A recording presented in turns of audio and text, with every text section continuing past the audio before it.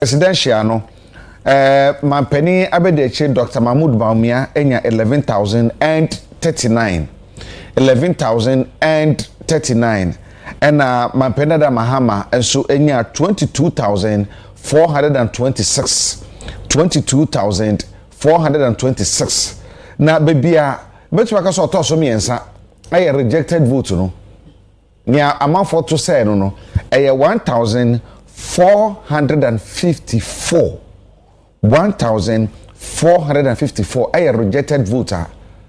Come on, one constituency. Lawyer. Edio.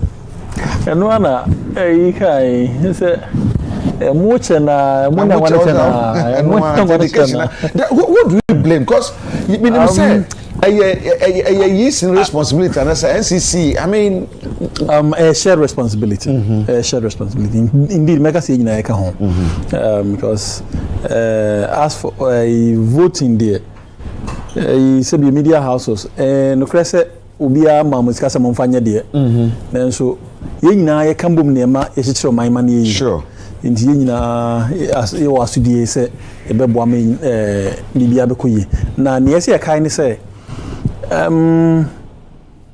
ese registered ballot no yetimi bisam ye ansa na yetimi aka ho asem san say yenkam ni say ekweronko eda so eyini so ballot sheet ni so it is possible say ye to manwa ye beto am rejected e na wotoma ekweronko a isi edika aka sisu dia say ebe rejected. Okay.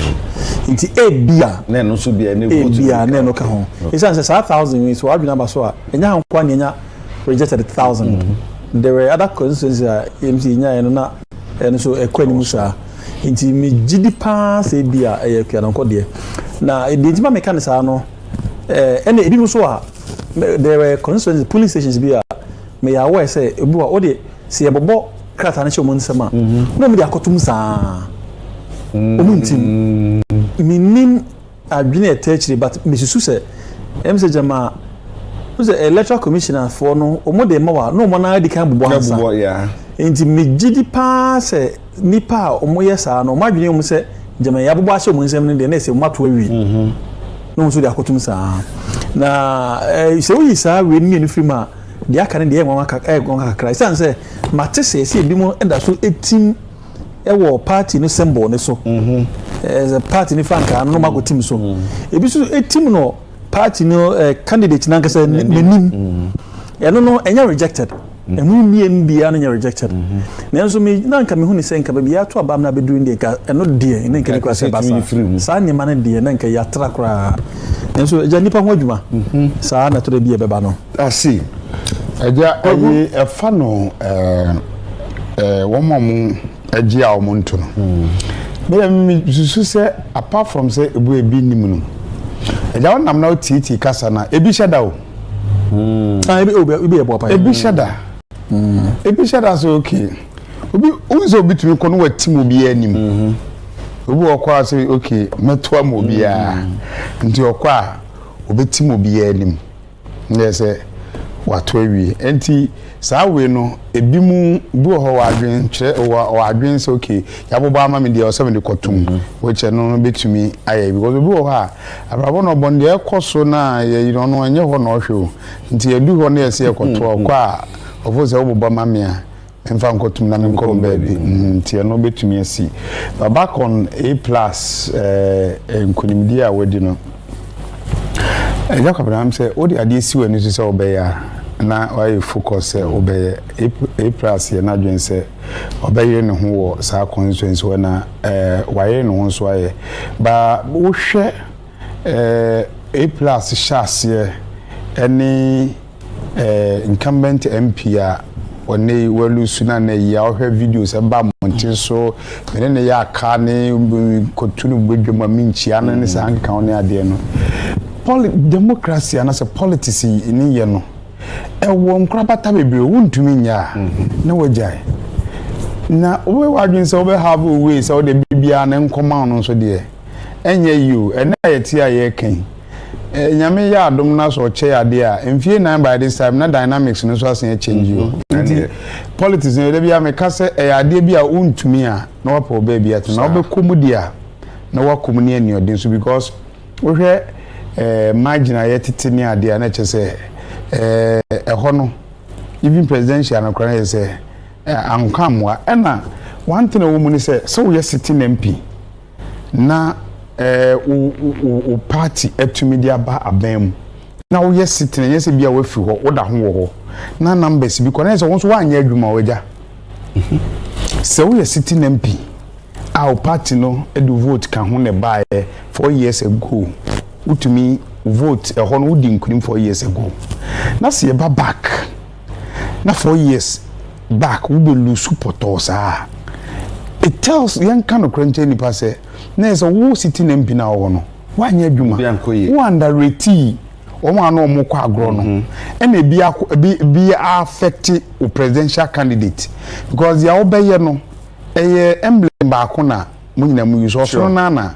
munyina mu use so ye NDC ni akatawie na munyina mu use enti so okono bona adwen poso obeto amamo a otuma we a obeto ama we skirt and blouse wo do but se wadwuma na nso na otutu ne mu bi ajeje mu a se results bi say ba e ka che o pain se wadwuma nso ani ena complacency wo complacency o we de mefa o ntumi nyahwe especially A+ or no mfia manyuku bi ma kwanten kra ne nkwan ya no ana o NDC for kra ma kom agu na wo de ne saa na atego na me ye we bi say we start 98 no e be 2000 ye ba ye nim no ye wo bi 2000 na wanya how many years 24 years wani wako university we enti onze ne emebru ni bebie na resist yes wani wako nanim ene wiase yes global village ayekitu e bi na me ka bibi se even Ghana ha kra yete no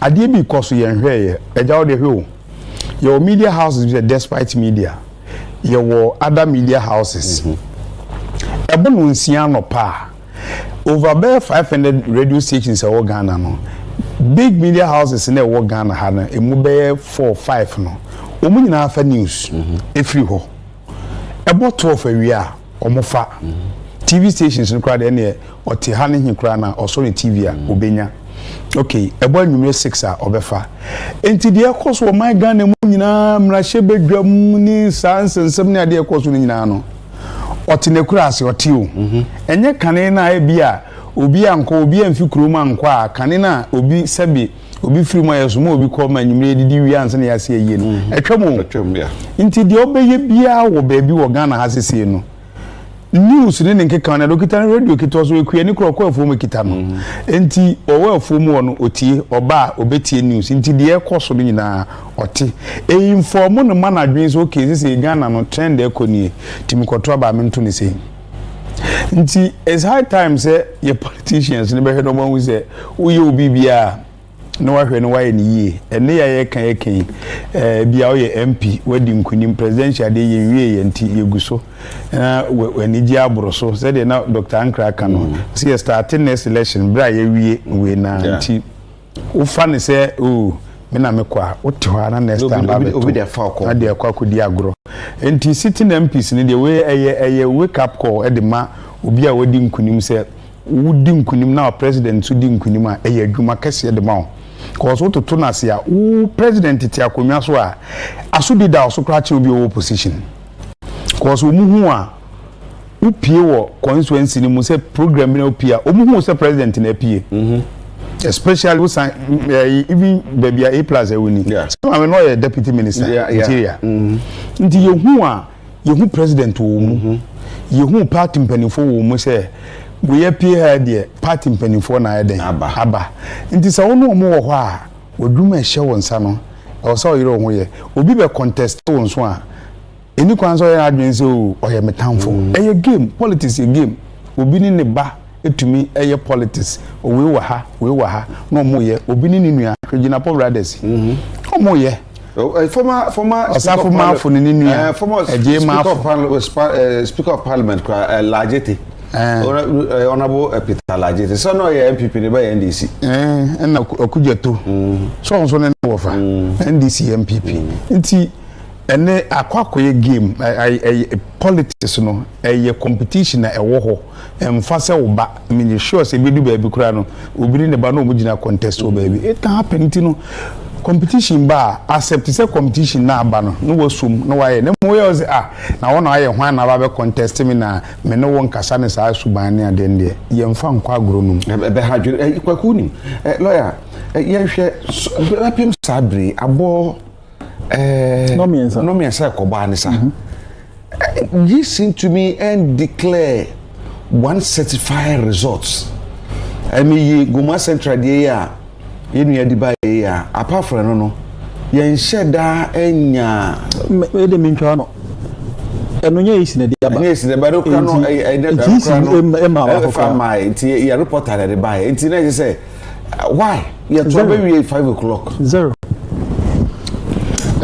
ehwa no de mi hu ne se ina asman se be boy yisi ne so bo no so no parties ne so e play part oh ye hwe achiase say so mawie bibia ha nti de ne si kwan e bia se achiase de no e bia e betumi akọ to your report na say yisi na e ho no certify say bia parliamentary no we had in yana kasa isia omo shede ni ha obia omo shede ni but yisi no emfa confirmation my say okay and then na emfumso ni fees but the gidi sense ni bebre it is anya ba bia na problems o the problem obia no the problems one shut down and also sir no job in south for north yana marka ko fi kasa ya o say bibia ni ho bibia so mo dan tamumpo there be problems one shut down incident na less than 10% sabre yetumi collect na less than 10% problems one shut down no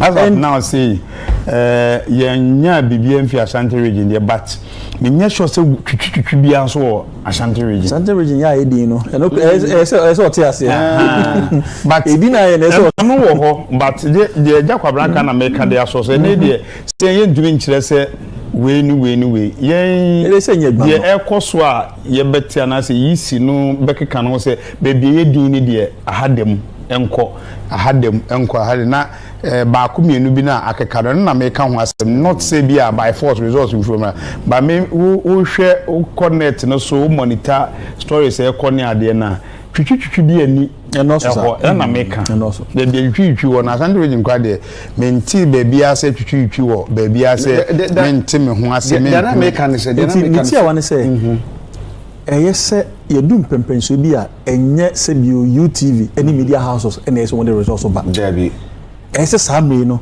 nka anya bi akra no nka ko EC website a ka binya bibi nke so tumi nya provisional results EC website dey moso hwe na ne o moso so ene na won so nka say so there's a minka say moso no website wa information na we pe kra because ye ba beto aba enipa be over 800 as stand so mo pe MP ukọ a even picture din kro hu picture I say Ghana Football Association is suban bi ye ball league akọ every website a bia player ba ko picture kro ni ho apart from the story bia ya to no undu se bia wa click kotoko na the players ne pictures e omo statistics ni ade we dey bi ebi no yisi sa akọ a ebia nka odododio constituency we ni we na standing here we omhu we ni bibia sa ni ho and yes who pre-crown so who person information so ono so a onfa ma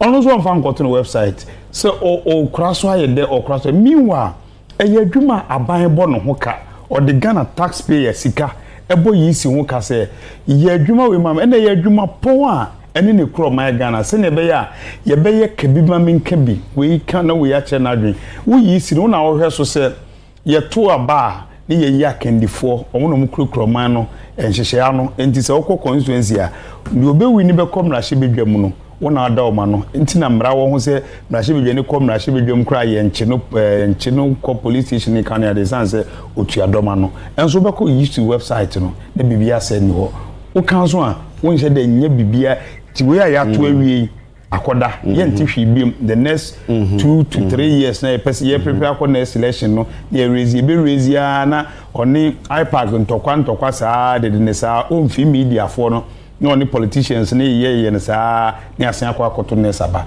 which de ekoso no enye nkwala de akire ba obi isua o Ghana kura ba kwasem ni nyina ya adesua bi enipa bi eden omu esu kwakusa wukọ ayi parties ahodo no ne titiro MPP ni NDC for bebi a free bebi X na kafese trailer ana yare ne X ne hu Facebook wall party mpanyifo do no a de omo message etototo omo kansam yetumi nkenkan de kansan ke bekin kan bi pa na metet you bo atwentwi de ne de aba and also one painful bebre at 2020 now so isanse yenye hunu se dey see continue e dey na kra do bitumi do bi yentino sa anhwe ni na wakoka ne ye nko kire o se mi nko. All right, option 4 yadama some share the election no results no na me tsaro me ne waka say former president John Dramani Mahama the strong room release projected results are Patrick said he's now the president-elect, just waiting for the EC to declare him as a winner for the 2024 general elections. Now, I just returned from Ayawaso Wogon constituency, and I can also confidently tell you that John Dumelo on also our winning seat. But so far, I know BBC says so far, no moon to mean the upper results. And for NPP not to at least give us a screenshot of the coalition room near strong room near identity. It tells you say how identifiable SCC candidate for now John Dramani Mahama is leading. But so now let me take you guys through video of John Dramani Mahama at that 12 know and a good screen as well. My body at shown. So now you can see John Dramani Mahama there. So this is a strong room. And now emotional coalition. So if you look at the other to her, I mean, come and I mean, so now on your screen, you can see say already was 56.46%, and Dr. Mahmoud Bawumia 41.18%. That is according to John Dramani Mahama. So when you go to the socials, any communicators now, a day with them that betuja, Patrick John Dramani Mahama is now leading. And the likelihood to be winning is very, very, very high. Now we call intervention 4. This is what is happening right now. No BBC says update. Update no sabri. But there are two screens. So for NPP no sabri no kasi mo fa hwe meto abonten. Mo fa hwe meto abonten. Mo nya hwe a kire say apart from the press conferences now omo issue no omo fa hwe meto ya, but we are still waiting for some results from Ashanti region as well. But if you look at Ashanti region, baby NPP go be win cramp no ya na Mahama vote no benya no e ben ho atere sense no na ma sabri. I've seen all your messages. Keep your messages coming under the comment section. More sharing or Dazi TV. No more form message Emra. More sharing also a Danko Keyboard TV. No so more form message Emra. And then in die. So this John Dramani Mahama ni video there 12 tia Patrick or no. And I Ghana for edit to me the action is say Mama president and from the Republic of Ghana. Remember I said John Dramani Mahama. He has only 4 years pay.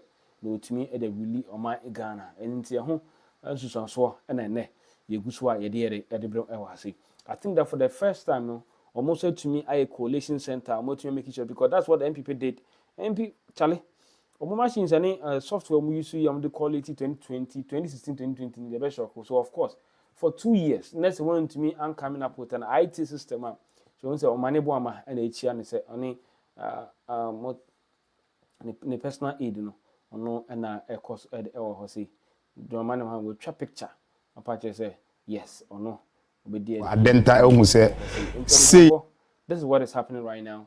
Tomorrow will be some say update no and na media mamu. Keep your messages coming under the comment section and check. I will come back and read some of your messages. Number hunia course day. Presidential one and never bank and fine and the whole gun and TN again. But MPD and dia returning officer or so to me, as the says to say, ya can we say nya we are. No. Na je ni mbwati o se anope oni ye siripe Tina bia obi anope ye mo wache enum se nipa bebre na mafo US na nadu na ebusuafo na US obi a hwe anope se wom so wom pese obuhunu bebi a ebefiri ba na wom be tie ehunu bebi ebefiri be ba de a na ya haya UTV haya na wom pese omu tie no mu hwe difiri enti yenso ye siri pene atwen akopum bre a wom de ensusaso ni nyina beba for now de ebetumi akasa nyade a yisi no motumi quality resource no awie and a bad day say on between before 6 a.m. a bad day essence omo sha sempo emi I go do bebre o hokran a mentin wase na o hokran no motumi resolve e for instance banda say ye ne MP no edin komo ne na musini din komo no ya to special vote awie ye da ko police station party bia fa the padlock mbeto bia den dia betu ebra so se ekoko bie na ekoyi ballot box no ne ebe kenkan ba no so a obi a contestant ba ko de ono ni key akokoda akofie o se o kira so no lawyer utin sansem we a asa grobi ni yedibi no kreni ema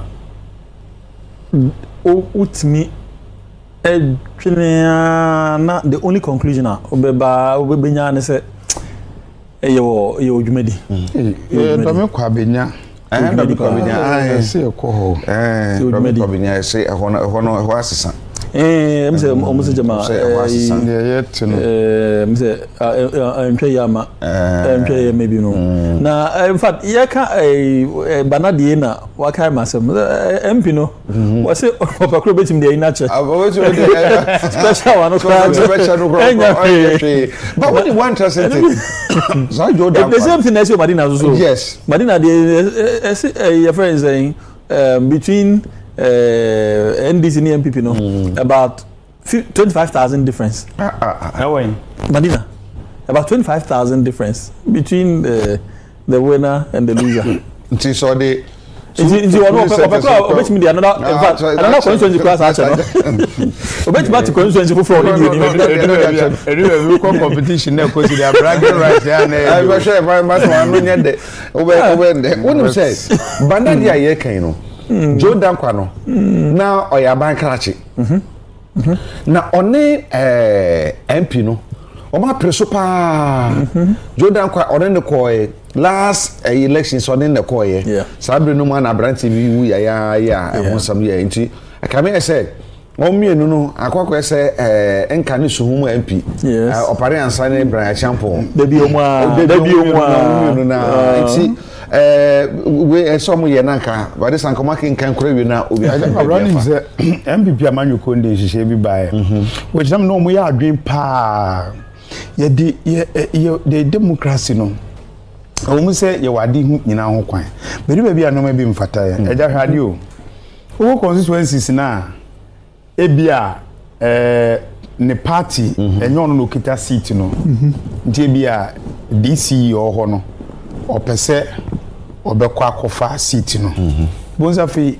ne ye ne bekoya afa sa na against ono na ban because the focus will be say me pese me koye MP nti afi ne ye ni ade nyina koye ne ye bi a ekwakoye se me kwakopa seat enya koba ne sa pe ye known NDC for and as a known opposition for ho a ono mo epre ti afi ne ye bi ni nkitawde bi ho a enche dan koso yi dem bi di jeba say baby a obi ekita seat no so ye DC na be kwa 2 years to elections yes or resign same thing na was say yinka say hihye bi ba ye scrap side en kwa so ye DC ya hwemudi usi for DC for 4 years for development ni nipa nkabom ni ecc because wo no e ba sa district one as municipal ho a wo na ogina mo mampani wo na president ankasa yes but because we cooperate 2 minutes na fi oniema papa ya afafa because we obi na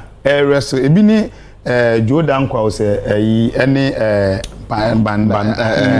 Ahmed die on say one na pre ndi say wo hwe Ahmed ne ka amamra ne say yisi ne say edubresi na wa ma wo say kobu ade ni ndi say nkanye apepre a na o man ne hihye ne o ma kọ na anim anka wo ye DC no mo na obu mra we so da bi why DC in can you mona obumra we this MPP she buy say this sitting MP ni party ba now ye DC ya upeso contest na si form kra mretintin bi kra ansa na na so ukọ na anyi ya na ukọ and before say nka o man be kọ nanim na nhye be ba kra unyanya DC ya bibi ama ho kwan this we do 4 years na we ansa na wanya kwan se wo pa bi na be ba wanya kwan se kwa ko pre MP because a man nyoma in the district na sheda nkwe ko oni manyina ya afafa because bed impossible say momo mugu hey omo ye opposition fa mko ya ade ma wo ntoma me unkoye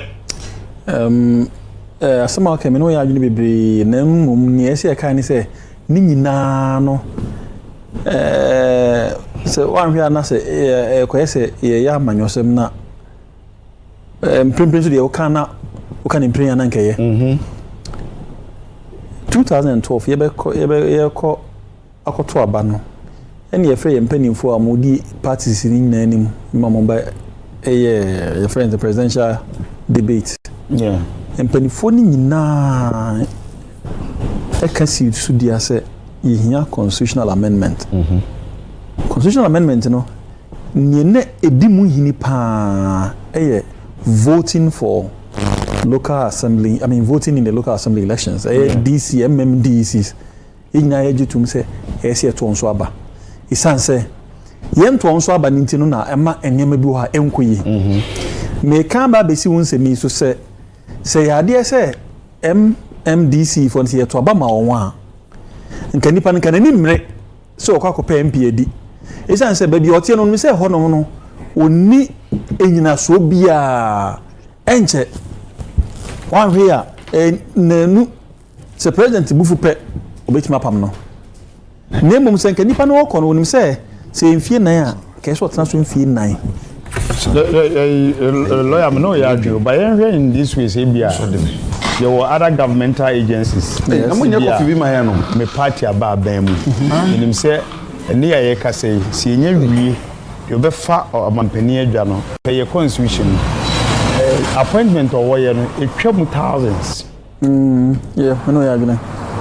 I think it's just in 2,000 there, but also around 500 plus. But you're bored a whole door.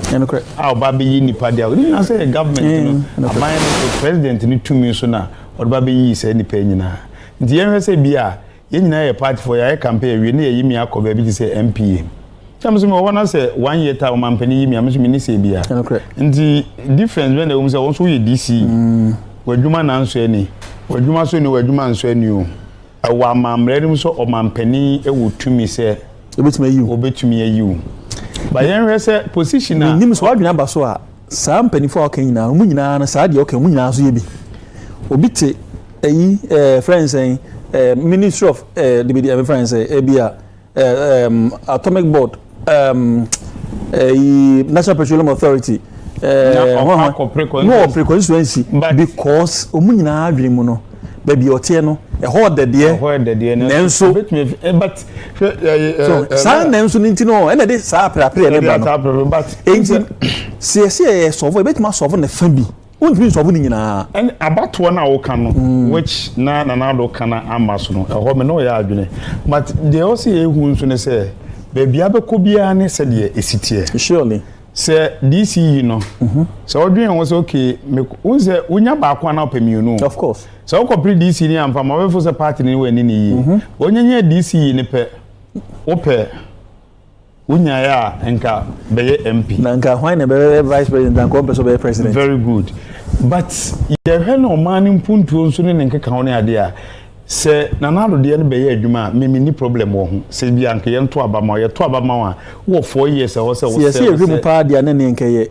atamels mum dia because atamels na the constitutional amendment very good nanado be you do be ye ho pe in fact pepe ye be to aba no ye be to aba na so hwe ya ni bufu den bujina TV so say ai na yes ye mpene na NDC for say omo be say ye be to because abato na ye be to no se constitutional amendment na ye ehye ne say ye beto aba nte de ye to wiye obi aba be gina nkran na ya to aba ma no na do ba ya ono no wan pene so sa ono de na o ba ne say ye ma abato no enye MPP ni NDC no de ono de ba ye no say enye na MPP ni NDC eno a Ghana for ampene so no eno o share election commission say Ghana for ampene so dia eni nyai de ko ba ye no ntie de bia na ori ye fikakra because abato na ye say ye beto ne ye to ne say nke beto ne say obia stand okay as a matter of fact see ye hwe ma on President Mills kra na ono de buy no ono no kra ne proposal no white people de buy che say ono no small kan say abato no see ye beto so aba MMDC na beto aba wa pene so nemum ono no president ne be nipa miensa mi akoto on so aba there's the be no de na lie ne sa about never so be ne also wow party ma and about be no say ne akoto so aba but even though there was another layer and that layer was that friend saying Public Services Commission and you be mu interview ni ade ni aye assorti omo e bi nipa be num no na ko assorti omo doc lawyer say yes here to chiro man the other areas bi o especially Ghana we the way I mpunto ni ade ntia so man na nka ni ensi nsuo mu sa sector na ya nhwe ni yi a e be yi pa because ya nhwe bi ti say local government minister adwuma e da no so say ye be ko rural areas ne ya hwe na akwa because Ghana wo hwe mu a ye rural areas no ya kwan even in Kran Korea etimu ikura no kwan papa be na wo very good in fact the worst place nkan ha emse jemedo me kwabenya no but I think say emre bi etwa mu UTV sorry ifo city for year some say research o bibi ma do me kwabenya fo ne di nkunim o so se mo kwan da bi o ko so bia de bia won ne haw na so do me kwabenya de ne de emse jema sa de so America na ya de a we adwenche ne ye che but ya de e wo se ye sheda fa ni yi ne adwen ho because this is no o hwe decentralization e de bae na o hwe nka ade o mukura e wo man ni mpuntom ze o mbetum de abo na nya de keto ntinansen a na wo musika kra emma se ya kapo mo sika ne ade ne si na bebre no mo nya adwen so na me no mo nya adwen se ye ni kwan se kapo se ska because uko district no ma the here district A no ehia bi district B David MCE DCE or no ne manfo na nka wo se hwese we ne hia ye manfo nti enye ma omo base ye kone koye se me kwa kopre MP nti no me ye we ama ebonkumfo na bonkumfo atumi ani hwe lawyer ma menka typical example ye wo constituencies bibiro ha obobodin a we se me kura se line we de biase ne ye from asokwa ebepim prana no wo asempraso president Kufuor ba no betwa mu mienu ne nya asokwa ne nya ne wadu biase fine edu ba bi no omo fa ba bi fi sikaman ho a de ba kodon kwanta num sa area na be na Kufuom constituency na ba be 3 by most cases we hear political parties na NDC MP obi edi for obara we constituency na so kakra na we se ne abato no kora no wa chem nti o chem na se half na etoma no okojina wona yi na je se sa constituency na ikura wo no ono wa ba beche en na didi ma na yen ayi ye friends en parliamentary seat ne kwa na ekọ no omunya yakura nko be create bi aka omunya yanko be create bi aka enti se ye ma kwan ya mpe kwan bi amfa DCs na amfa so na ya nya sa adwen no ne ya nhihye nneema bi a ebe ma mo krom mudie ma ye adwuma ne ye do mfa ahudie ma no mo ti mpatem won because hwe no kura ni nyame ni mpa wo hwe ya assemblyman fo na ye rural development no mo bo akora chen DC o ne se ne bebre kwa ane bebre kwa wo mo assemblyman fo wo mo na kase ye so mase pa wo mo breche wo mo ni kofore nete onu kofore nete ebi awaresem ebi abusuasem eyi se DC no no te ne ba bi mi tu modi DC bi wo ha ye ba beto abai galamse no tu ono de ekoso emfa no because of force ona akwa akopre wutumi ndisenke ye nhihye bi ni ade na tisa abato se ye beka ho bia o hye bi ba beda wo so ehu ba beda wo so se position mi kure man hwe ni ya ye be je afiri nsem tie no be we ba se o ha ma sori mi kwa akopre MP enti adwuma na da no so kure wo se o de boa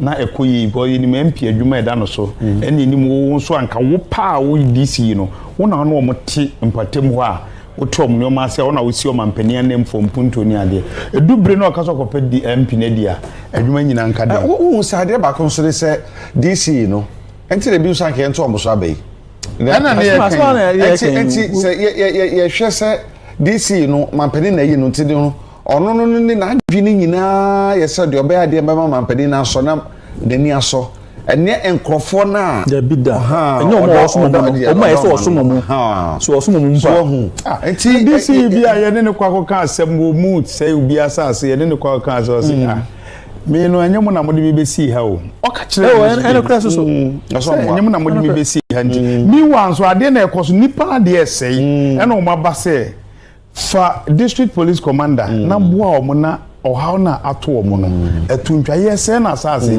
etu galamse o se masa monko na me enye mo na mo de bibesi ha me report ma mo tuwe nipa bi se ya na se ekoba ni tim so kwa kopre MP a na wanso na abeka obeti enu nti na senka auto mana kasa nipa na nko ntimi nkasa se bi sabato ne komana me no ya adwe on that score se abato ne komana nko ba dwini mienu on kasa o tu binya de opia because unu se ebetima ehia to sa ebetima ehia mo ase to ba no ono no o mampani body din wi a oni assemblyman ni ade no hia o mo se o mo kotoro nya ne 2 tests onya ne 2 tests wi a ono obi ibi assemblyman no mbeto aba ma na kra no nya ne 2 tests wi a onfo obi anya hwe na fi obehwe abromu mmoa we ye party we ba na e pa na ye se so assemblyman na ba no so aye party sem bo so obi ne poster bo na blue obi die bo na green obe mu na kokoda ni obi poster bo humba bi ofi na poster ndi onya pe bo humba bi fi de on pe ne ho asem no de Ghana flag no aye ndi ne so ndi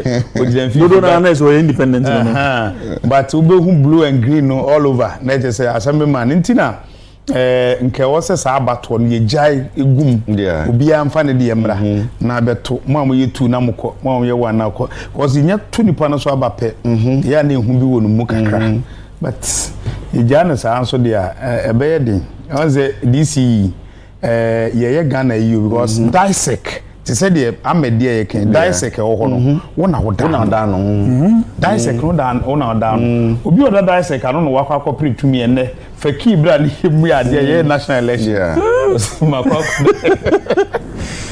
na constitution ba ko so ni yem ne ya nti okodai ti afro no ba 11 pm doctor ochire kan so hwe hu bibi da gina ne nto so aba ya to what about say ya na mi do obi the message be about say the abokan ne kra Jojo Amponsa Hatchet or say very much true when there is contention between the MP and the DC. Oh, yes. And Opoku then say we are not hearing anything from Ashanti region. Opoku ebiabana ebeba Felix Klo or say Bunsu or say hey Ghana, your favorite NDC is welcome. Now all your problem is over. Don't complain anymore. Your JM is coming. You have voted for Nkukwan Ketenkete policy. Good job. I say a friend Felix Klo or say Bunsu. No, say one or the man. Ghana phone na. Okay. Ghana phone na. Enti yeguso a ye nenamu ye hwe na emia hodo abasabasa yesie na asefo nso binim se onim lawyer ani kwaku yenhwe ayemiya se abato nti nipa bewu na empempi no aya asem ni sia na no hwe de si was aya waso weswogon anya se bia ho na start ye ebi asise o mia hodo bi mako bi but etiwa nim de asefo nyina but the ye ne tie dipa me hu ne ye awaso weswogon ne ya fo se bia nka no kra no abema somdwa aba bibi ansi ena de bro sa be ye mprenson ekosi ye obotachiman south it's not for say anya hwe kra yate committee bi say you see I say ade ne ba yes ye so mu a na eje mu anka ye de I also was will go on commission no ye do mo recommendation ye adwuma anka je sanka ebebesi wo ebebe etu akoso otachiman south na be piepie mu a my Ghana haya ye ka so enche heya atwituo ejesi bi amunim wo mu they know themselves so many momo no fatu popopo ekukum nipa se bi ukum nipa ni wi a hwan na aba be dini so Sokumuya. Baja eda kwabra saa we dey do baby a. Me person ti lawyer kakransa. Enti ana ya sha se ne kan bibia na say political crimes ne ade. Ja nukreni se o man chechire no se yamfa yanwene ho ankoduru mpempenso bi a ese yetimi sanipam nipa bi edie so a ne anma enema bi anya adwuma da bia ye baba betena to saa nwunkro ya saa constituency abodin ya saa constituency kro ya na hawa kumsen ekwatwen tu saa constituency kro na hawa kumsen ekwatwen tu o constituency sometime back the last election yes sometime back last election yeah bepom ne bibie no a ye fa sare no bibie ya nya hwe amfa ho sebio etu so edika anga say etu de ngenim ni wura David na say a whole contestant a osan minister otimi kwatwitu ni anya ne hwe a ofi say sebio nya nkuranhye na wa hye say china onko ya sade kro na say mesu mi hu say hawa kumsi aye say na say ya anya ne hwe a mesu so bibi sa to me say mesu me bi isa enti na abribia no ne ye edua sa nti de edua na no a ne ye tu ho aba sa ne ye enti ana se afeso ana mrebi bana se ye betena na se ye ka sansem ya me de ana me di yaw bebre mu san se me hu ne se ye nsua hwe e wo ya bakose mu ye nsua bibia enfrim ye nwene se ese etimi konkan e wo niema bim because eni kwan se ade a sebio edu ebubo ona na sebio ode kọ na nkre chiri se edua ne yenko gina ase ya bi entonko wase yenko fa ye nya sa wodwene no to anamon sebe ya bibisa ensa ensi ebushani mu biem paso ya de ye hwe a em se abribia no ne ebe o se ye ba no ho na da bia yeko leadership failure and I say a systemic failure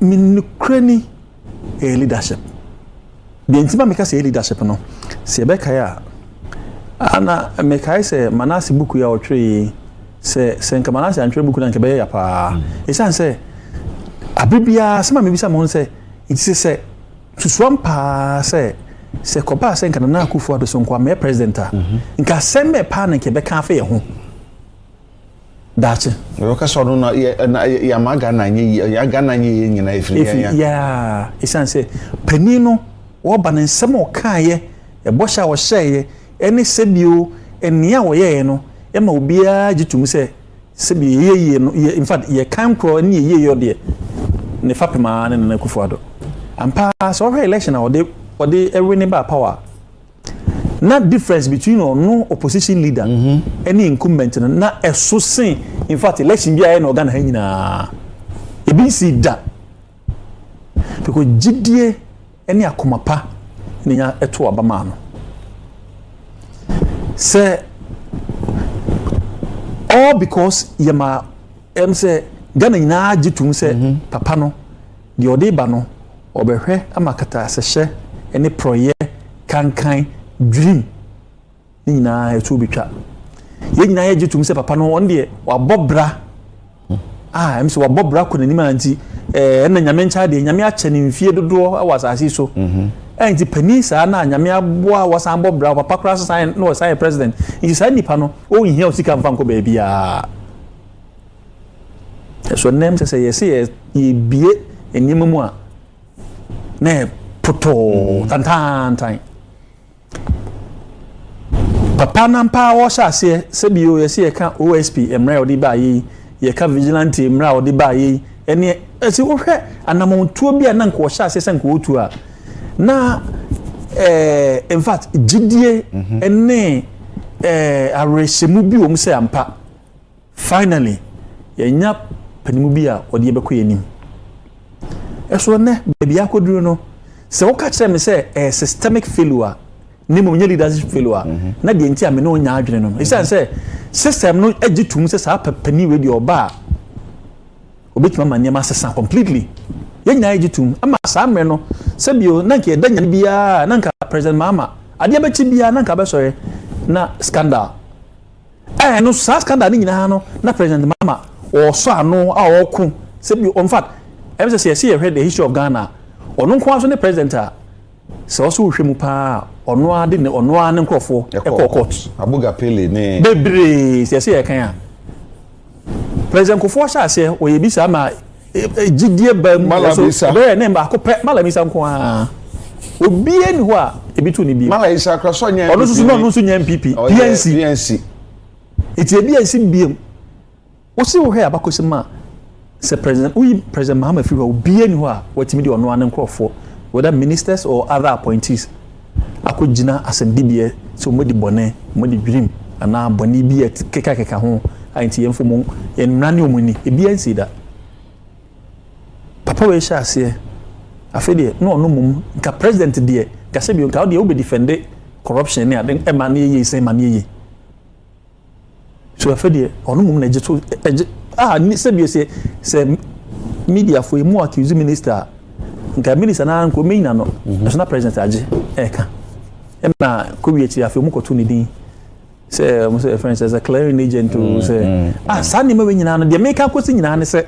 eni kwan se nka niema ekowie sa eniema ko wie sa because of leadership failure not systemic failure and just structural failure because of decision ene se bia na muntu a o mampanin no otu ye na ma niema ko wie sa se ya de se ye se ye nka enhyehyɛ a ban ahyehyɛ ene mra aban ahyehyɛ nke ye hye saa niema ni mu kena ena nka ye adwuma nka nne nka bia adwuma etu nke ento ne sei nka bia nka nne nka ye nsɛm ka no ebe sonko obi de message tin bi aba ewo mu sɛ yentumi enkenkan ne man wie ye de yenya certified results in free EC or de but me person be kan ko kan a ebe ba se bia wa hyeda na wo ye bibi na entisa anti enhye Eja Abraham se de ye di hu nkomo won edu ba bia oman no yesu ben bia kwa monkeys play by sizes inti ame kasa ne se ti se ye nneoma bi in most cases we have a system na separation of powers, checks and balances. Over say, if you ba, I be a parliament. Here MPB of many lose the constituency and I say, yen to a bambano. And I say, here send the party the Becon can and Tempano Aquaco for the sector minister me nano. Meanwhile, sir, it you training in Kikania D. Presidential results, how John Mahama fared against Dr. Mahmoud Bawumia. And the results are going to come through from the Mpoho constituency. I'm going to share that with you. But for now, let us go to the Mpoho constituency for presidential ballots.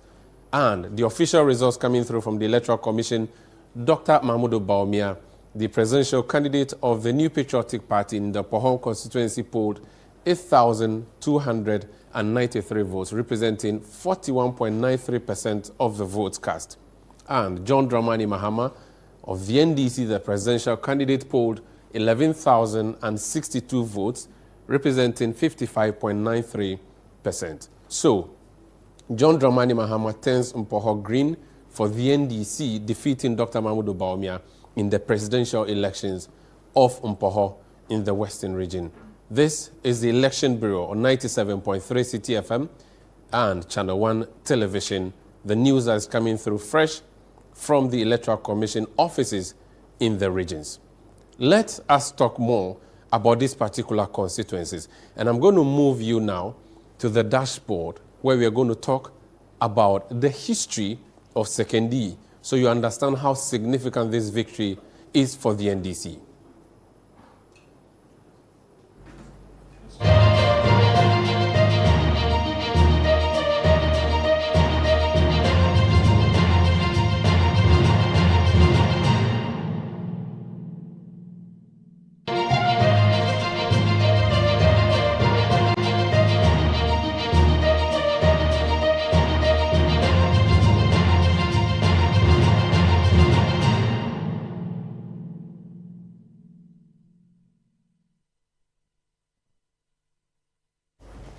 So this is Channel One Television bringing you the special broadcast of our election results as they come through.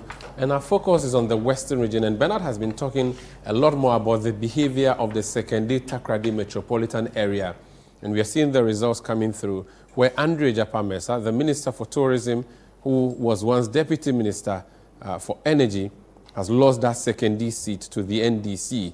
Let's look at how that constituency has behaved in the past. And I'm just going to take you to the dashboard where we go to the 2020 election results, for instance, and go to the Western region where we have the Sekondi constituency as a very critical constituency. It's part of the twin region or twin cities of the that region. It is the district, don't forget, the capital is called Sekondi Takoradi, the Western Regional Capital. So let's see what Sekondi has been like in the past. And Sekondi results over the period. We look at the historical analysis of how it has fared over the period and see what this flip actually means for the NPP and also for the NDC, which has actually won these particular seats. Let me take you to Sekondi now, shall we?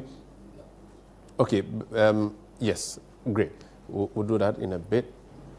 Good, fantastic. Okay. So, I mean, what we're saying for this, Egyapa-Mercer falling, were we expecting to see this? I expected it. You were expecting this? No, I followed that. Why so? I think he lost a lot of, following. He lost a lot of following. They had issues with his human relations, first of all. They thought that, some of the things you don't really need to mention them here, okay. But, his popularity had, gone down considerably to a point where the guy came in, he was looking for something, innocuous to knock him off. And one of it was that the guy had described himself as a lawyer. And so they were scheming, he in particular was scheming to take the guy to court. Okay. And I think he even wrote to the General Legal Counsel to check, to confirm whether or not, he was actually a lawyer. And the General Legal Counsel, having a lot of petition on its table, immediately issued a statement on this guy saying that, listen, per its records, they didn't have any information on him suggesting that he was a lawyer. Okay. A press conference was also held by the MPP at the time, just more to muddy the waters and so on. When you are chasing, small things instead of going for the bigger thing, obviously, then it shows that, your standing is... Wow. Yeah. Right. Yeah, so we're looking at the historical analysis of Sekondi over the period, and the blue represents the New Patriotic Party. It's always been high up there until 2024 when we see that massive dip. And the victory of the NDC is very huge for it to have overturned. If you look at from 1996, it was 62%. It climbed in 2000 to 68%, and these are presidential results.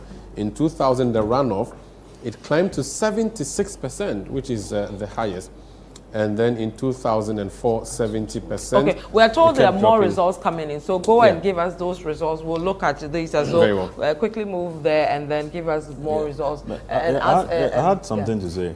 If the claim that NDC has never won Sekondi is not entirely accurate. Parliament never. President, yes. Okay. No, Parliament 92. I think this guy, Sam Busum-Trisam. I think Busum-Trisam, used to hold that constituency. And then Papa Uso Ankuma, his body came to knock him off. And then Papa held that constituency. The historical from 96, 62, the average, the lowest was 54. Okay. It's been a safe seat for MPP for over 2.5 decades. So I agree. I agree. So Egyapa, took over from a very popular Papa Osu Ankuma, who even tried, a stake at the MPP flag bearership. Yeah. Okay, so this is not an ordinary seat for MPP, but to maintain it was an issue. It will be interesting to see what the presidential numbers for Sekondi. I think we have the parliament. We don't yet have the presidential. So, by the way, Mpoho presidential Mahama. Yes. Mpoho presidential. And Sekondi, wow, that's big because those two have never been. Wow. Wow. But I also think it reinforces the point of this election also being about issues. Yeah. Because if you go to the second year, and we've listened to our correspondent there several times, it's been a rough period in the second D enclave. Also, basically feel like they've been neglected. The support they've shown the past 28 years or so has not been rewarded. Quite a bit happening there. Yeah. And that perhaps would have, in addition to the personal matters that you mentioned with regards to how perhaps the MPP parliamentarian of the time dealt with his constituents. All right, guys, hold on. We have some other results coming in. Let's move to Sanda. Sanda, what do we have? Presidential, parliamentary, which region? Yes, indeed, Vivian. So we have presidential results coming through from the Asin Central constituency in the Central region. We earlier brought you Mpoho presidential results and second D. Let's take you to the Asin Central, Kennedy Japon's Asin Central constituency, where we have results for the presidential, and this is how the people of Asin Central voted. Dr. Mahamudu Bawumia, the presidential candidate of the New Patriotic Party, polling 15,139 votes, representing 47.63%. John Dramani Mahama winning that constituency with 16,011 votes, representing 50.38%. We do know Kennedy Japan is a very heavyweight in the New Patriotic Party run against Dr. Bawumia in that flag bearer race. We do not have the results for parliamentary as yet, but for the presidential results, this is how it's looking like. Dr. Bawumia winning the Asin Central constituency in the Central region. John Dramani Mahama winning with 50.38% against Dr. Mahamudu Bawumia's 47.63%. That's not the only results we have. We are now going to the Mpoho constituency, which John Mahama has won. Let's see how the parliamentary picture is looking. And the winning candidate in that particular constituency, as we are having on the floor, on our screen here, is the NDC's Bento Godfred Henry. He's won that constituency in Mpoho with 11,680 votes, defeating his closest contender, John Kobina Abua Sani, who polled 8,299. So Mpoho presidential and parliamentary have both gone to the NDC. Bernard, you are the data man. Talk to us about Mpoho. Asin Central is a shocker. Absolute in the presidential you just announced, Asin Central is a massive shocker. Look at it. MPP all through. This is a better view. MPP, NDC has won it. 53, 63, 60. So this is unprecedented. And you think okay, I'll go to and it's part of the MPP strong. Yeah, MPP strong. Secondly, Mpoho. And of course, sorry, this is Asin Central. Asin Central, Kennedy Japan is no longer there. NDC is taking it.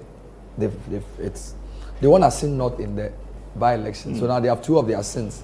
So if Reverend Intim Fojo doesn't hold steady, if it doesn't hold Asin South,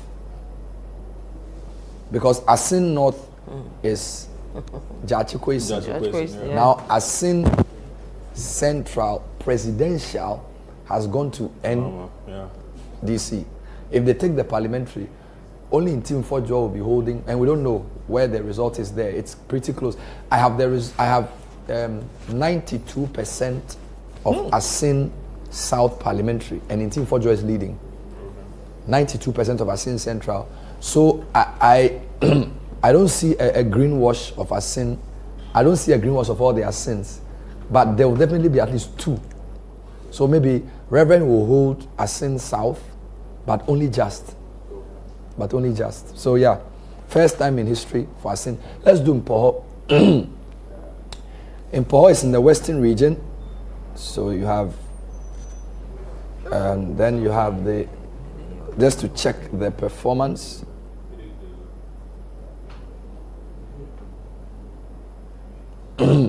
Wow.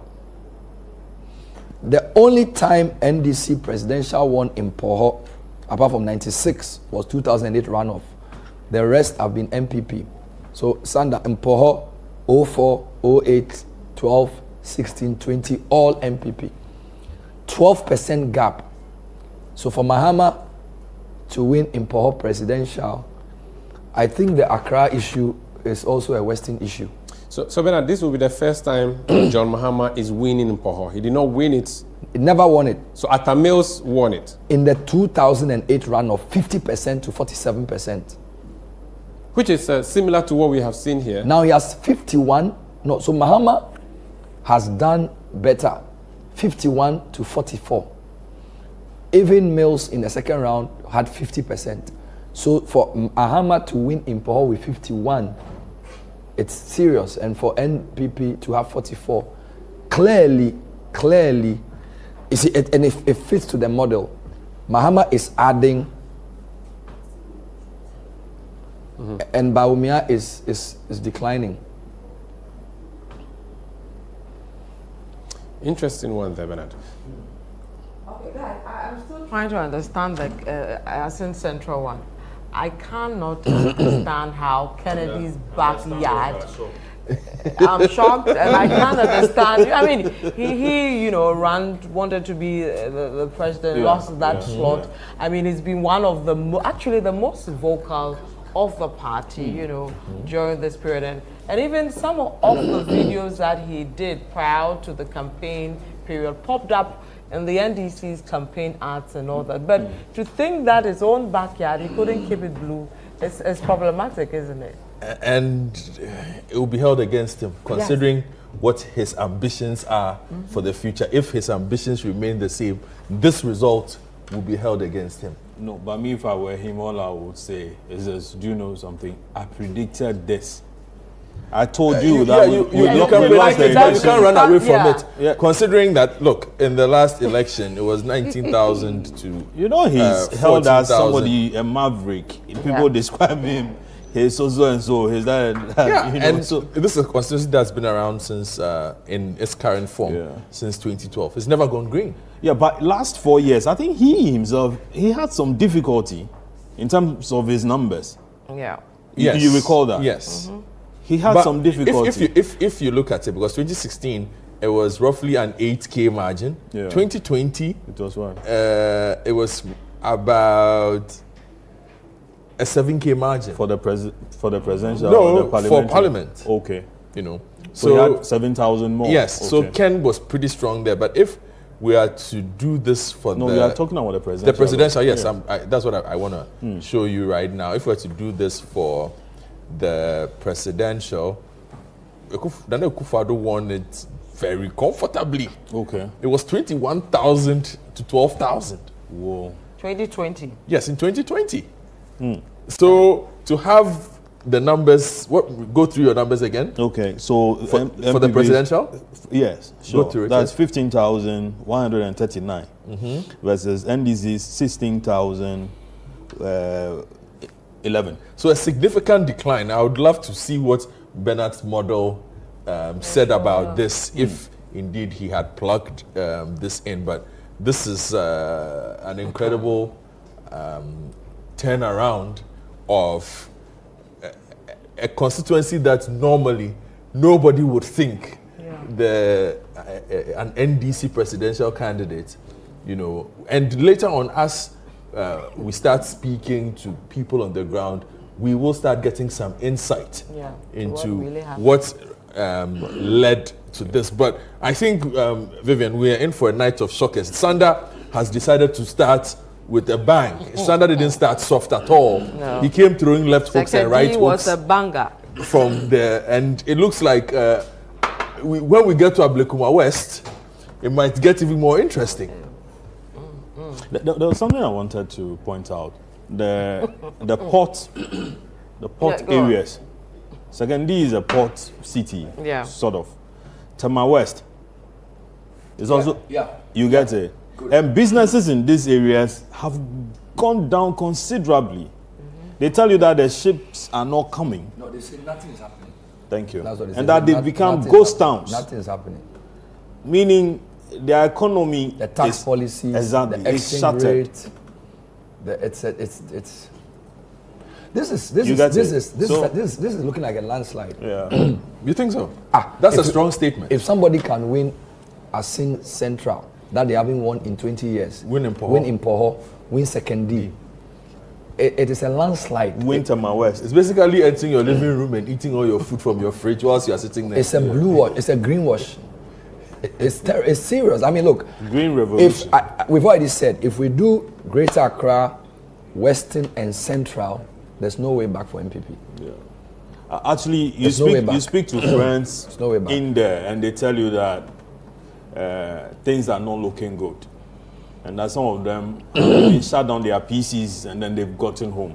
Yeah. The only thing is that they don't know who is to come out and declare that, hey, we have lost. But you go to most of the MPP people who are very vocal on social media, and they are posting, things that are suggestive of, Anyeye. It's serious. The numbers Sanda is bringing in, I think somebody should control him. Poho, Asin Central, Second D. If he brings 2 or 3 more in the Western region, and they follow the same pattern, we can safely say the swing regions are gone. Yeah. Because Vivian asked me a question last time about the coast, and we found out that Greater Accra's coast was NDC, and Western's coast was MPP. You remember? Yes. And Central's coast was a blend. Yeah. If Western coast goes to NDC, Central is gone. That's it. You remember this point? Yeah. Yes. We did that analysis. Yeah. Greater Accra's coast is residually NDC. Yeah. Western's coast residually MPP, except the Nzima areas. Yeah.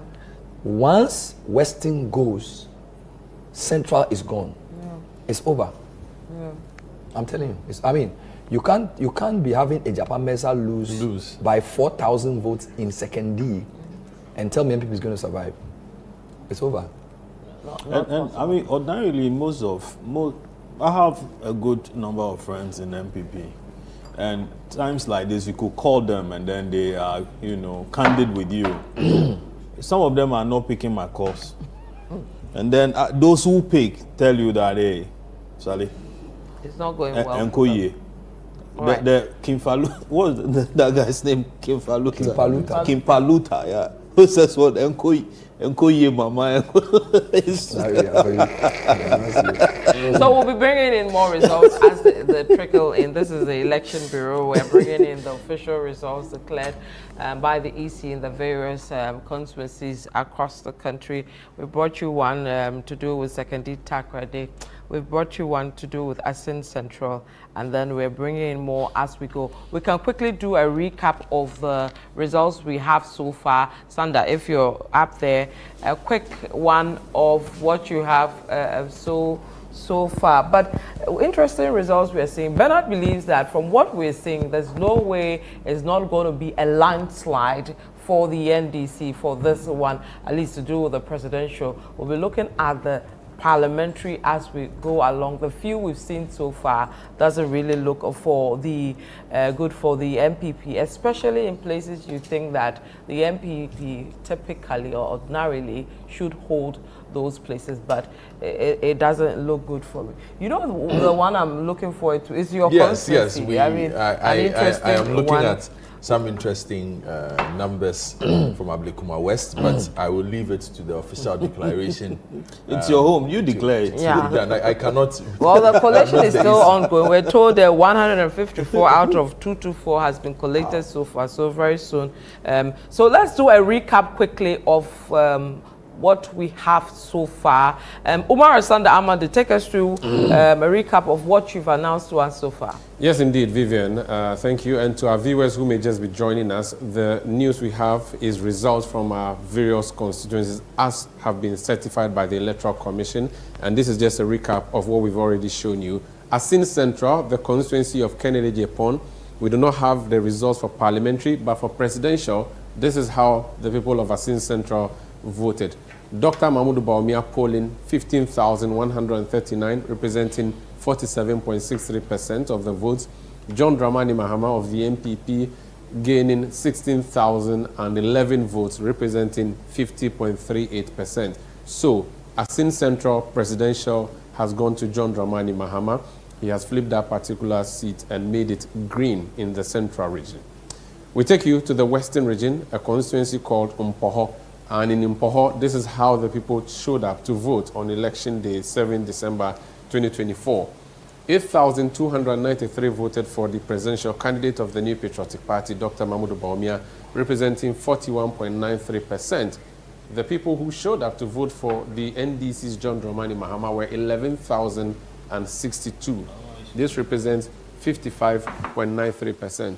Mpoho has also gone green and is being flipped by John Dramani Mahama. And it's the first time John Mahama has won that particular seat. Atta Mills won it in the runoff of election 2008.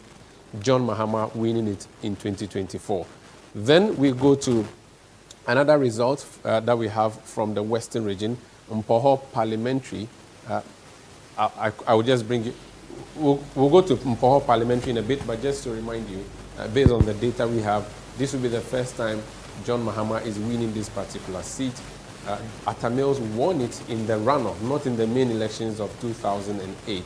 And now we have the results coming from Mpoho. So the key things, Mpoho has gone green, Asin Central gone green. And you've heard the panelists analyze what the significance of losing the presidential bid in Asin Central to Kennedy Ejepong, who himself had contested the man in the corner, Dr. Mahmoud Bawumia, in the last primaries. We await the results of Asin Central Parliamentary. Meanwhile, based on everything Bernard has seen, Reverend Tim Forjo, the Deputy Minister for Education, appears to be in the lead in Asin South. There are 3 Asin constituencies: Asin North, Asin Central, Asin South. Asin North has been one of the most controversial constituencies in the parliament that is about to end. The Honorable Jechi Kwesi, the man who came from Canada to come and contest the election. Remember all the criminal proceedings that were brought against him. Remember the declaration of his seat being vacant. You remember the by-election and which by-election he won. So that is Asin North in the northern part of the Asin land. In the center, Kennedy Ejepong has been holding that constituency so well. And now we have Asin Central Presidential going off again. All right. Now, we'll come to the results, but let's take a quick one coming from the former president. You know, we reported issues to do with some military personnel going to some of these collation centers. He's put up something on his Twitter or X page saying that his attention has been drawn to the violent activities of some unscrupulous military personnel deployed to cause mayhem and disrupt the declaration of parliamentary results in some constituencies. This is to caution the personnel involved that they will be held individually liable and responsible for their actions. So this is coming in from former President John Mahama, who, at least in the Greater Accra region, has tended to green. Right, gentlemen. So that's a recap of the results as brought to us by Sanda. We're looking at the surprises in the Can I make a comment on that? Yes, you can comment on You know, President. the National Election Security Task Force told us that the soldiers will only come in when called upon by the police. Yes. The police have actually established, you know, a room or a center where they address the public regularly or issue a statement. I think that the IGP should be reacting to the concerns that the former president has posted. Okay, to tell us that whatever the former president is saying is right or it is not true, to calm nerves. But if you had given this assurance, and this is what one of the contestants is saying, I think that it's not proper. The IGP would have to be reacting to some of these things, and then so that we have some of these matters resolved. Then the EC would also have to issue a statement on this. Okay, in a bit we'll take you to the Electoral Commission, where you have some of the officials from the various political parties already there. We have the former chairman of the MPP, Mr. McMenu, there currently. He's unhappy with the level of activity of the EC in declaring the results. He believes the delay is not right and they have to quickly deal with that. So the parties have started reacting to the delays, which we've complained about since yesterday. So he believes that the Electoral Commission should hurry up and then give the figures. And then he's also saying that the party, which is the MPP, is yet to finalize their coalition, and they cannot go beyond to announce what the EC hasn't announced. So this is what is coming from the MPP's camp. We'll go to the EC's National Coalition Center in a bit as we go along. So anybody else wants to comment on former President Mahama's issue with the military going to the polling stations and saying that they will be held liable at the end of the day? That was to be expected, and also I think born out of the fact that we haven't actually heard directly, well, at least not personally, I should say, from the Election Security Task Force, apart from the statements that they keep issuing on these matters, even though people have questions about what is going on. Why are these soldiers being deployed? Who is deploying them? You know, and it will be interesting for the IGP and his team, who have been making some rounds, because if we see the updates on their handle, the IGP is indeed making rounds of some of the coalition centers and some other places to make sure everything is going on well. Why they cannot address some of these issues, or they refuse to address those issues, because these are pertinent questions. When you set, especially for an election, and the way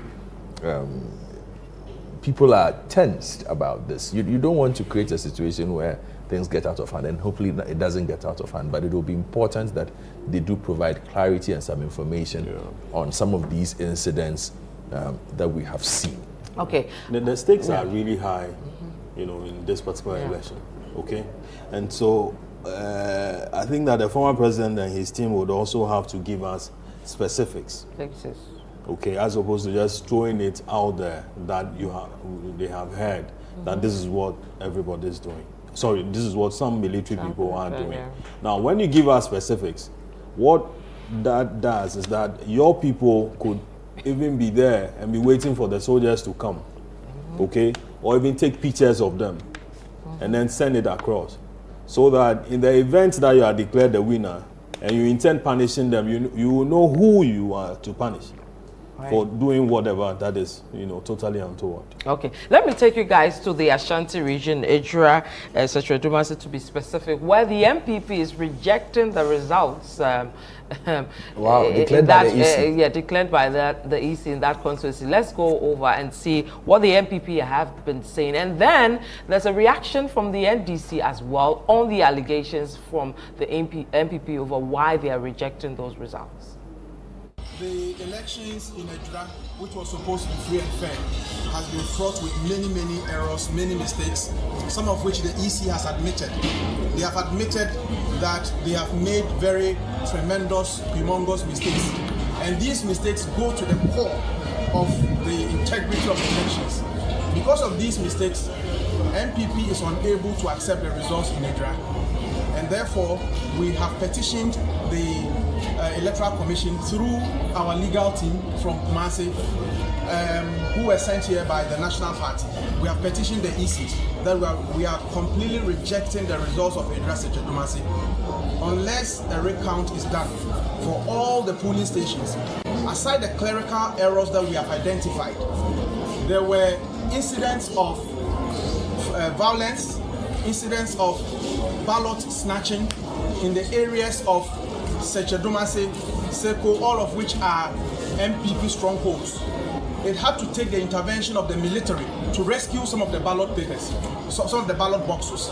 And because of this, we are unable to accept anything that was contained or anything that these ballot papers contained, we believe have been tainted. And as in law we say, illegality vitiates all. And therefore we are rejecting the entire ballot boxes. And if we are rejecting the entire ballot boxes, it means we are rejecting the results that are trickling in. Aside that, the EC called us a few moments ago and told us that there were places where the NDC was giving 0, while some figures were recorded for the MPP, and that these were transpositional errors. And such transpositional errors go to the core of the integrity of the figures that have been presented on the pink sheets. And we know the pink sheets are the primary records of the elections. And once the pink sheets are tainted, it means that we cannot accept the numbers on the pink sheets. There are cases where presidential pink sheets have been used to record results of parliamentary candidates. How the EC makes these errors are quite unimaginable. And therefore, we believe that the EC probably is in cahoots with the NDC to rig the EDRA elections. And these make it impossible for the MPP to accept the EDRA results. We are therefore boycotting the results as they trickle in, and we are calling for a wholesale recount of the entire EDRA Sechadumase elections. Otherwise, the MPP will be unable to accept any declaration of the EC, as said, would have been tainted with fraud, illegalities, and transpositional errors, most of which have been admitted by the EC. The EC a while ago impressed upon the MPP, for example, to accept that these transpositional errors should be corrected, when we know that electoral errors are corrected at the polling stations. And therefore, the only remedy for correcting any error that is arising from the polling stations is recounting. And therefore, we are calling on the EC to recount the EDRA elections. Otherwise, same will not be accepted by the MPP. The first excuse was that one polling station, something happened. But you see, they signed all their agents. There is no exception. They signed every pink sheet that we have, that the EC has. All their agents signed it. And initially, they even wanted a recount here. But the law doesn't permit that. CI 127 states explicitly that unless that recount request is made at the polling station, it cannot be made here. This is a collation center. So they never made that request at the polling station for it to be rejected. All the pink sheets were signed by both agents. All the pink sheets were signed by them. So the fact that you have signed a pink sheet does not mean that the pink sheet is invalid because you saw an error, interpositional error. Yes. No, that is not the law. And elections are governed by law. They've made a hasty petition to the EC without any fact supporting it. They don't have any fact, any factual evidentiary support to ground their petition. So we would ask people of the media in Ghana to disregard these baseless accusations by the MPP. They are bad losers, sour losers, as the PC has indicated already. It's only proper that you call the PC to congratulate him. We've been here throughout the night. The MPP parliamentary candidate is not here. She knows. She knows she has lost. That is how come she hasn't stepped foot here. We have won soundly, we have won convincingly, and no amount of sabotage, no amount of trickery will compel anybody to do anything otherwise. No. The verdict of the people must be respected. Elections are won at the polling station. We have won at the polling station. Simple. Simplicity. Right, let's take you to Domi, where we're told there's a pressure happening over there with regards to the MPP. So let's go straight to Domi Kwabenya. Take it.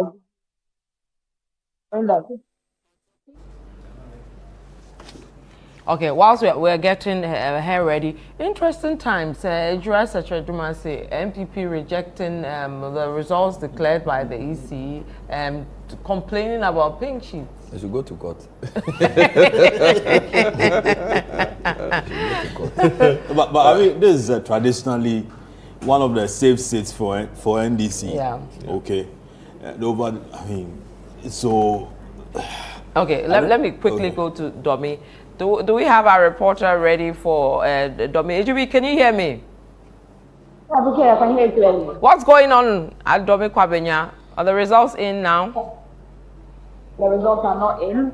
Currently, the collation of results for the Domi Kwabenya constituency is currently at a standstill due to some chaos that erupted at this particular collation center. So earlier we saw some 3 individuals, 2 gentlemen and a lady, walking into the collation center with brown envelopes in their armpits, trying to add additional pink sheets to the already pink sheets that have been brought to this particular center. And the NDC agents who were here doing the observations were seriously arguing with them that for some altercation between the agents and the police personnel who were on ground. So according to them, they stipulated time that all polling agents in this constituency were supposed to bring or submit their pink sheets. And after that time, these people have not brought them. Secondly, the pink sheets are supposed to be in the EC seal. They are supposed to be in the EC package and sealed properly, but they are not coming in that form. They are coming in brown papers.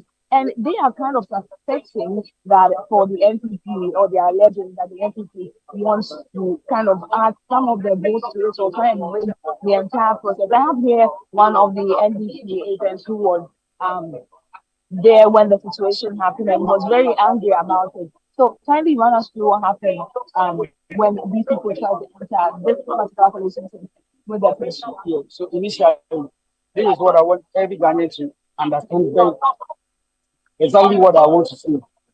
If you're a free agent, for instance, I'm a free agent, so you can still see my card. Okay, yes. So after the coalition and everything, the EC, we are not bargaining it to any form of any package. You understand? So the EC will be the one to bring out their quality bag or whatever it is. We put everything inside. Then we bring it to the coalition center. You understand?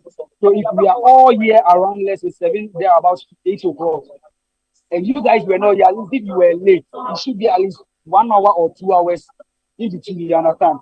And you have been here since like 6 o'clock after the council, and you guys just came in 3 something, almost 4 a.m. And when you were coming with whatever you were holding, it was not in the package of the EC policy bag. And you are expecting us to allow you guys to just come and put it on board. No, we will never allow it. You see, Domi Kwabenya, we want to assure everybody. We are not sleeping as a country now. We are not sleeping until they declare our peace. But we want to give them a portion. They shouldn't try any funny thing, because we are ready for them and we are ahead of them. We have done our calculation and we have done our homework very well. So we said they should bring it on. We are here. We are waiting for them. If they think they are smart, we've seen it all. That's the reason I'm saying I will keep on repeating this. We have done our homework very well. So now whatever they want, they should try something funny. We are here.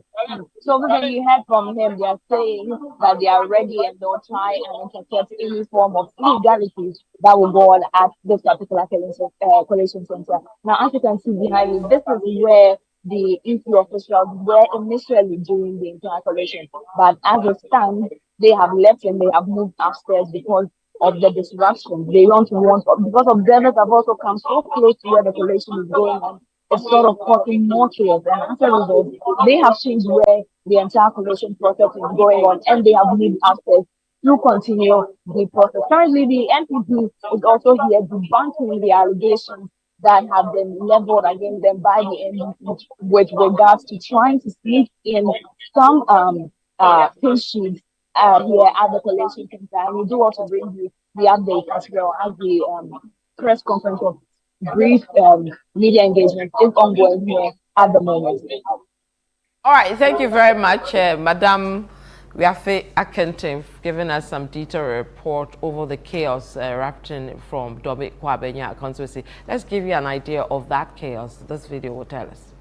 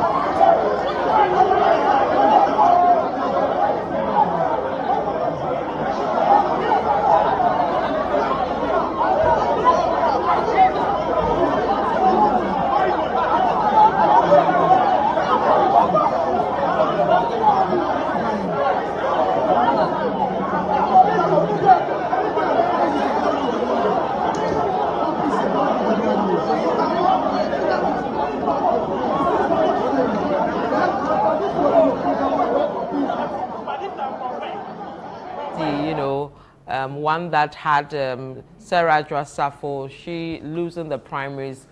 Coming in was Michael Quay Jr., who was going against the NDC's candidate. From the predictions that we've had here, at least presidential, we know it's a bit tight over there. Same with parliamentary. But let me take you to the EC's National Coalition Center, where earlier we spoke to the former chairman of the NPP, Mr. McMahon, over his concerns in delays in the EC declaring some results.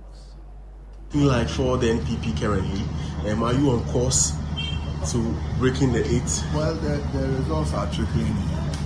I'm told there are some challenges at the constituency coalition centers. So, as me and you are here, we are waiting to have the certified results from the coalition centers. Okay, but I know we're able to know where we are going. Okay, but I know the parties have been doing their own coalition. How is it looking like for the NPP?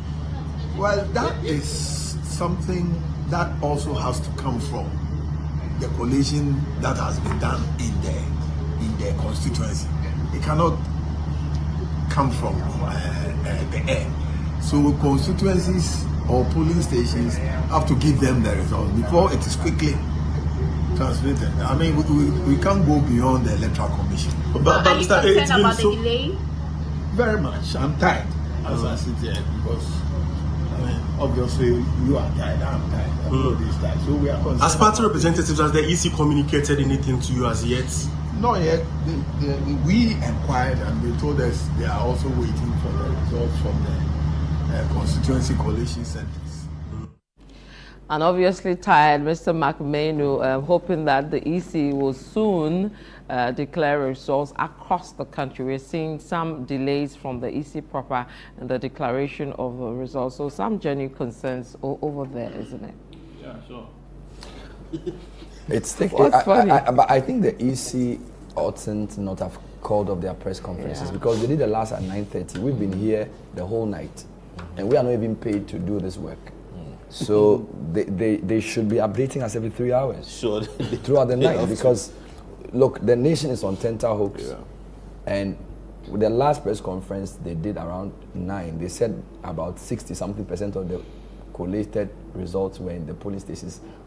By midnight, all should be there. Exactly. And this whole idea of moving ballot boxes was not really necessary. And the truth is that, you see, I don't even think this manual collation they do is really necessary.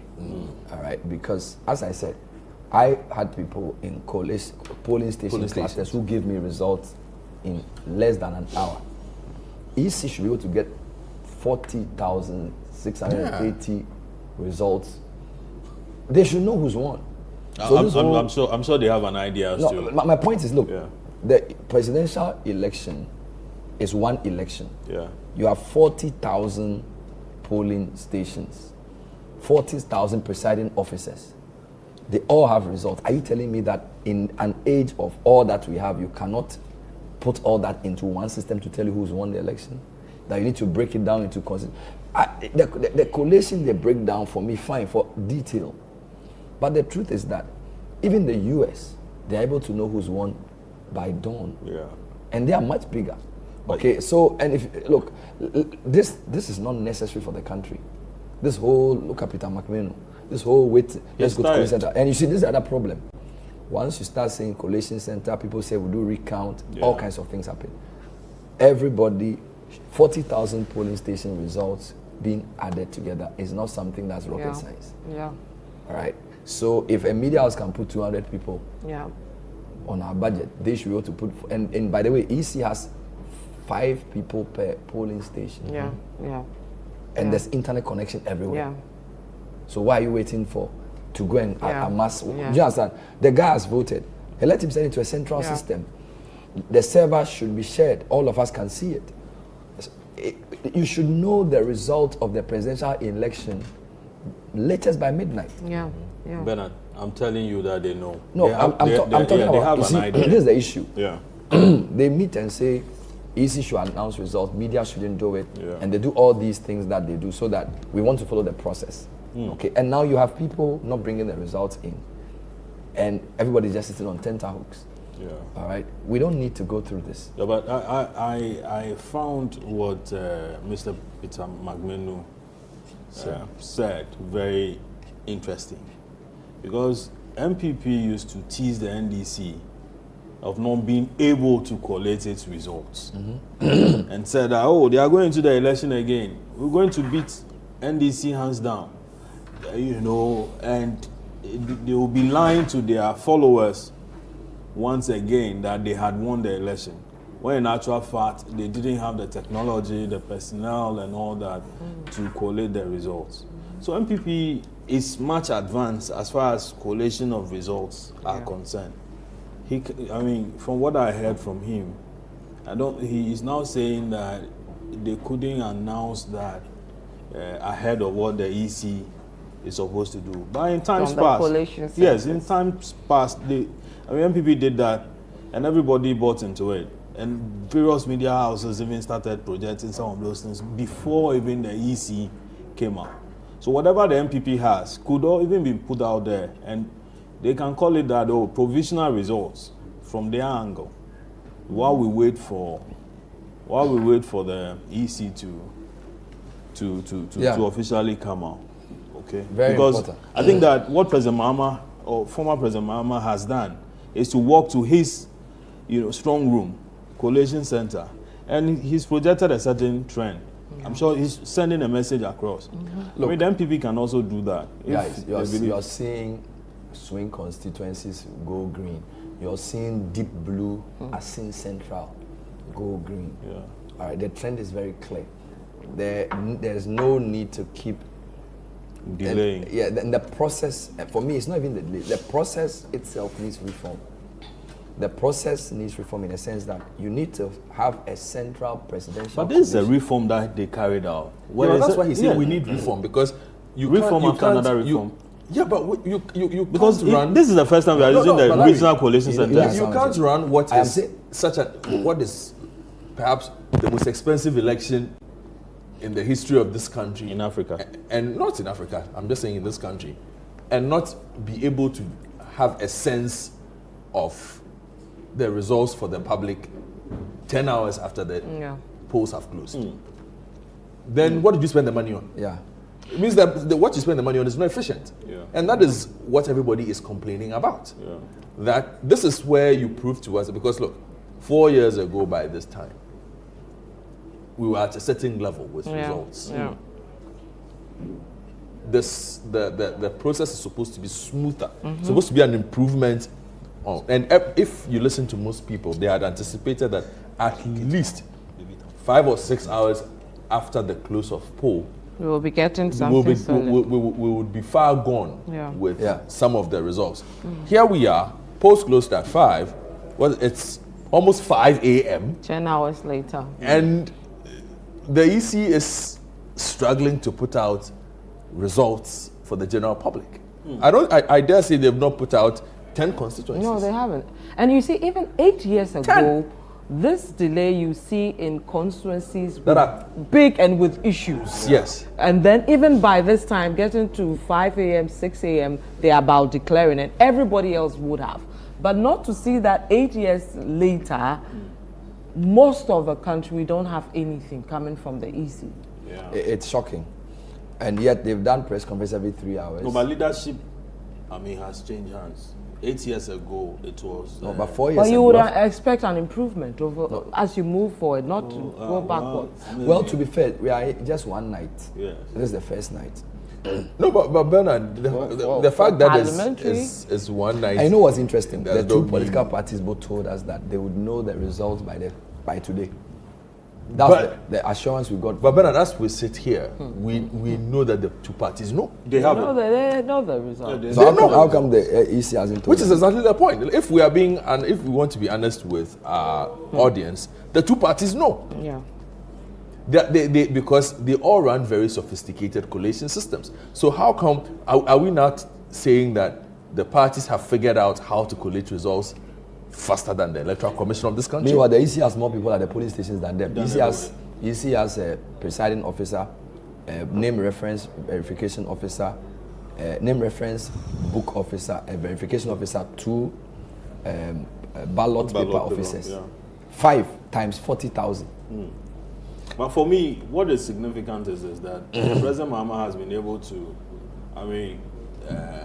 sort of show his whatever he has as far as his coalition. Yeah, his coalition is concerned by showing pictures and videos and so on. Yeah. Now, MPP could also help by doing a similar thing if they believe in the numbers. I mean, I wouldn't want to go to bed this morning feeling that our MPP of all parties, doesn't have results. The numbers. Okay? As I said earlier, they've always been out there teasing the NDC, portraying the party as, being inefficient with results. Exactly. And so, for the first time, if they are saying that they are now relying on the EC, that is a bit strange. But whichever will wait it out. But it's also safe to say it's disappointing with this lack of progress. But all the same, we will await the results as they come and try and make some sense out of it. But at the moment, some of the numbers we've seen will seem to support Bernard's earlier modeling of what is going to happen in the Greater Accra. What we've seen from the Western region does not portend a change in fortunes from what will happen in Greater Accra. Asin perhaps Central sense lays a marker for what we see in Central. What we could see in Central. Mpoho, we have it in Mpoho and Sekendi. We haven't yet picked up any of the Bono results yet. Yeah, not yet. Or the Ahafo results, or the other regions, the Northeast, the Savannah, the Northern, and then the upper regions as well. And it's interesting. Even in Greater Accra, has there been a Greater Accra seat declared yet? Not that. No. So is it that they are not collating, or it's taking time? Yeah, because if I'm looking at my numbers, well, Greater Accra will have one coming in soon. Probably your area coming in soon. So, yes. Guan Guan has 19,000 people. Just 20,000 people. 10 hours you can't declare Guan.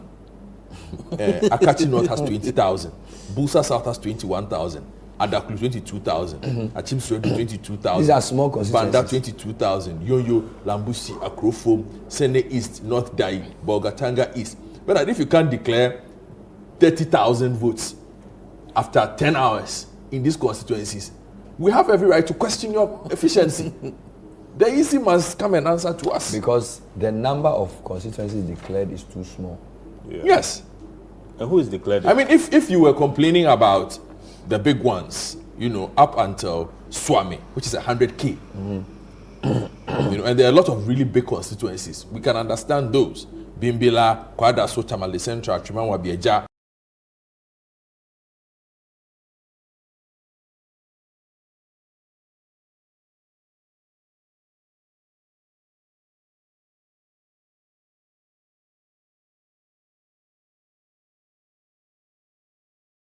Ukaikwe South, there should be about 30 constituencies that by now they should have been able to figure out and at least give us provisional results for.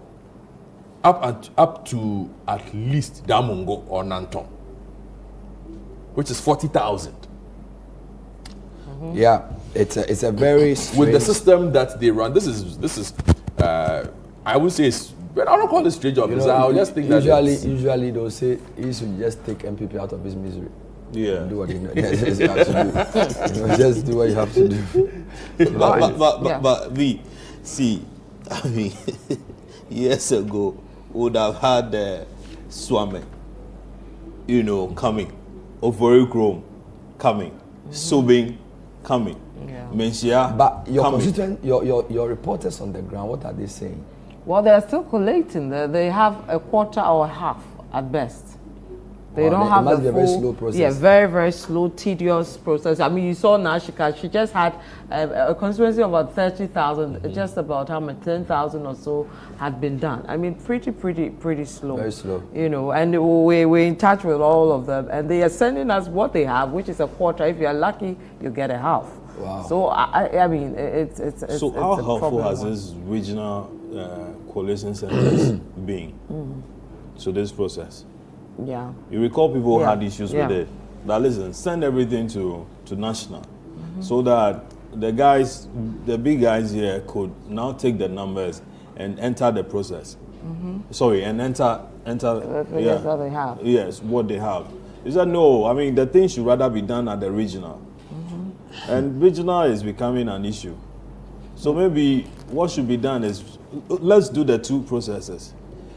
Let them be doing whatever it is, but then also send whatever, pink sheets you have, send them to Accra so that you get it. What we're going to do now is to go around the country and see the pace at which these coalitions are happening across the country and see where constituencies have got to in tabulating the figures for the EC to declare. We'll start a bit with the northern region, go to the mid and come down to the south in a bit. But we'll take a quick break. When we come back, we'll start going around to see where the various constituencies are with the coalition. Don't go away.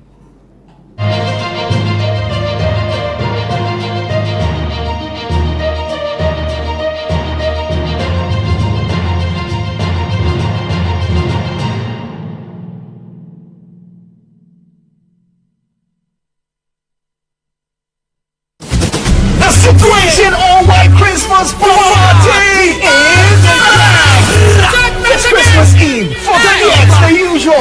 Step is a celebration like none other. The Situation all-white Christmas party is taking over the city with music, magic, and memories waiting to be made. Think cozy vibes, electric beats, and the perfect blend of festive cheer and wild energy, all in one space. Date 24th December 2024. Venue The Underbridge, East Legon. Time 8 p.m. Dress code, it's an all-white affair. Come and dance like nobody's watching. Sip, mingle, make merry, and unwrap the ultimate Christmas Eve experience. Dress to impress, bring your holiday spirit, and let's make the Situation all-white Christmas party unforgettable. Call 0205-973-973 for table reservations and get ready to party! It's going to be lit at the Underbridge. The Situation all-white Christmas Party 2024 is powered by Channel 1 TV with support from 97.3 City FM and proudly sponsored by Carlsberg Beer, Kiss Drinks, Series, Bell Ice, Verve du Vernet, Bushmills Irish Whiskey, and Blue Jeans Energy Drink.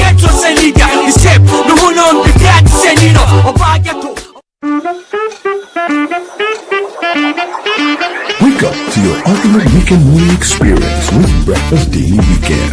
Start your Saturday with us as we dive into the news headlines in our news review. Stay informed with all the engaging discussions and insightful analysis. Then join us as we discover what's happening around Ghana.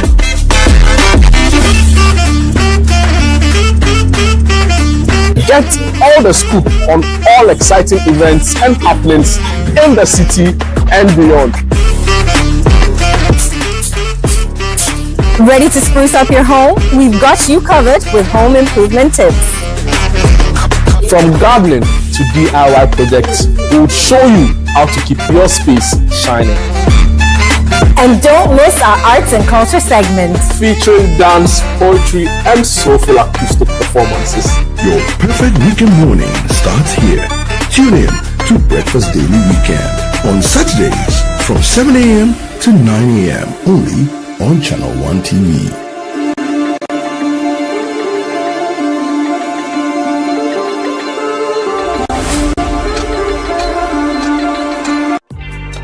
They are the trailblazers, the pioneers, the unsung heroines who break barriers and set new standards. Hello there, welcome to The Woman in You with me, Zoe Abubey-Duado. Now, this is a show that celebrates the extraordinary resilience, strength, and leadership of women everywhere. From the pioneers in enterprise, politics, and health, their stories are our stories. I was very satisfied with doing something very little. But when my mother introduced the eggs and I started, it kept me so busy that I had to be there in the morning, afternoon, and evening. I had been playing around with the different facets of it, and I realized, listen, I'm really onto something. I decided to formalize it, and I formalized it probably after, just navigating the space and doing different things and trying my hand at different things probably played around with it for like a good 5 years before I formalized it. Be inspired, be empowered, be the woman you were born to be. Join me, Zoe Abubey-Duado, every week on Channel One TV as we celebrate these women who inspire, empower, and lead by example. It's time to celebrate the woman in you. The Woman in You with Zoe airs Sundays at 6 p.m. only on Channel One TV.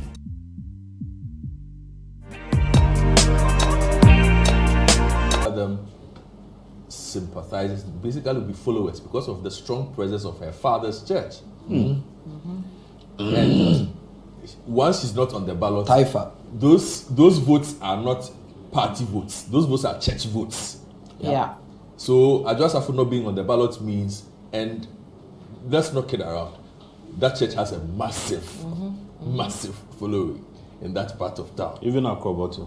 They have significant numbers. So if she walks away and the voters, did you get the feeling that she campaigned really hard for the party? I saw it on a couple of platforms, but that's something that we can discuss I later. saw her more on the national platform campaigning for Bawumia than the constituency. For me, when they did the primaries for the one Okwe, in fact the one she even won, that Okwe lost, and she won by 4 votes. She was nearly in tears. Yeah. And that tells me that the blood between the two was not good. Yeah. Then I recall Kennedy Japong in an interview say, when there was the primaries in the previous one, not this one, how allegedly Speaker Okwe was lobbying that he votes for his son. And then he says, well, I also have a relationship with her. Yeah. So you get me. So there's no love lost between the two. And so Gabo is Free Zones board, he's known very well, but he's also going to get a difficult job because he's going to face the wrath. Now, I don't know parliamentary what's going to happen, but I'm just seeing MPP's gap in presidential in Dome Kwabena whittle away with these numbers I'm seeing here. Clearly, there's going to be, even if he wins it, he will say, wow. He's had to earn it. But the bit about Adwoa Safo and then Mike Okwe, the rift between them. Listen, I think that it's a bit exaggerated because because Adwoa's popularity was going down and down and down to a point where, let's check what the amount of votes she had in 2020 versus what Ellie Plim had, and it was obvious that Adwoa had come down. Okay, I mean, to a point where it was even her executives that felt that, listen, maintaining Adwoa was going to be to the party's chances. So I mean, rift, sure. Did she campaign for Mike Okwe? I don't think she did. Like Vivian pointed out, she was dancing more on the national platform with the presidential candidate rather than with Mike Okwe or campaigning for Mike Okwe. And that is obviously... And Ellie Plim has had a second shot. Exactly. As a woman as well. Yes. I felt sympathy for Adwoa in the constituency when I talk to people because I have people who live there. The constituency is very big. And usually women MPs are resourceful in engaging the markets and the communities very well. So I suspect for those women who felt that it's no longer a dual stand. Maybe they may tilt towards Elipin. We don't know. Yeah. All right. But as I said, the constituency is also changing very rapidly. You recall Sophia Akua contested that constituency. Yes. And made some numbers. Yes. Zita, I think, before. Zita, yeah. And people thought that if Zita had gone again against... She probably have done well. Yeah, she probably have done well. So NDC had always had women going against the MPP candidate. But I still would be surprised if NPP loses the presidential.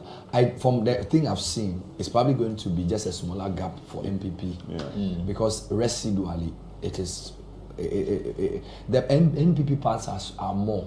Sure. But this is telling you that there's no going to be a 28k platform. No. All MPP's big advantage in Greater Accra, and Vivian, this reminds me of 2000.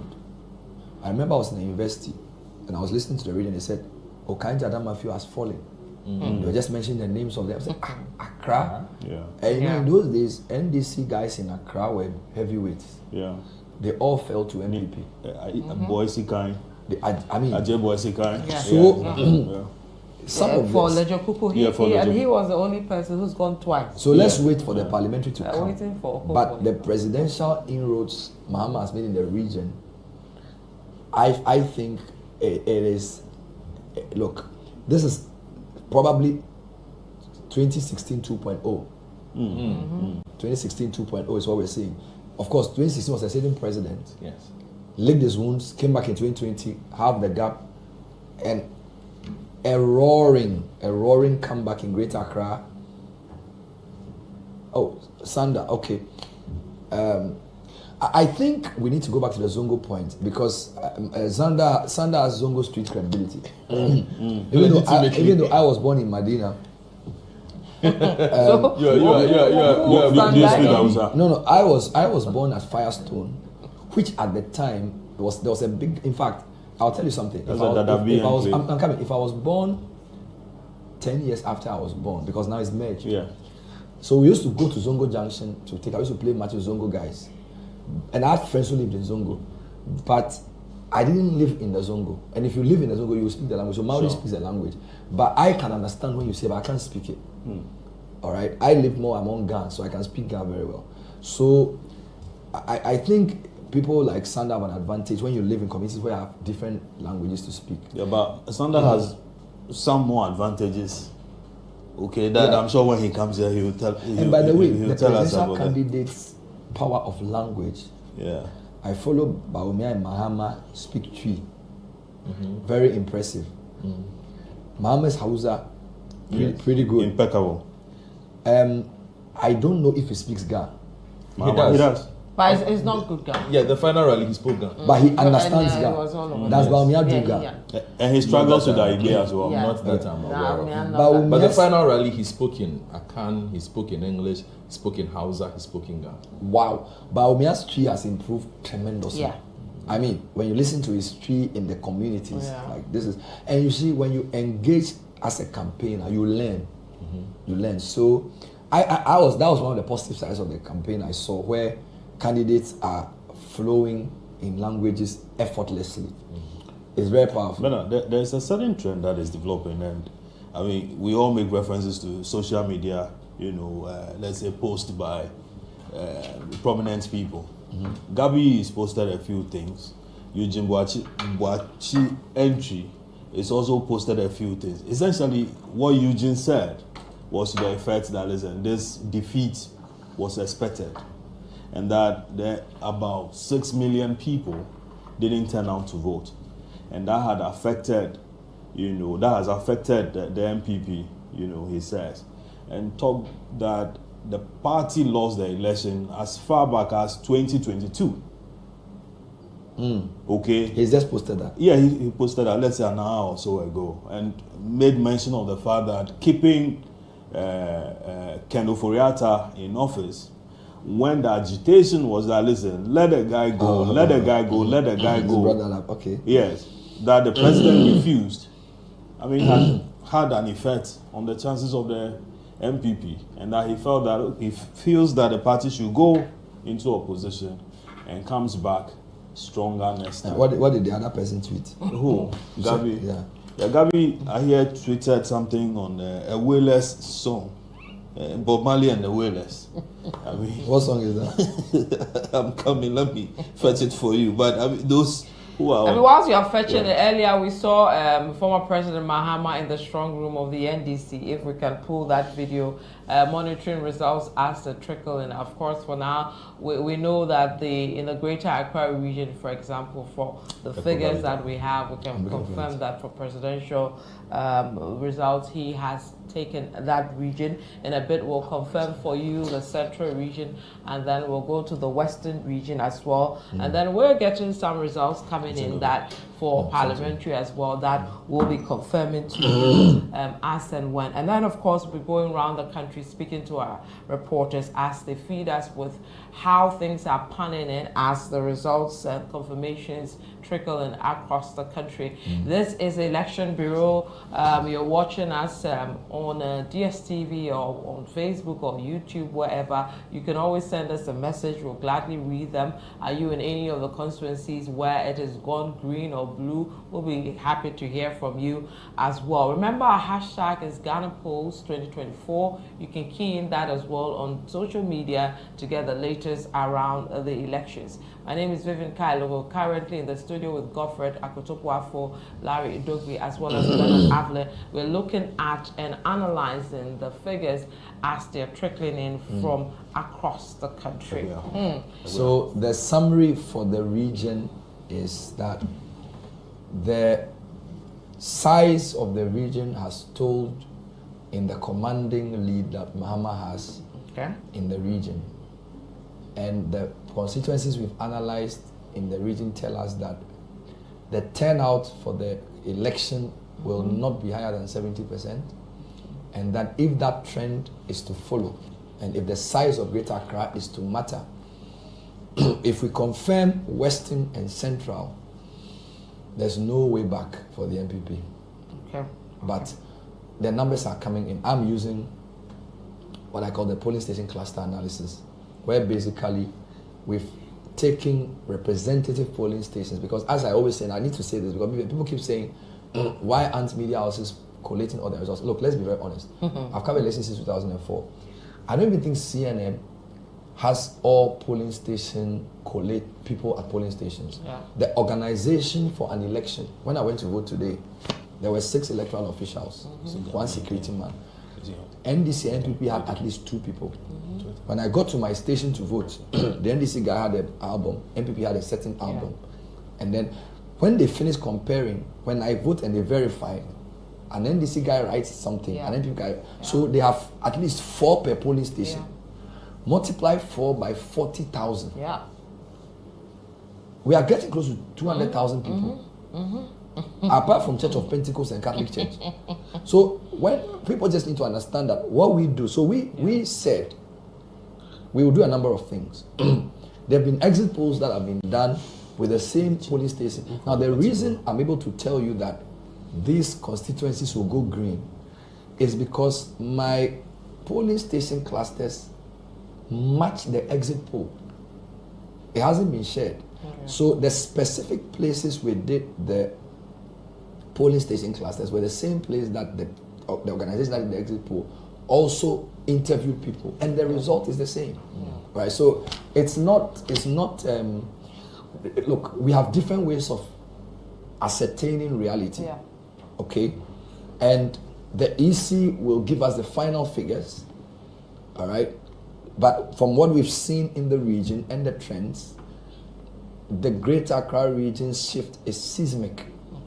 And if it's a barometer of the national mood, MPP is in big trouble. We might be looking at some record numbers. Yes, I wanted to look at, never before. I wanted to go to the presidential chart to show where we've been, so that it will help you see what this could actually mean. So let me do a historical analysis of the national. So let me reset this. All right. This is the national. So let's do historical.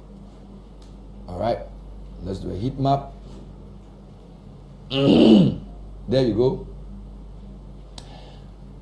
92, I don't add. because it was the first experiment. Wooden ballot box, no transparency, difficult election. 96 Rawlings 56.9. Sorry, 56.5. Kufuor got below 40. 2000 first round 48 Kufuor, 43 Mills. Second round 56, and second round is not a good measure. Why? There are only two. Yeah. First round there are about 7 people. UGM is there, Musitano is there, George Hagan is there. So this is the best performance of any government, any president. Jerry John Rawlings 56. All right. Then you have Kufuor's second round is not a good measure. Kufuor's round 2 in 2004 is 51. Okay. Mills comes in, is quite almost the same with Akufo-Addo. Okay. The next big victory is Akufo-Addo in 2008. 52.77. 2016, forgive me. All right. So I'm saying that apart from Rawlings' first round victory in 96, nobody has done as well as Akufo-Addo in 2016. That tells you the shift, because he came from 46 in 2012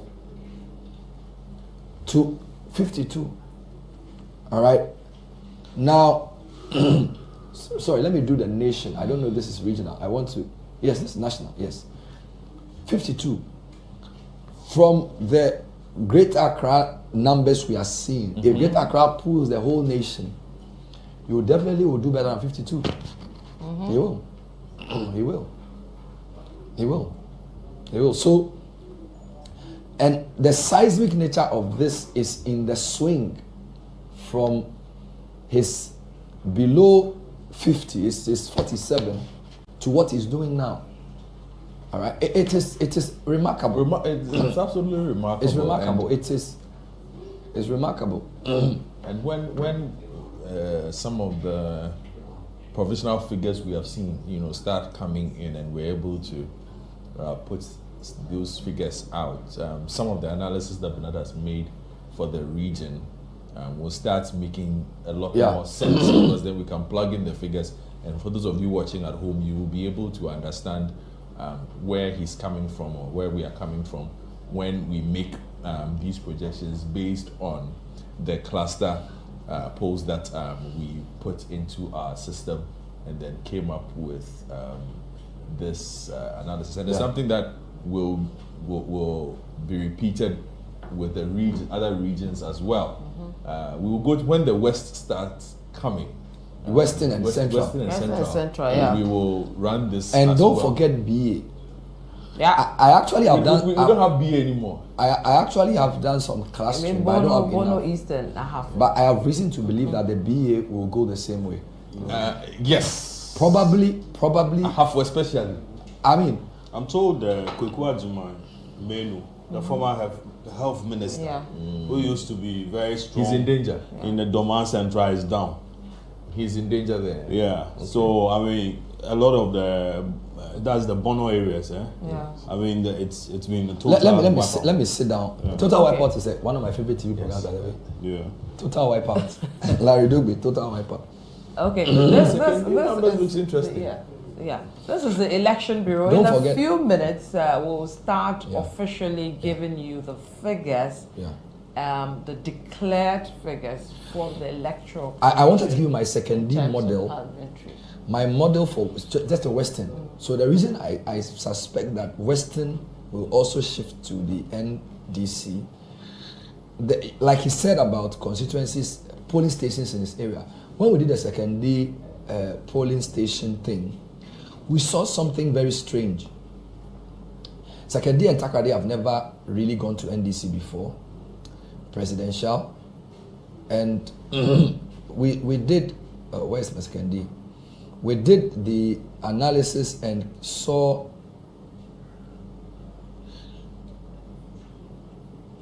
I just wanted to show you. I wanted to show you a number.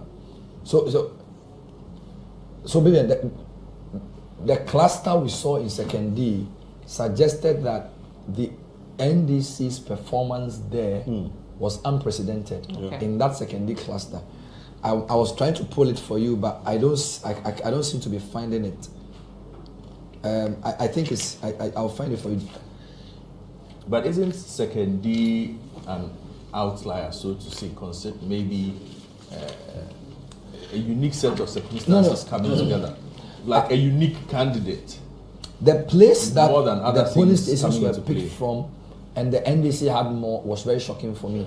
But when I spoke to Akwesi J. Enim last 2 weeks about the Western region, he flagged it. What did he say? It was one of the regions. Just give me a minute. It was one of the constituencies he asked me to watch when I was doing my mining analysis on TV with Vivian. Akwesi J. Enim sent to me that I should watch some constituencies in the Western region. Secondly, Takrade. In secondly, the high expectation people had for Andrew Japan Mensah and the MPP is seriously dwindling. This is largely due to numerous unfulfilled promises. Mensah made to make Secondly a modern city, including the building of a modern market for Secondly. The grassroots politics introduced by the NDC candidate Blaine Nyameke Ama, including the introduction of women banking, has won him a lot of admiration and support.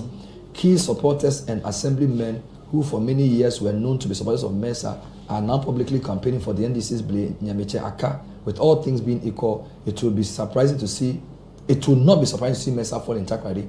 The day you did your Takrady analysis with me on the screen, what date is this? He sent this to me and he flagged, let me just tell you what he flagged in Western region. So it's not like, he flagged Exikado Ketan,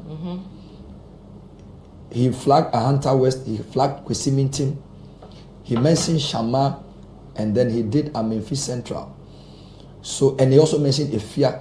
So I can read, I don't know. So my point is that when I add what Akwesi is telling me about Second D, and then look at the polling station you've done, it is a very, and if Second D is something NDC can possibly even fathom to win.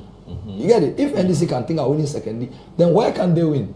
Yeah. If you can win Second D, don't forget in my Western, let me do something before we get to the first possible, let me show you something we have here. So we have this thing we call, grouped constituencies for Western breakdown. All right. So, gentlemen, in our Western breakdown, all the blues. So this is our hitmap for Western region. NDC's performance is always around. The Secondary Takrady enclave belongs to MPP. All right. So this is. Of course, this Jomoro issue was because of Samia. All right. But what we're saying is that the strength of NPP is in the Secondary Takrady cluster. And the deep greens, Ahanta West, Secondary Takrady, Efia, Kwesimintim. This is MPP's stronghold. So if you are getting polling station clusters that NDC is getting higher.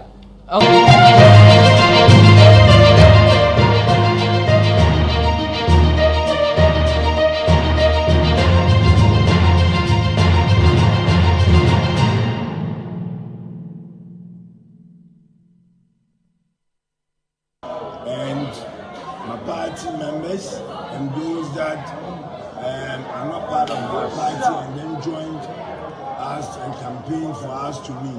I would like to thank all of them. One thing I want to tell the Secondary people is that this win is for all of us. It is not for NDC, it is not for any particular person, but for Secondary. And we are going to rebuild Secondary together. We are going to reset Secondary together. We are going to uplift Secondary together. Thank you all. The elections in Edra, which was supposed to be free and fair, has been fraught with many errors, many mistakes, some of which the EC has admitted. They have admitted that they have made very tremendous, humongous mistakes. And these mistakes go to the core of the integrity of elections.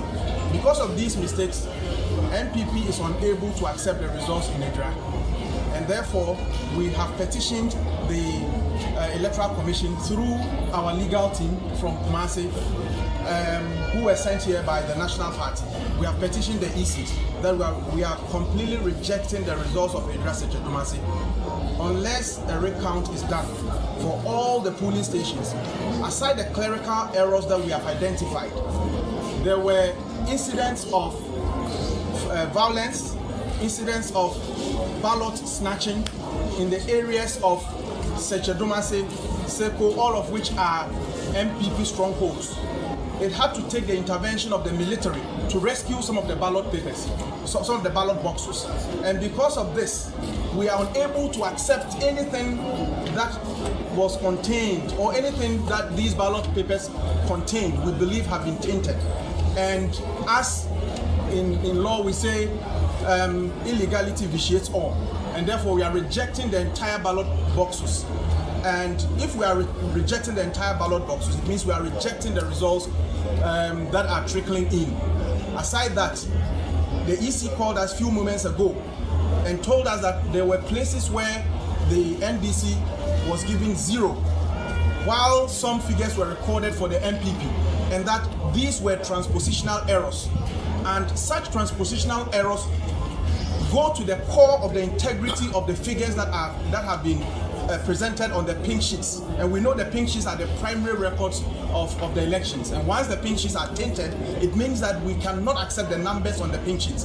There are cases where presidential pink sheets have been used to record results of parliamentary candidates. How the EC makes these errors are quite unimaginable.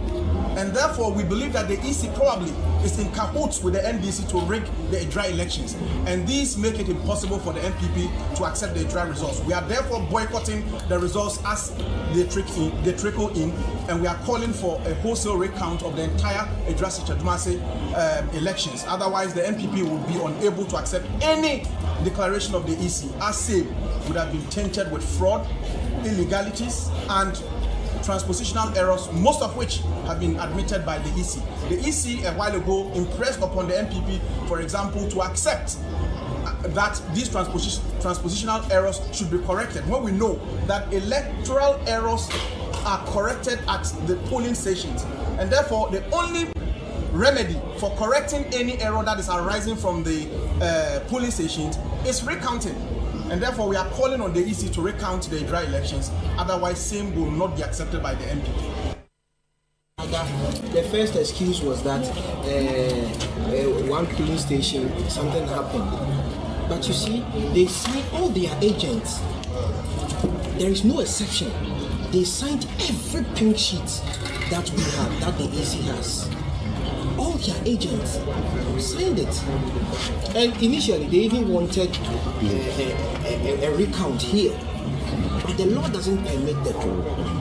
CI 127 states explicitly that unless that recount request is made at the polling station, it cannot be made here. This is a collation center. So they never made that request at the polling station for it to be rejected. All the pink sheets were signed by both agents. All the pink sheets were signed by them. So the fact that you have signed a pink sheet does not mean that the pink sheet is invalid because you saw an error, interpositional error. Yes. No, that is not the law. And elections are governed by law. They've made a hasty petition to the EC without any fact supporting it.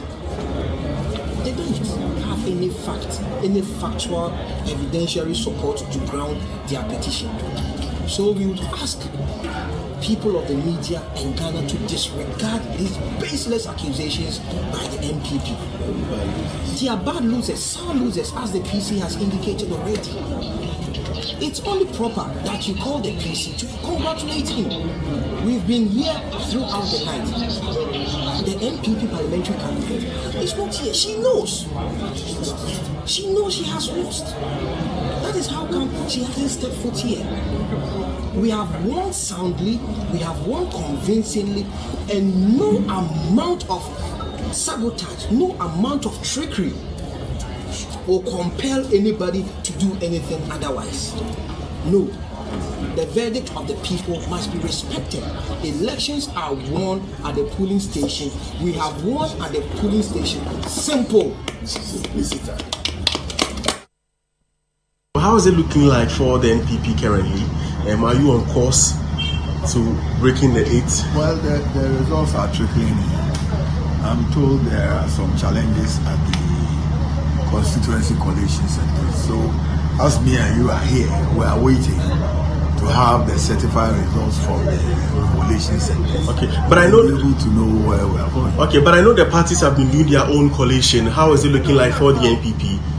Well, that is something that also has to come from the coalition that has been done in the constituency.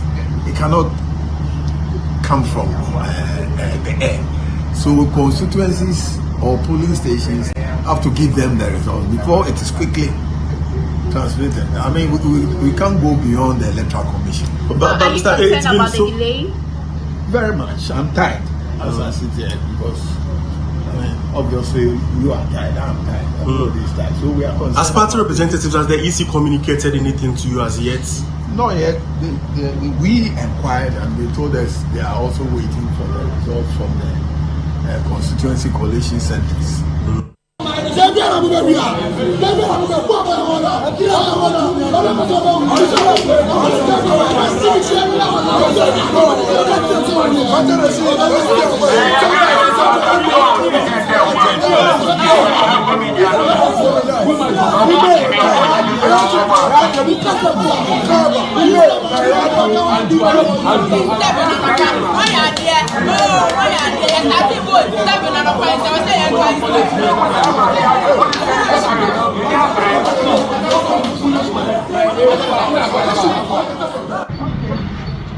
Okay, so now we see you are inspecting some polling centers. What has been your observation so far? It's varied. You know, I started from the Assemblies of God and very early in the morning. One or two of their polling stations did not start early, and then there was no indelible ink in one of them, but then it was resolved before I left. And then I moved on to my own polling station where there was no presiding officer. So, yeah. What time was that? That was around almost 7:35, 7:40. Which so polling center? That's Dansuman Senior High. So then the NRO was doubling up as the PO, but then during the period that I was there to cast my vote, people and understand that. But then moving forward into the other places, one thing that I can say now is that those minor things are things that shouldn't gloss over, but they job with. Get it going. And most of the places like before, there is the sun, but there is no canopy. So I believe that every place we have to stop by to give other canopies for them. So that the people do that comfortable in their job. And then also you find a lot of the turnout for me. So I think for my party and my people, so that people can come and do it. But so far, the feeling on the ground is good. So far, the feelings on the ground is good. Oh, there's nothing else that I'm expecting but a victory. A victory to bring freedom to Dansoman and to reset Ghana and Africa West as well. As you know, as we walk through one of the polling stations just after O'Shea Powers, they are seated right in front of the gutter. You know, stinking up gutter, you understand? And these agents are going to sit there. So when you hear me talk about sanitation, it's a needful problem that needs to be resolved. So for this reason, I believe that the good people of Dansoman. Well, from last night, following the distribution of the election materials and all, we will say everything has been quite open. Our disturbance so far has to do with the refusal of the Electoral Commission to give out the serial numbers of the stamps that will be used to stamp the ballot papers. Because since last night, I will tell you, we've been picking some information related to even the movement of these military officers, that there may be some, deliberate engineering of troubles at some polling stations that will lead to swapping of some ballot boxes. because there have been some ballot papers that have been thumb-printed and kept somewhere, so that when the confusion starts, they will swap the ballot boxes. And that's why it is critical for the Electoral Commission to release the serial numbers of the stamps that they have issued to every polling station, so that we will be rest assured that even if there is a swapping, we will be able to detect that the stamps that are used for the ballot papers that are in the box are indeed the stamps that we have been given for that particular polling station. And that is why I am at a loss as to why the Electoral Commission is finding it difficult to do that. But we have sent a message to our agents across the country to take note of these serial numbers of the stamps, so that it is information that is given to you and we are acting on it. If it doesn't happen, we have nothing to lose. But if it does happen, we will have the relevant information to prove that something fishy has actually happened.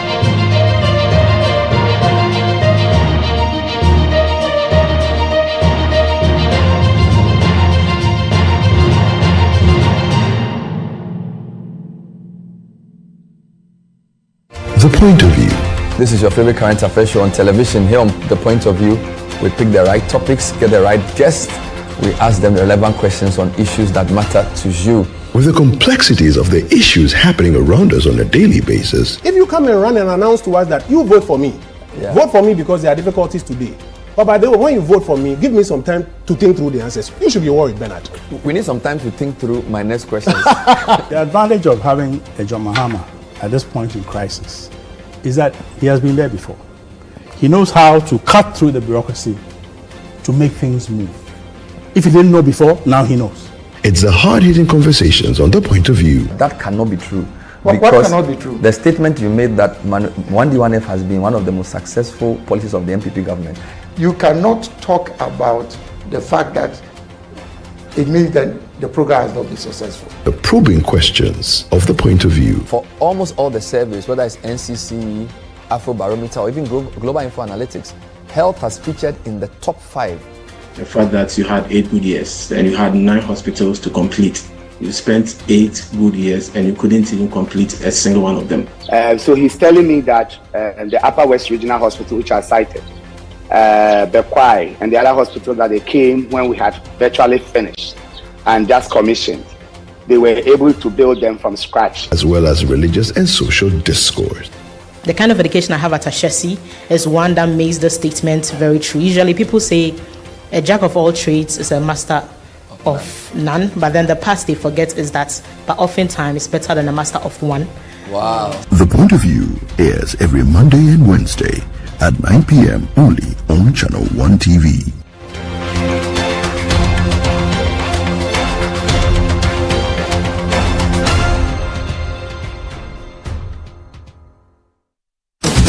The Situation All-White Christmas Party is back! It's Christmas Eve for the next, the usual. There is a celebration like none other. The Situation All-White Christmas Party is taking over the city with music, magic, and memories waiting to be made. Think cozy vibes, electric beats, and the perfect blend of festive cheer and wild energy all in one space. Date 24th December 2024. Venue The Underbridge, East Legon. Time 8 p.m. Dress code, it's an all-white affair. Come and dance like nobody's watching. Sip, mingle, make merry, and unwrap the ultimate Christmas Eve experience. Dress to impress, bring your holiday spirit, and let's make the Situation All-White Christmas Party unforgettable. Call 0205-973-973 for table reservations and get ready to party! It's going to be lit at the Underbridge. The Situation All-White Christmas Party 2024 is powered by Channel 1 TV with support from 97.3 City FM and proudly sponsored by Carlsberg Beer, Kiss Drinks, Series, Bell Ice, Verve du Vernet, Bushmills Irish Whiskey, and Blue Jeans Energy Drink.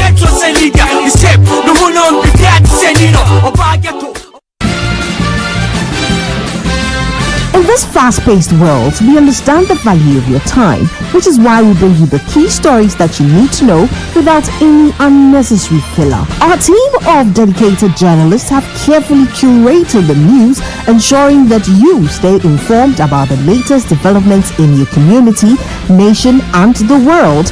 From breaking news to in-depth features, we cover a wide range of topics to keep you up to date. In just 30 minutes, we'll bring you the top stories, providing you with a snapshot of what's happening around the globe, whether it's politics, business, sports, or entertainment. Channel 1 Newsfeed covers it all. Tune in to Channel 1 Newsfeed every weekday on Channel 1 TV and get the news you need quickly and efficiently. Stay connected, stay informed, and stay ahead of the curve.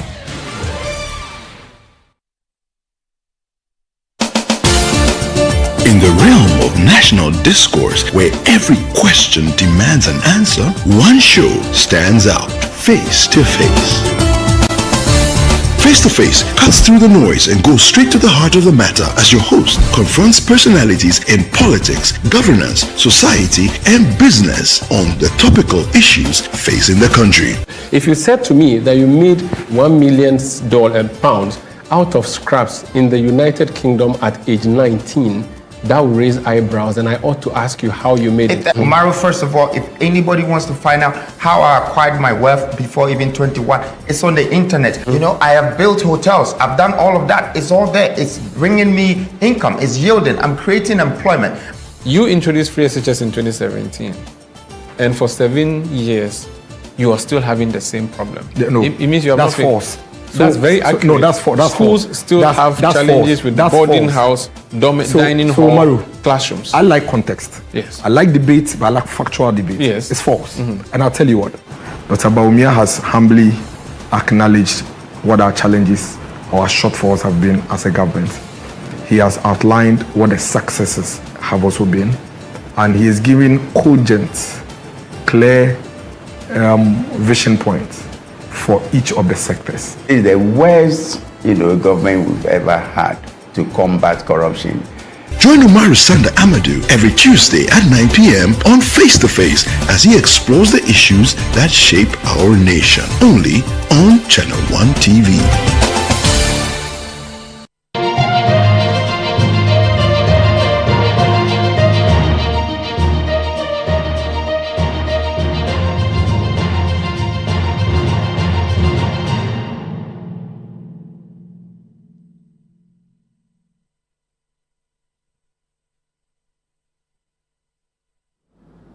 You're welcome back. This is the Election Bureau. We've been with you throughout, as early as on 7 December at 7 a.m. we were with you. And we're still here trying to make meaning of the numbers that are coming in currently, and also know that we'll stay with you throughout until we have a president and members of parliament. I'm Frema Edunyame, and we're going to be with you from now till whenever. Now, I have here with me strong gentlemen, and I'm glad and delighted that I'm at the only rose among the thorns. Gentlemen, how are you guys doing? You're well. Very well. Super. So we have Sami Riafe, who is with Channel 1 TV and also City FM. Selom Adonu Council is also here with us. He is with Channel 1 TV and City FM. And we have Nana Tufo Boateng as well, Channel 1 TV, City FM. Gentlemen, once again, you're welcome. Thank you, Phil.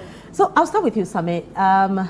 Numbers coming in, interesting one at that. I don't know what you make of what we've picked up so far. Interesting numbers, as you've mentioned already. We are hoping that by close of day, we'll get a national picture and know where the results are tilting toward, whether it's for the blue or the green. But so far, what has come in are very interesting results, which I'm sure we'll go through these numbers that have come in so far. But generally, it's been a peaceful process, despite a few pockets of incidents that we recorded in some constituencies or polling centers. I believe it's been a peaceful process, and I hope and pray that it will continue till the final declaration by the chairperson of the Electoral Commission. Right. Now, Selom, let me come to you. It looks like with what we've gathered so far, the country is looking greener than blue.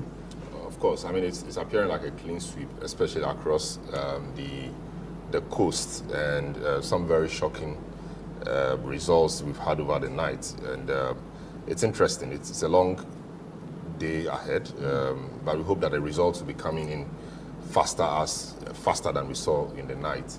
But it does appear that the country is heading for a change. Nana, I don't know why it looks like now the results are not coming in as faster as we saw it when the counting, started. The Dragon of Feet is putting everybody in some state of uncertainty, and even though with what is outside, it looks like we know where it's going, but we'll take the final order from the EC. Exactly. So really, where we are, how do we position ourselves to move forward? Well, it's quite disturbing, and we had a conversation earlier on. Salom actually even mentioned it, because we were tracking it, and even as at 2 a.m., when polls had closed at 5 p.m. the previous day, as at 2 a.m. this morning, it wasn't clear that the EC had even put out a single constituency's collated results. And so it's quite disturbing if we're to follow this trend. We have 276 constituencies. And for a commission that has told us that it would be able to declare results 72 hours after the close of polls, it was quite worrying that even as at 2 a.m. this morning, we hadn't seen collated results for a single constituency. However, you can pardon the EC to an extent because you would agree that in certain areas there were some levels of disturbances that marred the processes. We recorded chaos in areas such as Dom Kwabenya, Ayawaso West, Okaikwe South, and all that. All these interrupted the process, the electoral process, and of course the events after the close of poll. In places like Okaikwe South, there was a 6-hour delay. And so you can understand the impact thereof. However, it is also important because the long delay increases the anxiety and then the tensions, it heightens the tensions in the system. And so we would expect that, the process is expedited. The EC did well throughout yesterday. There were about 5 engagements with the media, and it wasn't the typical mount a podium, give an update and go. The EC gave the opportunity for the media to ask questions regarding the process and then the progress it had made. And I think it's quite commendable. What we expect is that the rest of the process, which of course now will be the declaration of results, will be expedited so that at least we'll give some credence to what we are picking up, the trends we have seen, and of course confirm same, and then we can all go back home and continue our lives as Ghanaians. Very well. So for those who may not, have followed throughout, we're coming from the night, so you probably decided to catch a nap and then, follow how things are going. We are going to be bringing you some figures, some of the results as we have received. Our man David Kwekusechi is standing by. Now shortly we'll go over to him and look at what the numbers really are looking like.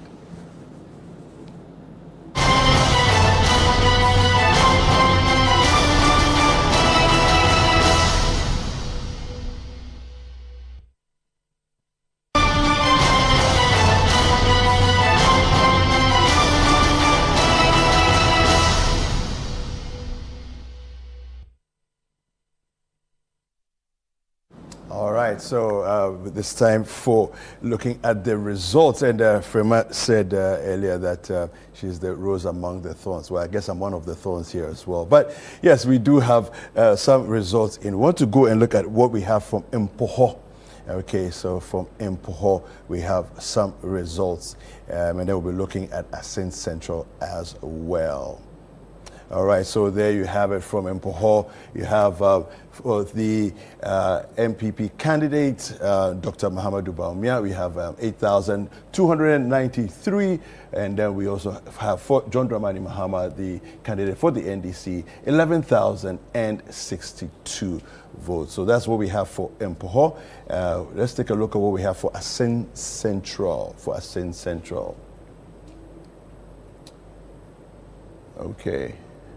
So whilst we wait for that, okay, so we have that for Assin Central. We have, it's for, you can see it there, Dr. Mahamadou Bawumia polled 15,139 votes, and John Dramani Mahama of the NDC polled 16,011 votes.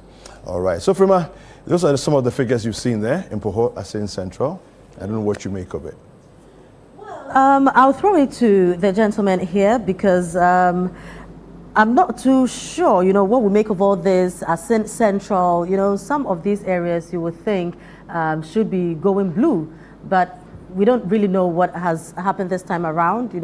Things are, they've called for change for quite some time now, so maybe generally that is the mood of the nation or voters, but it's a bit difficult to go straight up to it because the Electoral Commission has not really brought out and certified some of these results for us. But we also had our men across all polling stations, and so we really want to believe that what we have, pretty soon the EC will come over and then we will know exactly how to position things. But Salam, let me come to you. Assin Central, the NPP garnering 15,139, NDC 16,011. Surprises, or we expected this? Well, it's quite surprising. That is the constituency of Kennedy Japan. Yeah. And if you know Kennedy Japan and how influential it's been in the MPP and in the general politics of Ghana, you would expect that the MPP would retain that constituency, at least at the presidential level, especially given the fact that he contested Dr. Bawumia in the MPP race. So is it a point that if he ran or he won, he would have lost his constituency? I'm not too sure. It also brings to light, perhaps, the amount of work that was left in the central region to do. And I'm not sure who led their central region campaign, but it's quite a huge result for Kennedy Japan's constituency to be losing the presidential. We're yet to see the parliamentary, but I'll not be surprised if it takes a similar turn. The Assin has 3 constituencies in all. The Assin Central, which was a latter creation, the Assin North and the Assin South. Assin North is where Jechi Kwesin is. I mean, the gentleman who the Supreme Court ruled that could not be in parliament because he was a Canadian citizen, etc. So that is NDC, or that was NDC, and we understand he retained it, or the NDC retained it. Assin South, which is yet to come, that's Reverend Fojo's constituency, Deputy Education Minister.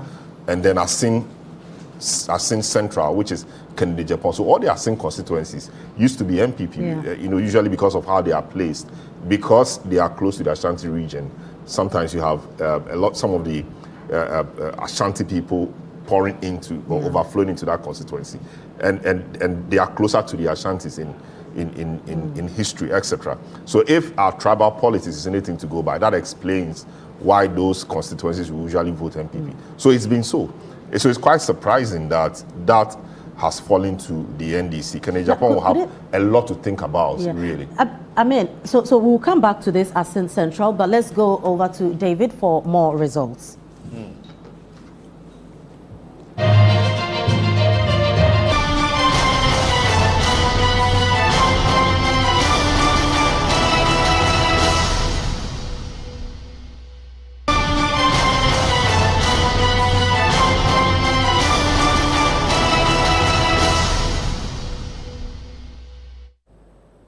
All right, so we have some more results for you. We're going to Assin North. We have results from Assin North, and we also have results from Ofuase Ayiribi as well. Let's take a look at. Okay, so Ofuase Ayiribi is here. We have Dr.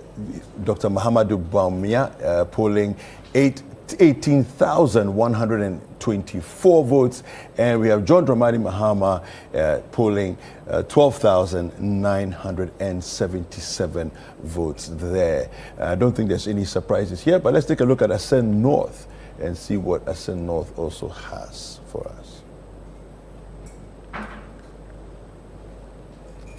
All right, so whilst we wait for Assin North, and Assin North, we have Dr. Mahamudu Bawumia polling 12,705 votes, and we have John Dramani Mahama 17,762 votes there. So, Frema, these are the results we have for the next 2 constituencies of Ofuase Ayiribi and then Assin North. Well, very well. Thank you very much, David. So we'll come back to you for more. Sure. Right. So before we went over to David, we're looking at the Assin Central issue. Nana, you would also recall that Kennedy's losing at the primaries, cost the NPP a lot because people were not too excited about it, considering that we even had the NDC use some of his sound bites, for their own promo. I think that some of the things that he said against his own candidate. I mean, his contender, who will later become the party's flag bearer. Now, you had to come together and face your main contender, that is the NDC and the other parties. I don't know if that played any role in your opinion. Well, I'm too early to call, but I mean, you downplay the influence of Kennedy Agyapong at your own risk. The man, whether you like it or not, is very, very influential. And you know he has held on to the Asen Central seat for God knows how long. Since 2004. Exactly, since 2004. You remember even back then, it was just It was just a same constituency. Yes, just the same constituency until the split came and he decided to opt for the central. So now there's the south, there's the north, and there's the central. But let's look at the presidential results and look at how the constituency Asen Central has voted over the years. Right. Now, if you look at the figures over the years, what we are recording in 2024 will suggest a straightforward whitewash. Take 2012, NPP, represented by Nana Addo Dankwa Akufo-Addo, won Asen Central with 16,157 votes. The NDC's John Dramani Mahama then polled 13,105. This is 2012. Fast forward, 2016. The NPP improved on its 2012 performance and polled 18,000. So now there's a jump from 16,000 in 2012 to 18,368 in 2016, while John Mahama declined. So he fell from 13,105 to 10,019. 10,019. So there's a clear decline in votes garnered there. 2020. The NPP again improves its performance in Asen Central. So 2012, it polled 16,157. 2016 improved to 18,368. 2020, it improved to 21,159. And then John Mahama, although an improvement in his 2016 performance, not as good as his 2012 performance, because now he's pulling in 2020 12,650 compared to his 2012 performance of 13,105. Now, this is why I'm saying it suggests a whitewash in 2024, because per the results as we have received and announced, Dr. Mahamudu Bawumia, now representing the NPP, is polling 15,139. While John Mahama is polling 16,011. And so John Mahama has not only improved on his previous performance, but has also gapped Dr. Mahamudu Bawumia. I mean, he's taken literally from the NPP. And this is also a decline in the performance of the NPP in the constituency. From the progressive leaps we have seen since 2012. Although the NPP has won the constituency over the period, it has improved on its performance year on year. But in 2024, it's a decline.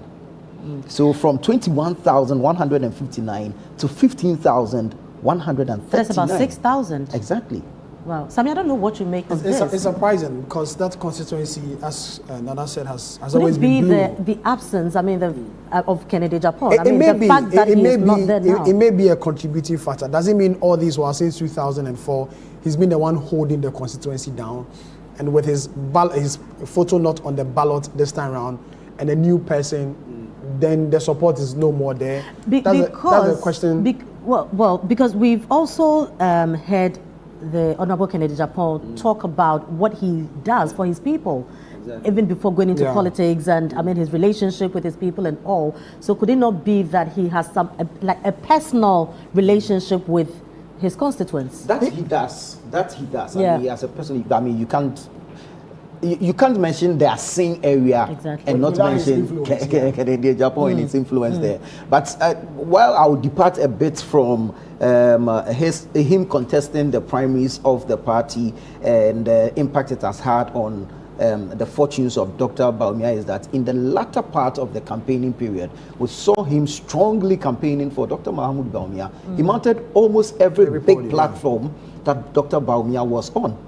He actually even went out of his way to individually campaign for Dr. But wouldn't you Mahamudu say Bawumia. that was a bit too late? Perhaps. But knowing the influence Kennedy Japan has and what his name brings, I mean, it's Kennedy Japan we're talking about. Or maybe it could be the internal primaries or the primaries of the damage done then. And I've always my years of experience reporting on politics and especially the MPP policies. The internal election is always deadly than external election. It's always deadly because that's where you get to expose your opponent very well because you are in the same element, you're in the same party, you have all the filler in quote about the person, so you go all out. And then after the election that you lose, you try and do damage control. But the kind of things that you said about your opponent. And who is saying it? Yes, is already in the minds of the Ghanaian voter. Because remember, when you're doing internal primary, even though it's an internal primary, the platform you stand on, others also listen to it. The ordinary Ghanaian voter listen to it. So then again, you ask yourself that, is it because of the damage he did to Dr. Bawumia during the primary that has, culminated in what's happening in his own backyard? That's a question you need to ask. Secondly, you also need to ask that, was he also in the constituency to campaign for the MPP's preferred candidates? That we do not know. That I'm not aware of that. And so if with his influence and he is not in the constituency to be campaigning for the MPP and Dr. Bawumia in an area he's still influential, it may cause a problem. It may really cause a problem. And I don't know if that is what we are recording in the Assist Central. And since 2004, it's always been blue. Why all of a sudden they switched to green? So I think there are some questions and some dynamics we need to analyze and see the outcome from this. I think slightly differently.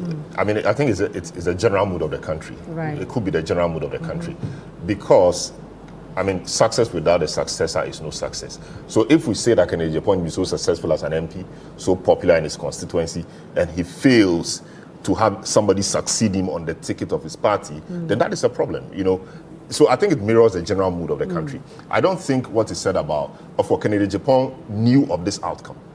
He said so during his rounds when he wanted to be flag bearer. In fact, it was one of the reasons why he wanted to be flag bearer.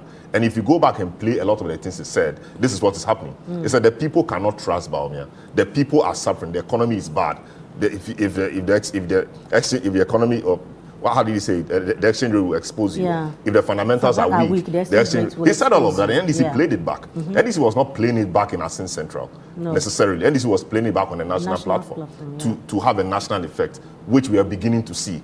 So perhaps the central region is been a place that the NDC has been looking at for some time. Maybe that's beginning to yield results. But I'm just disappointed that he, upon all what we say about his success in the constituency, could not cause that to be replicated. And we can't say because he did not campaign in their constituency, that is why he lost. I'm not saying that's what you said. So I think there could be other factors that we don't know about. Because he should be able on his own to hold somebody's hand if what we say about him in the constituency is true. So like endorse somebody. In the primaries, to hold somebody's hands and say, this is my in the primaries, he publicly said that he wasn't supporting anybody. In the primaries, he publicly said that he doesn't have a favorite. There were three candidates. But with what Salom is saying, beyond the considering beyond the primaries, with he didn't want to succeed. He didn't want anybody. He didn't want to support anybody because perhaps all the guys contesting were his people.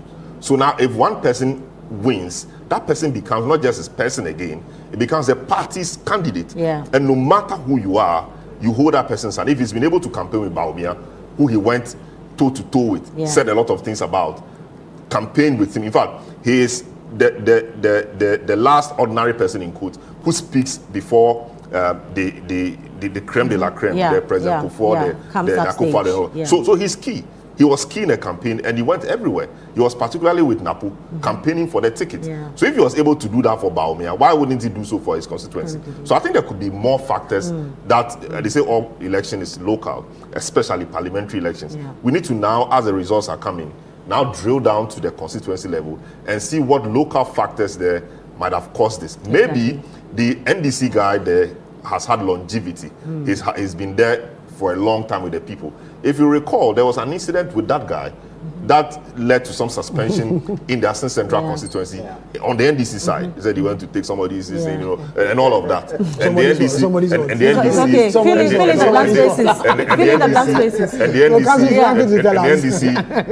NDC, so he was suspended as candidate. Exactly. But the NDC knew that was the guy to take the seat for us. Exactly. So Johnson Asini Greater Adams said, no, what you guys executives did was wrong. So the executives were rather suspended. And the guy was restored. And here we are, he has gone ahead to win. Because the NDC knew that he was the guy to do the job for them. So the dynamics on the ground could be different. It's only disappointing that Kennedy Japan could not, you know, make his so-called popularity reflect in this election. Perhaps an indication of the general mood of the region and by extension the country. Or maybe it could have been worse, but for his influence. Perhaps. Because we don't have to rule it out entirely because with what you've just said, the general mood in the country, it probably could have also been worse, but for Kennedy Japan. And I'm particularly also disappointed because I expected him to have a successor. Success without successor is no success. I mean, Robert Jeffrey said that, and I think it's true. If you've done so, it's like somebody does well, builds houses, creates a huge estate. That's what the presidential. I know. Anyway, that's true. But they've always won the presidential in that area. Exactly. I expect that, you know, Bawumia should have won at least in this constituency, given all that he has done on the national level for Bawumia.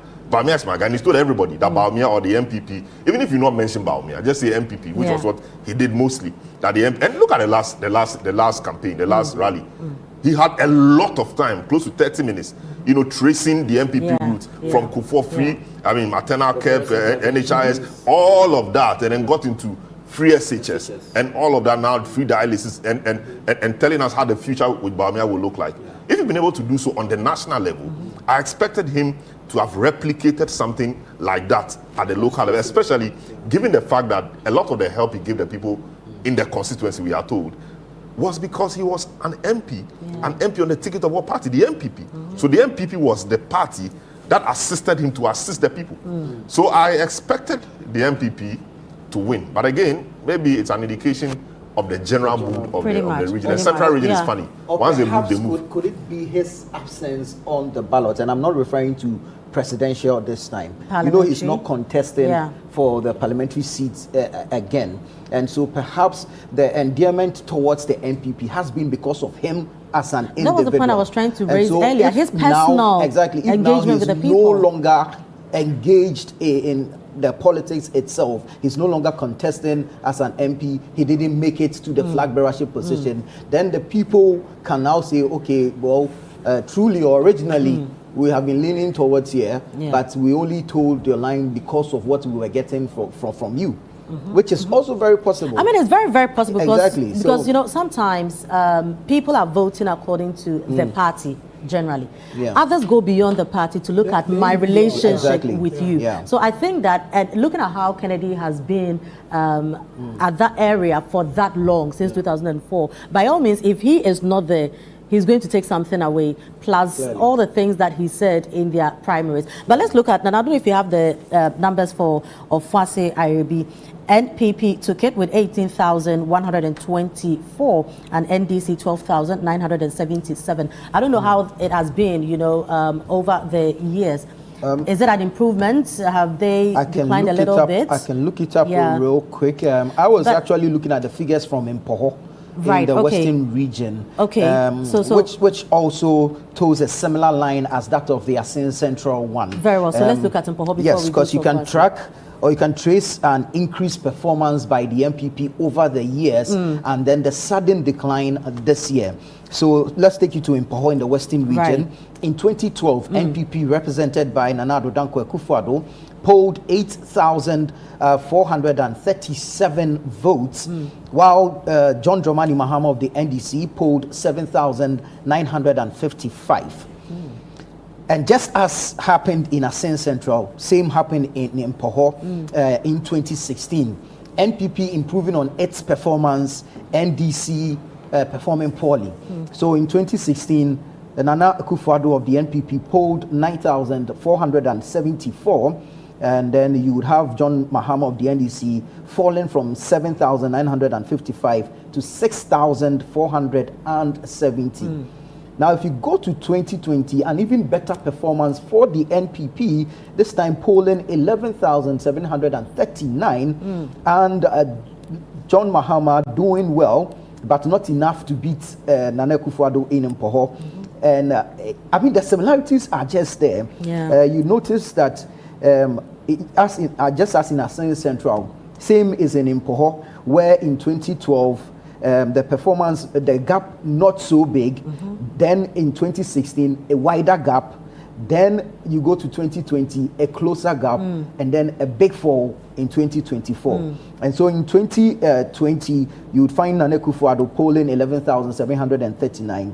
John Mahama performing better than his previous, where he had 6,470, jumping to 9,254. And then you come to 2024. Yeah. Mahamudu Bawumia now represents the MPP, and he is falling from Nana Akufo-Addo's 11,739 to 8,293, while John Mahama is rising from 9,254 to 11,062.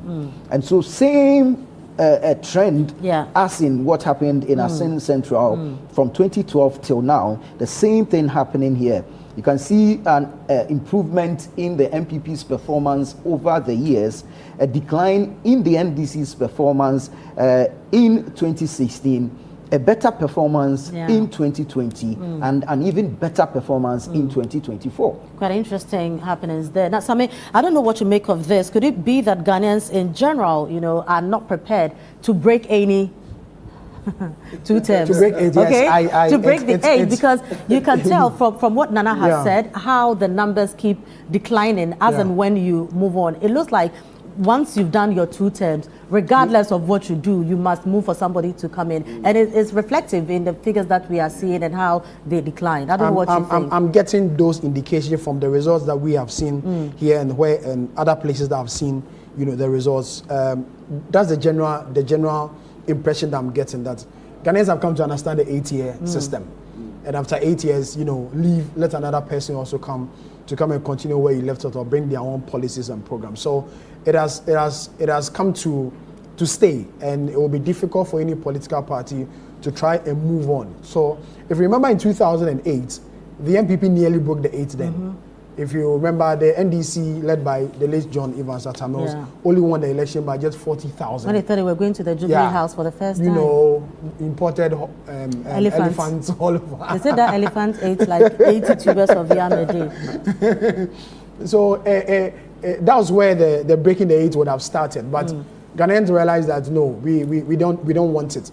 Just come and do 8 years. We understand the constitutional provision made for the 2-term system. When you are done, you leave, and exactly what we are seeing across the country.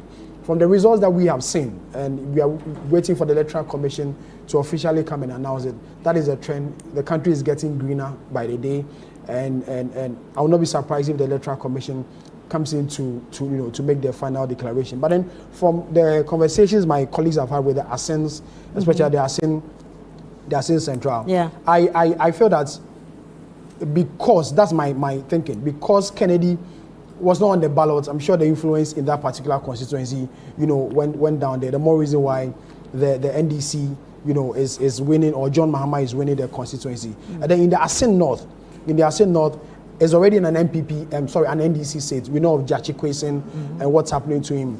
It will be exciting to see the result from Assin South, which is occupied by the Deputy Intim Fojo, and look at the figures from there as well. So we can do a proper comparative analysis of the entire Assin enclave and see how it is. But then when you compare the figures of Assin North from from this year to 2016, the MPP and John and Nana Akufo-Addo have won it consistently. So with the exception of 2020, when you look at the figures, that was in 2016, Nana Akufo-Addo of the MPP did 14,000, John Mahama did 12,000. In 2020, Nana Akufo-Addo did 16,000, John Mahama did 15,000, even though the NDC won that particular parliamentary seat. As I said, let's wait for the other Asen constituency and then we'll know. And you mentioned Ofoasia Arebi. Yeah. Ofoasia Arebi, it's always been blue. It's always been blue. Yeah. And I didn't predict or I didn't see it turning to green anytime soon. The coming in of the Kojo Oppong has improved the fortunes of the party in that constituency. If you look at the figures, from 2016, Nana Akufo-Addo 22,936, John Mahama 10,960. 2020, Nana Akufo-Addo 24,000, an improvement in almost 2,000 votes. John Dramani Mahama still stayed at the 10,000 that he got in the previous election. In 2020, Dr. Bawumia brings the number down. 2024, sorry. Dr. Bawumia brings the number down from 24,000 to 18,000. So the MPP commands that particular constituency. John Mahama appreciates its votes by some 2,000. So whilst John Mahama was going up from 2020 to 2024, Dr. Bawumia was bringing the figures down from 2020 to 2024. So the trend in Ofoasia Arebi has always been blue, and it will continue to be blue. Depending on the kind of candidates, the party is able, a strong candidate, the party foresee. The Kojo Oppong is a strong candidate. But the winning margin is not encouraging. It's not encouraging, and that is a challenge for the MPP. Yeah. And that's when I want to side with Salon when he says that there's a general mood of change. There's a general mood of change across the country, because if you look at 2020, 24,000 for for Nana Akufo-Addo. And 18. And then 18 for Dr. Bawumia. And then 10,000 for John Mahama. And 12. And 12. You could see that That's 12, it's that's almost 13. It's almost 13. I mean, for you to lose by 6,000, that's quite a margin. The figures don't really look good. Sorry, just a quick one. And for a place like Ofoasia Arebi, as you rightly mentioned, with the onset of Kojo Oppong, it brought more visibility to the area. And so you would have expected a better performance by the MPP in Ofoasia Arebi. So I go back to my question, Salom. Is it that after 2 terms, Ghanaians just want a change? Because if we are talking about Ofoasia Arebi and Oppong coming in, I mean, you can tell from 2016, 2020, but with how they performed in 2024, is it that after the 8 years, generally, regardless of what you do, we want a change? Or your good works must speak for you, regardless of how many terms you go? I don't know what you think, Salom. Well, I think it's a bit of both. There's a general wave of change. The economy is king. No matter how you position it, the economy is king. That's why in 2000, the very powerful message of Kufuor, Shaw sitting in Neto Abapa, reverberated, along the length and breadth of this country. The economy is king.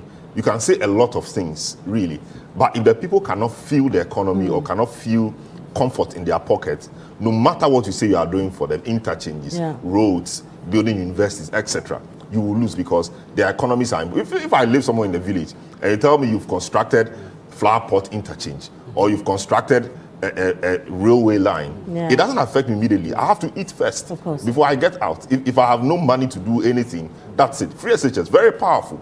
Very, very powerful. But I'm sitting here, I don't have a child in SS. I don't have a child in senior high school. So even though the free SHS is a good program, it doesn't directly affect me. All I care about is that I need money today in my pocket. I need to feed. I need to be able to change my clothes. I need to pay my rent. So the economy is key. All the other things are important. But they all stand on the economy. In fact, if the economy is so good, it will make nonsense of free SHS because I can pay. You get my point? So the economy was the real issue. And it cut across cocoa farmers. A lot of people, they felt the economy.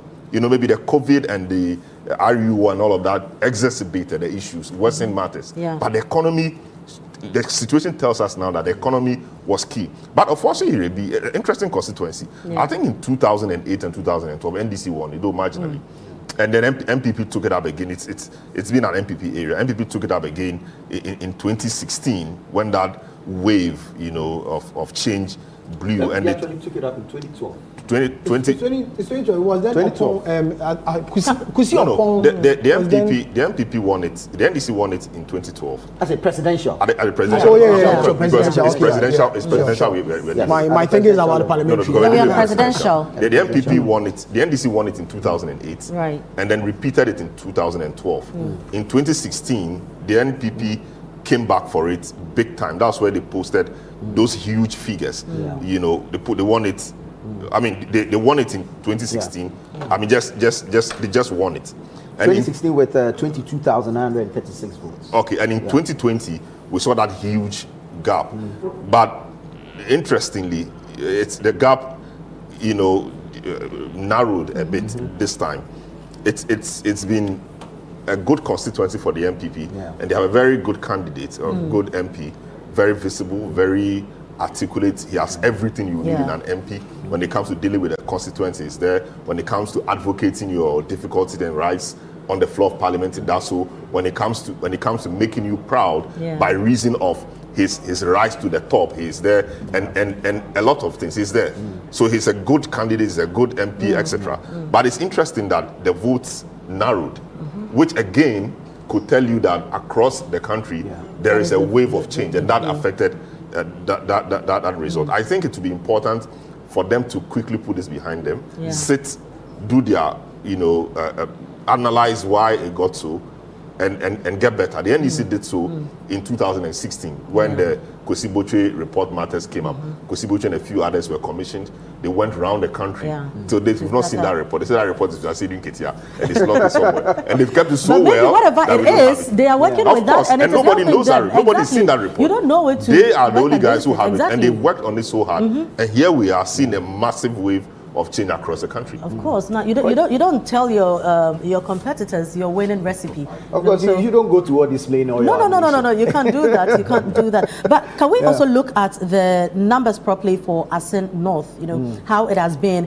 If the Jachukwesin case that came in has affected the NPP in any way, has it also given any kind of sympathy votes for the NDC? Because that issue was back and forth. People were not too excited about what happened generally, you know, and so we don't know how that would impact, you know, the elections. And with the numbers we see now, we don't know if it's just a general change or specifics, you know, accounted for that. So if you have Asin North, maybe if 2020, 2016.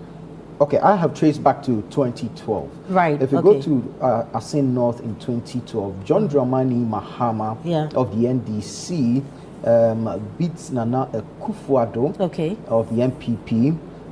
John Mahama polled some 14,830 votes in 2012, and Nana Akufo-Addo of the MPP polled 11,884. Okay. So that's for 2012.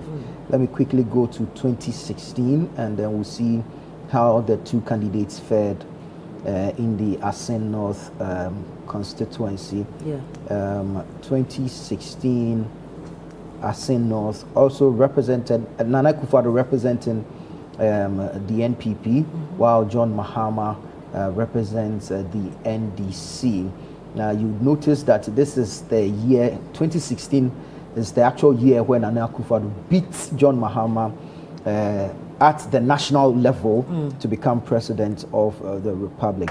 I'm still trying to pull up the results for 2016 for Asin North. Just give me a second here. But while we are looking at all the figures, you notice a trend that in the year that the MPP actually won the national elections or the presidency, there is a giant leap from their previous performance. Okay.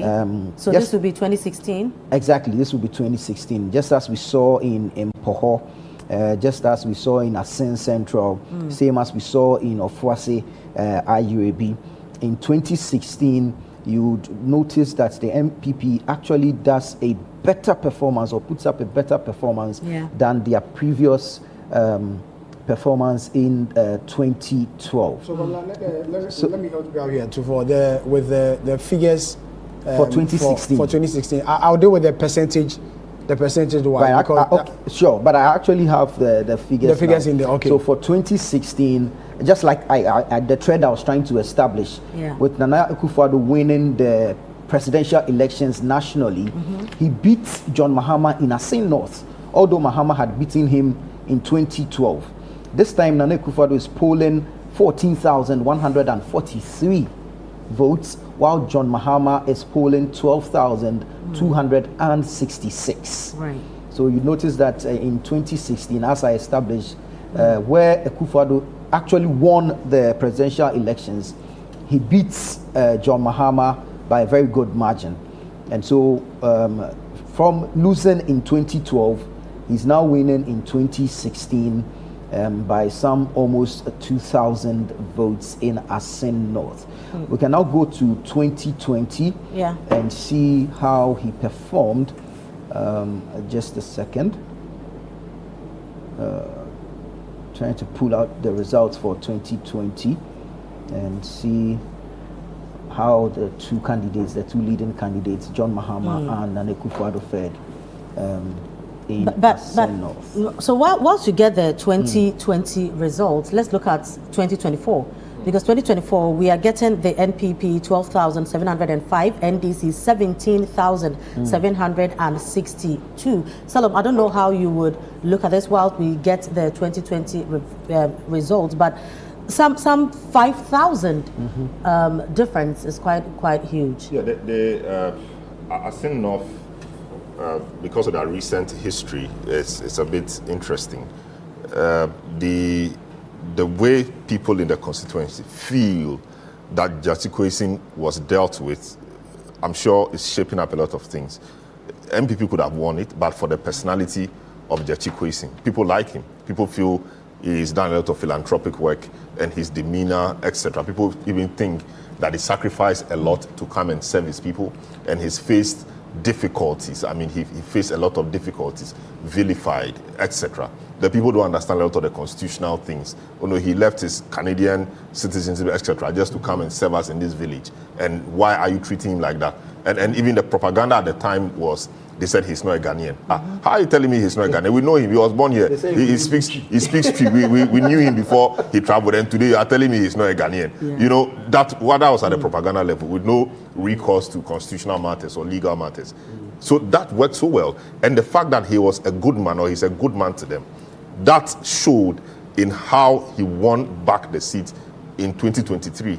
And the difference, I mean, the results here is not very different from what we saw in 2023. So I think it's the personality of their candidate that is doing the trick for the party this time around, even at the presidential level, even though you can't still rule out the general mood of change across the country. But in this case, the personality of the candidate has a lot to do in that particular constituency. You know, so we've had some big wigs of the NPP, you know, from time to time come out to talk to us. Yesterday we saw press conference after press conference, you know, accusations, counter-accusation, defense, you know, and all that. One person who spoke, I think around dawn, is former NPP chairman Peter McMahon. Let's take a listen to what exactly he said.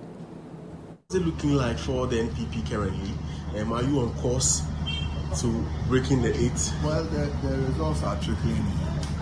I'm told there are some challenges at the constituency coalition centers. So, as me and you are here, we are waiting to have the certified results from the coalition centers. Okay, but I know we're able to know where we are going. Okay, but I know the parties have been doing their own coalition. How is it looking like for the NPP?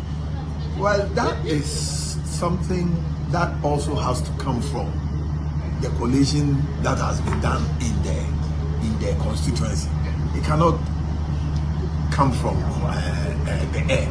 So constituencies or polling stations have to give them the results before it is quickly transmitted. I mean, we can't go beyond the Electoral Commission. But are you concerned about the delay? Very much. I'm tired as I sit here because obviously you are tired, I'm tired. So we are concerned. As party representatives, has the EC communicated anything to you as yet? Not yet. We inquired and they told us they are also waiting for the results from the constituency coalition centers.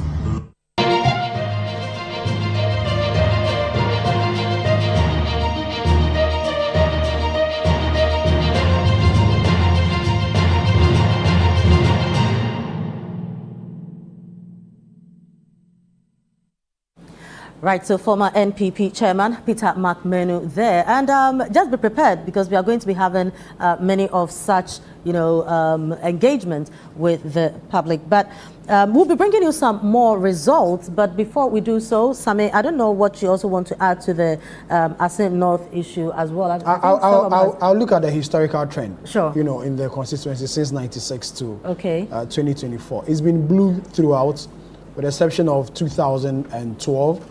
And then, yes, just 2012. Hold on that 2012. We'll come back to that. But let's take some more results, what we've received so far.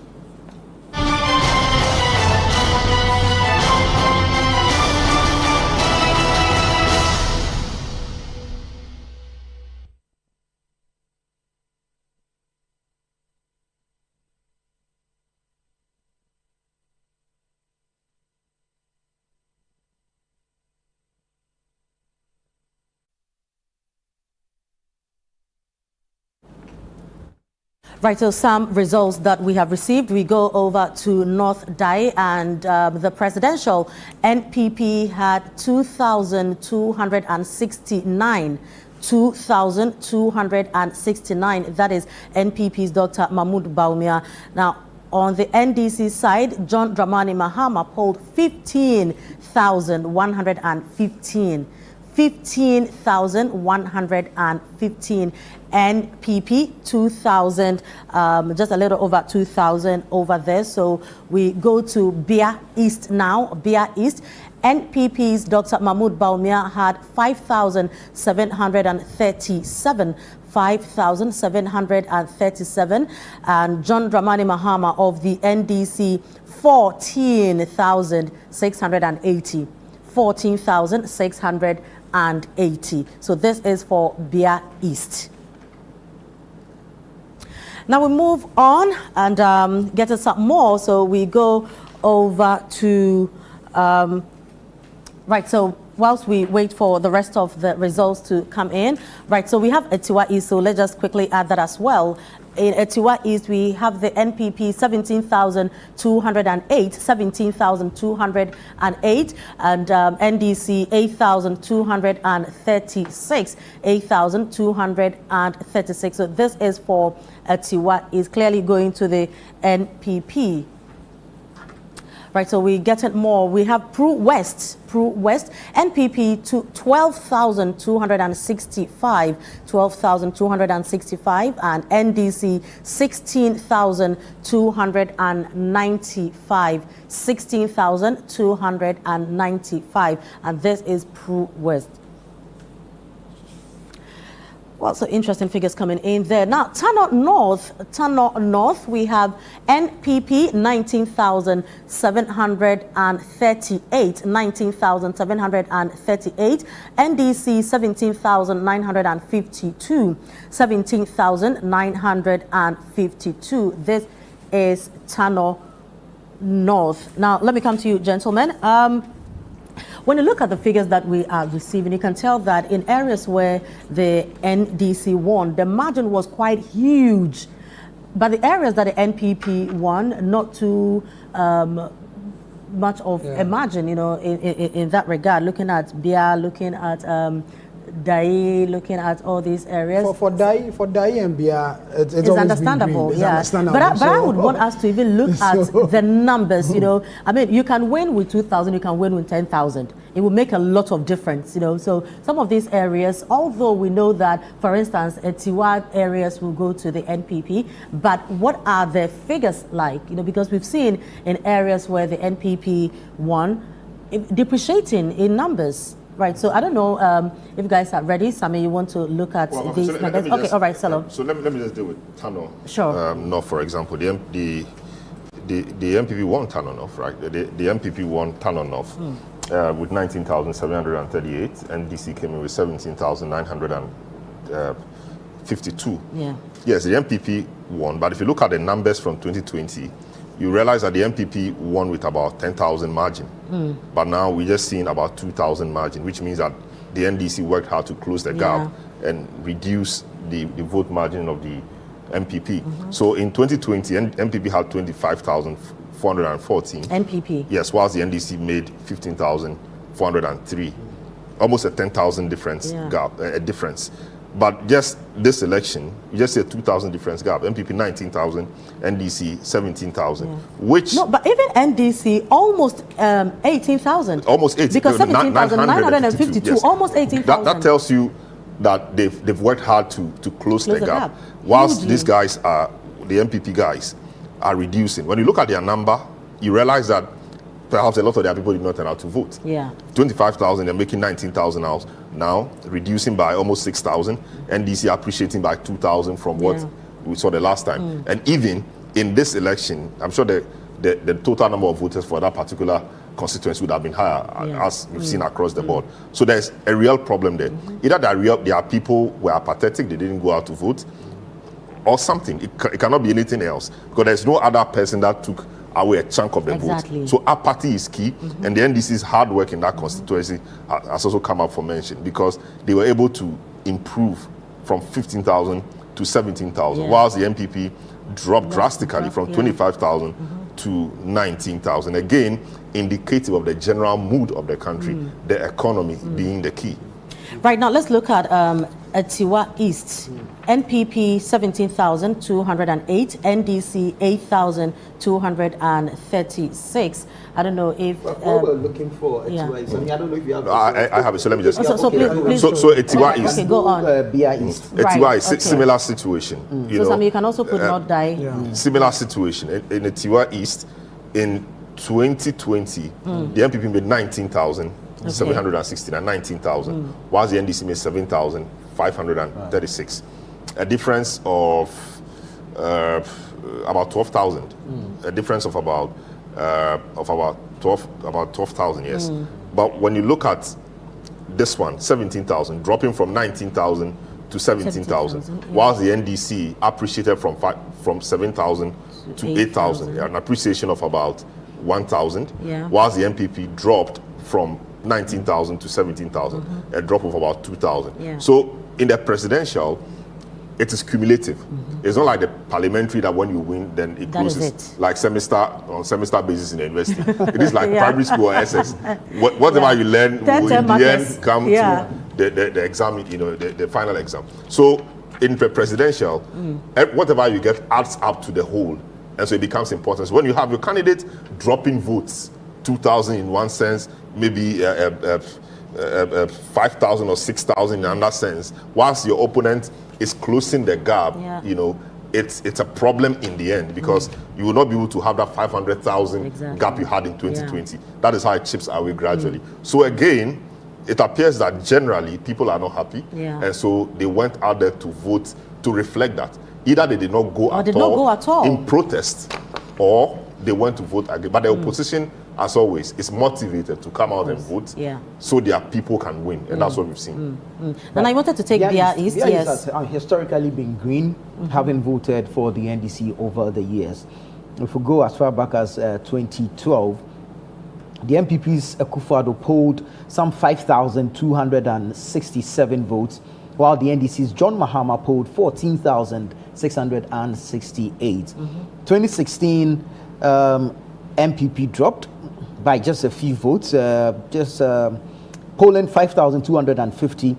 But there also NDC dropped votes. So from 14,000, the NDC came down to 10,899. 2016 and 2024 are very similar. Exactly. The kind of wind of change that blew over the country in 2016, pretty much is what we are beginning I'm to saying see. that if you look at the figures from the year which Akufo-Addo actually won the presidency, which is 2016, there are so many similarities you can draw with the results we are seeing now. Early days yet, but what we are seeing now suggests a similar trend. And so you notice that if JDM is dropping significantly in 2016, Akufo-Addo is gaining in 2016. But if you jump to 2024, JDM is gaining while Dr. Bawumia is losing. Yes, exactly. So let's go to 2016. MPP did well, polled some 8,141 votes. But then NBC increased or performed better, jumping from its previous 10,899 to 14,683. 2024, NDC stayed within its 14,000, and this time dropped just 3 votes. Yeah. Just 3 votes. And so from 2020, where JDM polled some 14,683, 2024 he's polling 14,680. So it's just a 3-vote decline. So we're safe to say that Bia East is a safe seat for the NDC. Exactly. They've always voted green. Exactly. They've always voted green. Wow. Bia East in the Western North region. And the numbers have not really changed, as we've seen in certain areas, looking at how the trends have been over the years. Yeah. It's just that there's a significant drop from Dr. Mahamudu Bawumia's performance as against Nana Akufo-Addo's performance in the last election. We have more results coming in, so we'll take them now and break them down for you as we move on.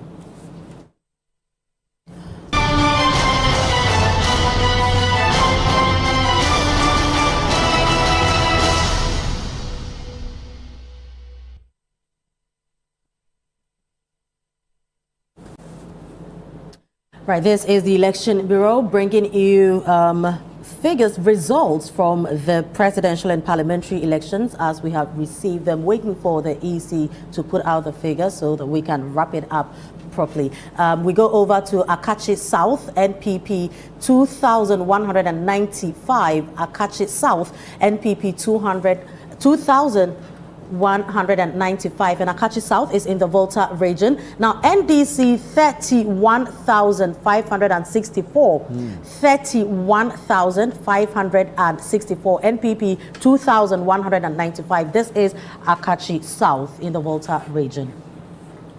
Now, Ekuapem South, we have NPP 16,516, NDC 13,232, Ekuapem South in the eastern region, NPP 16,516, and NDC 13,232.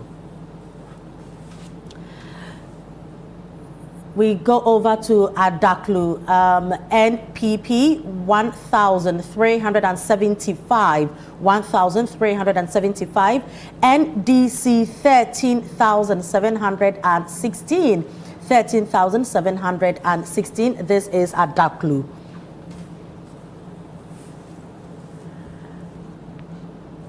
Right, so still having numbers, the results come in. We move over to Okre, also in the eastern region. The NPP polling 12,122, 12,122, and NDC 9,266, 9,266. This is Okre.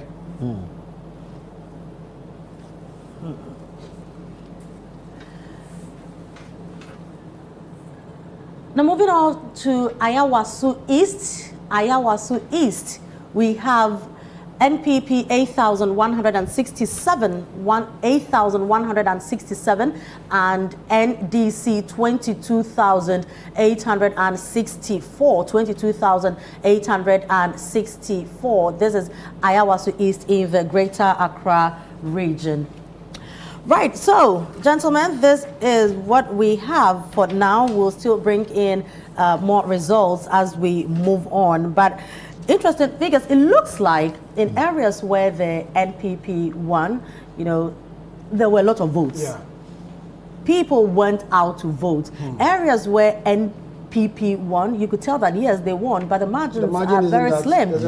I mean, a clear indication that where were the people? Because Selo mentioned earlier that if you have, for instance, your vote dropping, you doing away with some 6,000, you ask yourself, and your opponent appreciating with 2,000, you ask yourself, where are the 4,000 people? Clearly, these are people who were supposed to go out there to vote for you, but we can't seem to find their vote, meaning they were not there. So, Same, is that what you pick? That NPP people did not go out there to vote for NPP, but exactly. NDC guys were out there to make their party proud. Exactly, Frema, exactly as it says. I make a comparison of 2008. A similar situation is what we are seeing. Yeah. I've seen a post from a member of parliament who says that over 6 million people on the voter register did not turn up to vote. A majority of them are in the Ashanti region.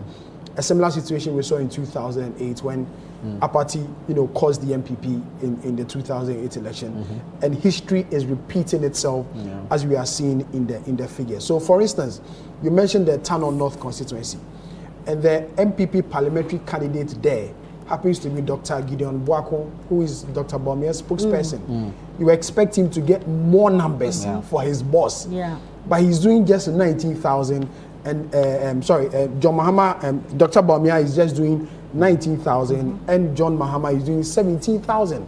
In a constituency where Dr. Bawumia's aide is MPP parliamentary. His mouthpiece is there. You expect a huge margin, in terms of the vote margin. But if you compare the numbers, it's just, I think, 2,000 at most, 3,000 votes between the two candidates. So it tells you, what's happening on the ground. But could it have been worse? It couldn't have been worse. It couldn't have been. No, it couldn't have been. What has the trend been for over the years? It's been a safe seat for the MPP from Frida Prempeh, time till now. It's always been. But when I say could it have been worse, meaning that if it wasn't Gideon Boakon, the mouthpiece of well, with the wind of change blowing, significant decline. Do you get it? Yeah. Could it have been worse? I'm not sure, because in the primaries of the MPP in the two in that particular constituency, it was Frida Prempeh against Gideon Boakon. Now Frida has held the seat, for a while, increasing the numbers. So the assumption was that even if it wasn't Gideon, Frida would have still pulled the numbers anyway. But I can't really predict, though. I can't really tell. But then I feel it's been blue throughout, and it was not going to change anyway. But Salom, before you come in with this, let me ask this question so that you just tie it in. Could it also have been the fact that whatever voters had against the NPP leadership or the Bawumia also affected, maybe with his spokesperson being that, if we love you are the man who communicates for you, so we are going with you. If it happens also like that, could it be that your mere presence, we just don't want to see you? It's possible. It's really possible. But like they say, all politics, especially at the parliamentary level, is local. I'm thinking that parliamentary race between Frida Prempeh and Gideon Boakon was a battle of titans. It was a deadly one. It was huge. You had Gideon Boakon of the vice president's office, a key person there, and Frida Prempeh, who at the time was Works and Housing Minister. And people thought, because she was Minister of State, she became Works and Housing Minister. People thought that she was rewarded for her good job, etc. And then she loses the seat, not with a lot of margin. And just after losing the seat, she loses her ministerial appointment. I mean, everything went wrong for her. When two giants are fighting like that, it sometimes very much entrenched. And once it's very entrenched, there are deep, cuts. There are deep, the fractures are deeper. That may have a toll, or that may have contributed somewhat. The fact that she lost her ministerial appointment soon after that, after the primaries, we had some reshuffle where the gender minister who lost to Kabiru also lost her ministerial appointment and all of that. So Frida Prempeh was affected. That will also anger her followers and may not go out and campaign and vote the way they would ordinarily have done if the primaries was not that tense, it was not that painful. So I think that may also play a role. I don't know how much of an effort Frida Prempeh gave to that push or that contest. She may have done something, but I'm not sure how much of that she did.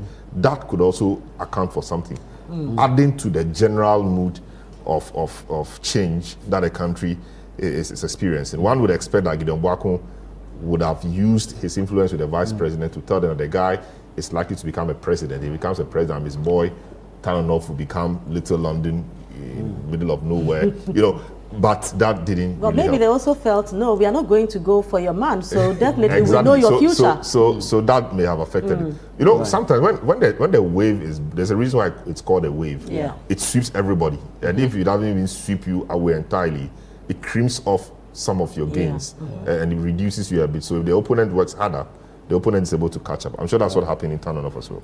Right, Nana, so which one are you looking at? Should Well, we go I'll take you to Ayawaso? Akachi North pretty quick, but then one thing you would also notice that, I mean, too early yet to conclude, but one thing you also notice that any election year that witnesses a significant level of apathy, it goes against the incumbents. Yes. I mean, that's what happens It's all a the general time. rule. That's what happens all the time. So most of the time, it's a you hear general people rule. say that opposition does not win election. It is incumbent that loses the election. Exactly. And it's very because true. you are the one. I mean, because if you are in power, you offend a lot of people, including your own people. People are disgruntled, they are angry, they are frustrated. So they may not go and vote for your opponent, but they will just stay off as a protest vote. And exactly what we are seeing in this particular trend. It's always Ghana against incumbents. Exactly. 2008, same thing happened. 2016, same thing happened. So the Akachi South. And then you can also see that it has an 8-year lifespan. There's an 8-year cycle. It happens after every 8 years. That's why my earlier submission. That's why my earlier submission. I said that 8 years is up, so your time is up. Whether you somersault. That's why I said in my earlier submission that Ghanaians have come to understand 8 years. Exactly. You don't go beyond 8 years. Whatever. Perhaps you can. Perhaps the voter feels 8 years is enough for you to have done anything, do whatever you want to do. Because during when we were watching the constituency, you heard people say that voters say that, oh, this MP, he's done well, she's done well, but we think that someone else should also come. You know, so is that our mindset? So regardless of whatever you do, as long as your second term is up, it means your time is up. But remember, the mindset of change is always with the presidential level than the parliamentary level. I mean, obviously. Yeah. A member of parliament could stay for a long time. The people still like him. They and love there are so many examples. There are so many examples we've seen. Some have been in parliament, you know, for all these years. But those people, you can tell the work that they do and how well they're able to engage their constituents. I mean, parliamentary seats, you don't take it for granted. Because you will go back and deal with the same people. Exactly. Okay, so it depends. I mean, those who, I wouldn't say were complacent or did not engage our people well, but most of the time you see those who also double as ministers of state, you know, always suffering because then you have too much work on your table and so you're not able to deal with your constituents. But I don't know if you feel same way. It's very possible that because at that level it is the human engagement. It is the mano a mano, the face to face. Because I know you from the community. You understand. It's not today that you become an MP and so we don't see you anymore. You are no longer and the guys in Lejokuku will define this for you. They will punish you for it. I mean, there are certain areas where it's not even about your performance. It could be something as petty as you not saying hi to me when you see me on the road. You're not playing football with us. You get it, and that's what I mean. There's so many things. And the local politics is always different from the national. It is very, very petty at the local level. It is always very petty at the local level. I've always said this story that, you know, when I followed Akufo-Addo in his presidential, you know, campaign from 2008. Remember, I went to a constituency in the central region there. And then once he was on stage talking about, I'll bring you free SHS, I'll do this. After the whole engagement, the chief met him one-on-one and said, Nana, free SHS, we agree. But the next town, they have a brass band. We don't have a brass band. so what we want for you is just get us a brass band and we vote for you. Thank you. I mean, everyone has. I mean, that's what's important to the team at that moment. Anyways, let's go to Akachi South and look at what the figures are saying. The MPP in 2012 polled just some 2,269, while the NDC did 29,761. It jumped to 2016. MPP improved on its performance, polling 3,260, and then you had the NDC decline to some 25,596. 2020, better performance, a decline for the NPP, where you had 2,789 for Akufo-Addo, and John Mahama also declining 11,160. Now, this should, I mean, this is where the crux of the matter is. If you jump to 2024 and see how the NDC performed regarding the presidential race in Akachi South, So mind you, there was a decline from 25,596 in 2016 to 11,160 for John Mahama. Look at what he's doing in 2024. 31,000. 31,000 from 11,000.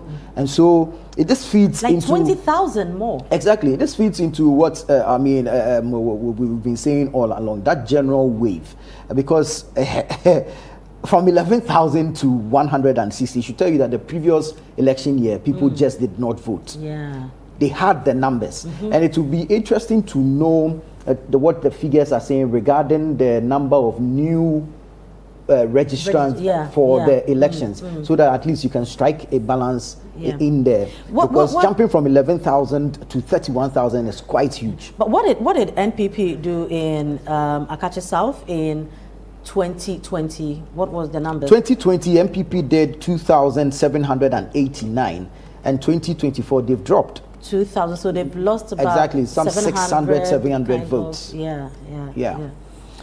In Anyway, the- that is Akachi South. Let's just stay in the Volta region, because North you asked me to do the Northton constituency as well. It's always been green. It's always been green. And the best time the MPP performed well was in 2020 when MPP did almost 4,000. The rest has been 2,000. So in 2012, MPP Akufo-Addo did 2,246. John Mahama of the NDC did 34,000. What a huge gap. In 2016, MPP did 2,843. NDC was doing 31,155. In 2020, Nana Akufo-Addo did 4,149. In 2020, John Mahama did 41,847. In 2024, Dr. Mahmoud Bawumia did 2,269. John Mahama is doing 15,115 votes in the Northton constituency. So when you look at the figures, it's always been green. And the best time the MPP performed well, if I would judge it that way, was in 2020 when Akufo-Addo did 4,000 thereover.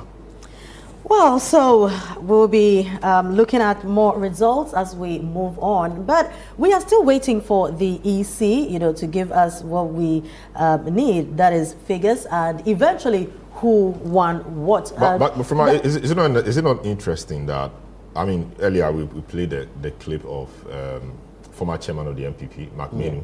Yeah. Of course, the way a lot of them speak show that things are not fine. But he said they were waiting for the EC, and that they're waiting on the collation centers to deliver the results. Yeah. Meanwhile, we were told that by 8 p.m. on election night, they would give us the results from their own sources. And since when, in the last few elections, have they waited for the EC's result? They've always done their collation with their master, system. But since I've seen enough, we've not seen that. No, this time they say they want to wait for the Okay, EC. So with Mark Manu saying they are waiting for the EC, Sam George too says that he does not understand why they're not getting anything from the EC. So it looks like the EC will always delay. Exactly. It will always because what comes out it's final. We've had issues where there were mistakes and the EC will always delay. So this is what Sam George has been saying. It's just unfortunate. It makes no sense. We've had all the pin sheets here before 12 midnight. It's 6 a.m. 6 hours, and we're not done with even just entering 206 polling stations. I just don't get it. This is clearly lack of efficiency. It's frustrating. It's as though this is intentional punishment because they're not done with presidential. We haven't even started parliamentary. At this rate, we're going to be here till 12 midnight. I haven't slept since Thursday. Did you hope to probably have a word with the EC officials on how for them to proceed in terms of the pace at which they are moving? I understand they say there's one person who's supposed to. The gentleman looks sleepy. If he's supposed to have done this, he's not supposed to have done anything in the course of the day. He's supposed to have been fresh to work through the evening and the night. But he's been sleeping. He took a 3-hour break to sleep. I was at the collation center. I saw him doing nothing actually until the data started trickling in and he started imputing same. He looks he looks sleepier than me, who hasn't slept in 2 days or 3 days. I just don't get it.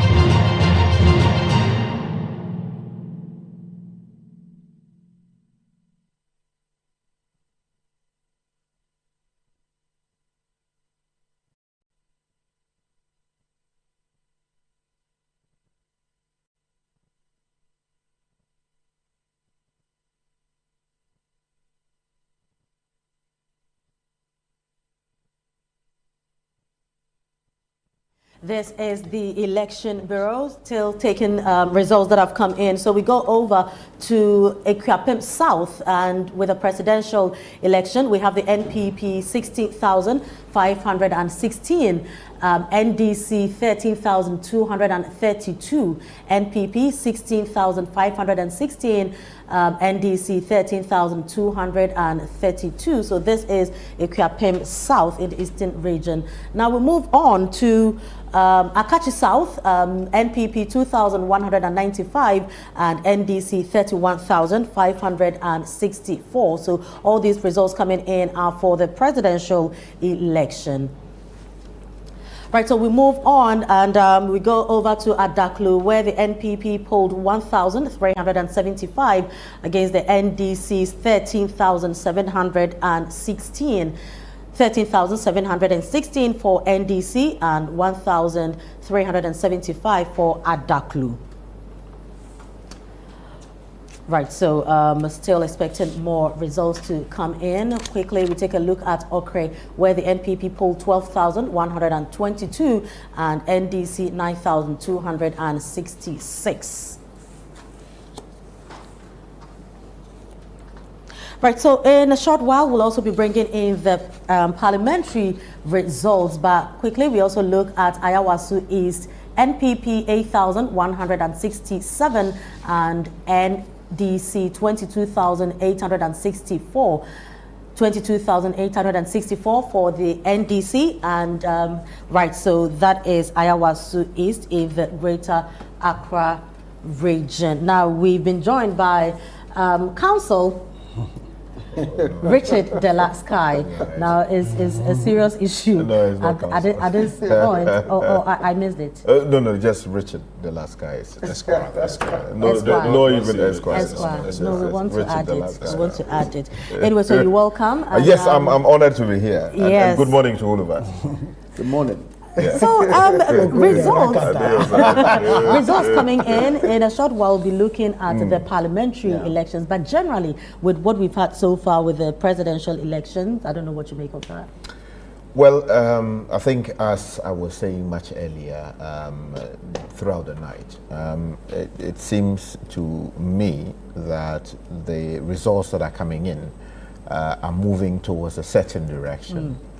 And the appetite for change appears to have found its way into the ballot boxes. And based on what we are seeing across the country, it does seem that it will take some earth-shattering miracle to confirm otherwise.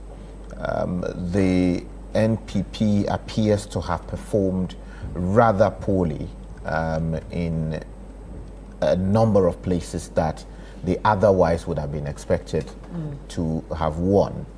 And a number of factors may well account for that. We'll be going into that. But my general impressions are that this appears to be a verdict or a referendum, if you like, on the tenure of the current administration.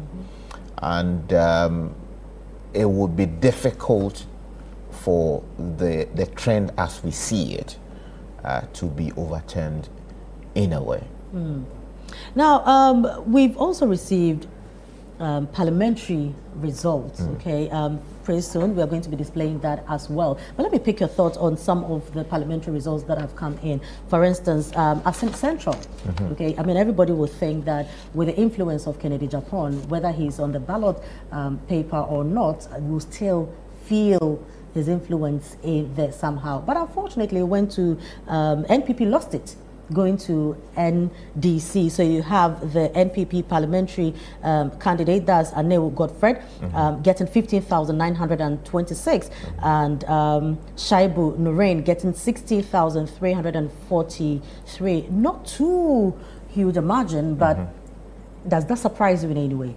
Well, it does not surprise me because of what I know about the general attitude of the party people in the constituency and what many had perceived to be an unfavorable outcome of the 2020, is it 2023, it would seem, yes. The primaries? Yeah, primary election primaries for the NPP.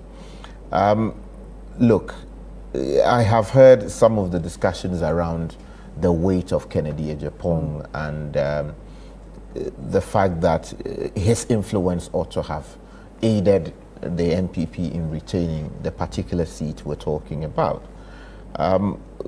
Unfortunately, I think there are alternative facts.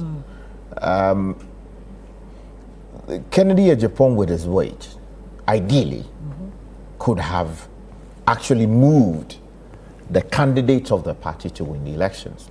But the question is, the people on the ground, did they feel the presence of Kennedy Agyapong? Now, after he decided he was not going to run again, after he decided he was going to run for president, after the elections ended, we saw what appears to have been an attempt to support the party candidate. But was there real support? That's a question that the party people need to ask themselves. And then also, there was so much damage done by Kennedy's own utterances to the tickets that the NPP presented for the 2024 elections. Now, when it came down to it, in the dying embers of the campaign, what the NDC went with to the people of Ghana, these were voices, videos of Kennedy Agyapong saying the most destructive things that anyone could have thought of about the candidate presented by his party. You understand? So, you hear people from within the party suggest that, look, one of the biggest beneficiaries, and I made this point much earlier on radio some time ago, of the NPP administration will no doubt have been Kennedy Agyapong. But beyond that, what did we see? He was also one of the most critical of the administration. You hear, oh, I know this, I would expose this. I know this, I would expose that. They took this from me, they took that from me. And if you dare me. If you dare me. You know, and the people of Ghana were reminded of all these. Of all of these things.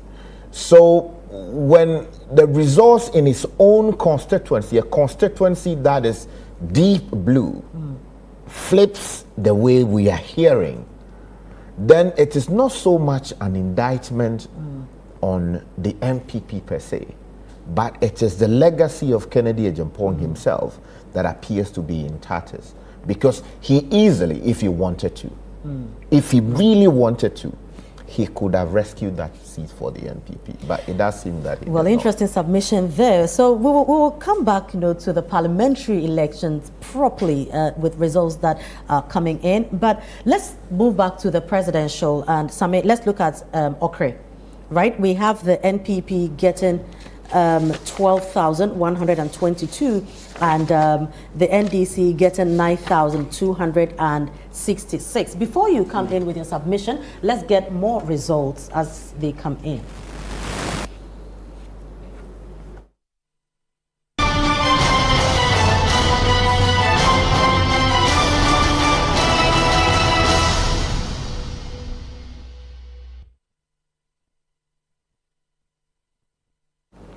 Right, this is the Election Bureau. Results coming in. We go to Abrim and NPP 16,841. Abrim, NPP 16,841. NDC 12,517. NDC 12,517. These are the results coming in for the presidential in Abrim. Now, German North, we have NPP 12,837, 12,837, NDC 22,622, 22,622. Now, moving on from German North, let's look at Brekum West. So we have in Brekum West, NPP 7,686, 7,686, and NDC 12,218, 12,218. This is for Brekum. Now we move on to Nabdam. The NPP polled 5,959, 5,959, and NDC 11,393, 11,393 for Nabdam presidential results. We go to, where the NPP polled 8,346, 8,346. NDC had 12,083, 12,083. So these are the results that we have for you now. We'll be updating you as we move on. So let's move to, I don't know who wants to take what. Can we start from Brekum? Anybody has a Brekum? We're trying to pull. We are trying to pull the data for Brekum and look at previous, outcomes. I think we probably dealt with Okre. No, we've not done Okre. So let's go to Okre. So Okre, yes, MPP 12,122, NDC 9,266. MPP won. But again, if you look at the historical trend, just 2020, you realize that the NDC appreciated by about 2,000 votes, whilst the MPP reduced by some 12,000, some 4,000 votes. So you could see somebody closes the gap by 2,000, somebody drops it. Yeah. So that at the presidential level is not good because for the president it's cumulative in the end. Exactly. So that clearly is not good. So you could see that the 500,000 votes that the MPP had over the NDC in 2020 is closing. Yeah. And so it will close to the point that now you have the NDC rather opening the gap. When you go to Ayawasu East, for example, in 2024, MPP got 8,167, NDC 22,864. All right. But when you go back to 2020, you realize that MPP had 13,904. So there's been a drop of about 5,000. About 5,000 is being shaded off to now 8,000. NDC, on the other hand, NDC also dropped a bit, about 2,000. You'll have to pause here for me because the Electoral Commission is having a press conference now, so we'll take it and then get back to the conversation. Mr. Panobiu.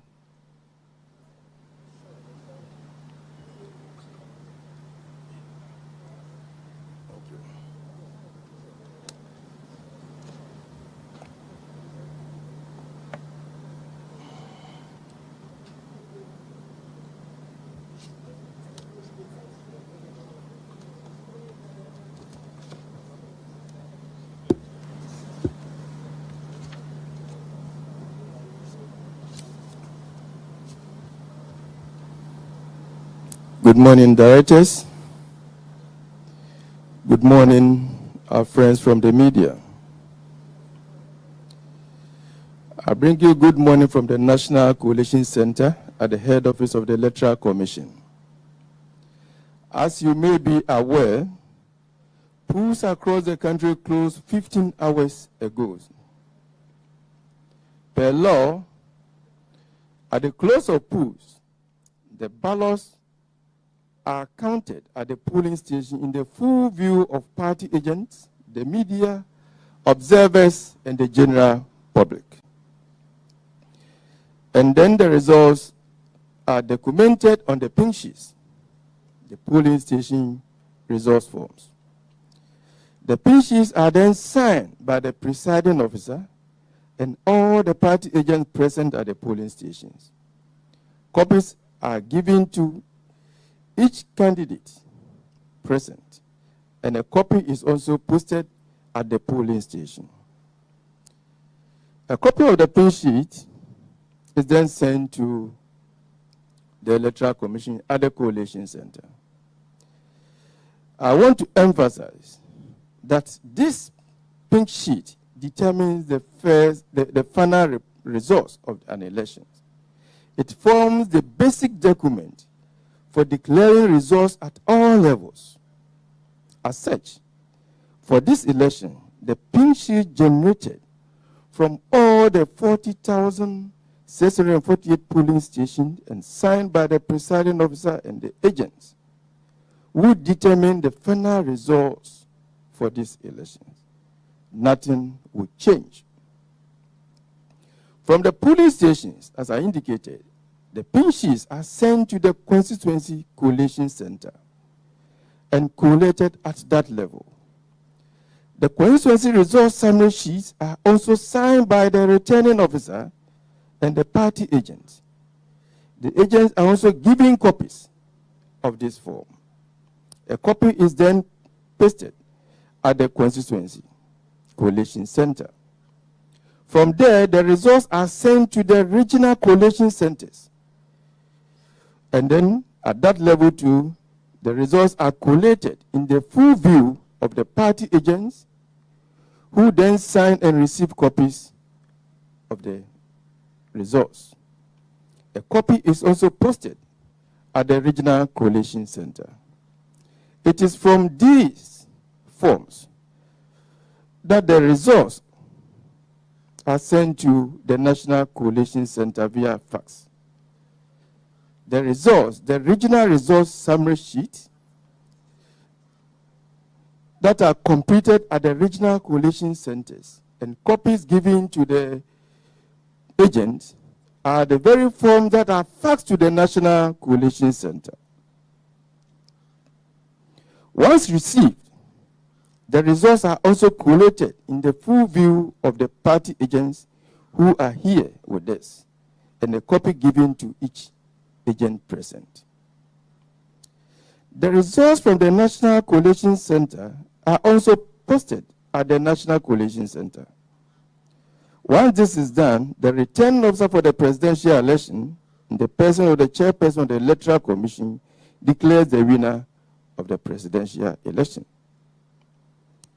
For the information of the general public, as we speak, no results have been received at the National Collation Center. And I repeat, no results have been received at the National Collation Center from the regions. Our feedback from the field is that the results are trickling in to the regional collation centers. Hence, our inability to publish these results at the National Collation Center. We want to assure that as we receive the results, region by region, they will be published. We urge all citizens to exercise patience and follow the EC's periodic announcement. We will keep you updated as we have done over the past 24 hours. We also call on both our permanent and temporary officials across the country, particularly the constituency collation centers, to stand firm and carry out their duties as expected of them. We also urge the agents of the political parties to cooperate with our staff to ensure the smooth transmission of results at both the constituency and regional levels. We are grateful for your attention. Thank you. Thank you, Director, Electoral Services. On this note, the update for this morning comes to an end. We'd like to thank you very much for coming, and we usher you back to the NCC. Thank you very much. Bye.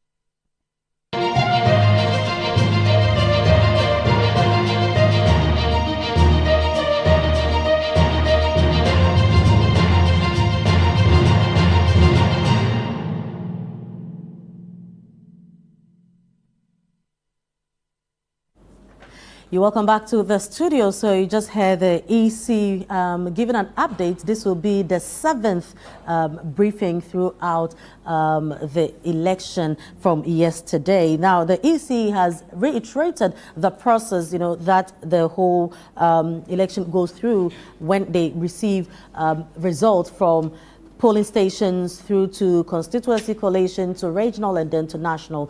Now, gentlemen, I'm sure you heard the EC say that so far, currently, as it stands, they have not received any results at the national level. I don't know if people need to slow down or what we have received, considering that we've in the past also learned that elections are won at the polling stations. Once you have your pink sheet, you know where it's going. Should that be? Should we just wait for the EC, Nana? Well, basically what the EC is doing now is managing expectations and, of course, the demand on it to do what it is expected to do.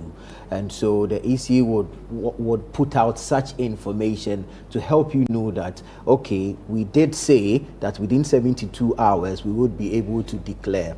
However, the reality is that the process hasn't gotten to the stage where we are able to come out at this time to say anything. We are not even at 72 If we are hours at 276 constituencies, and as at now, the EC is telling us that not a single result has been transferred or transmitted to the National Collation Center, then of course, please, they are telling us to relax. Go about your normal business. We said 72 hours. We are not even there yet. So relax. Don't put pressure on us. Allow us the room, the time, and the sanity to be able to effectively deal with it, because it's a figures game. Yeah. It's a numbers game. And if you get it wrong, you mess up a lot of things. And so basically that's what it, and you can also understand with over 18 million voters, over 40,000 polling stations, 276 constituencies, clearly, it would take a while. And it wasn't as smooth a process as we would want to believe.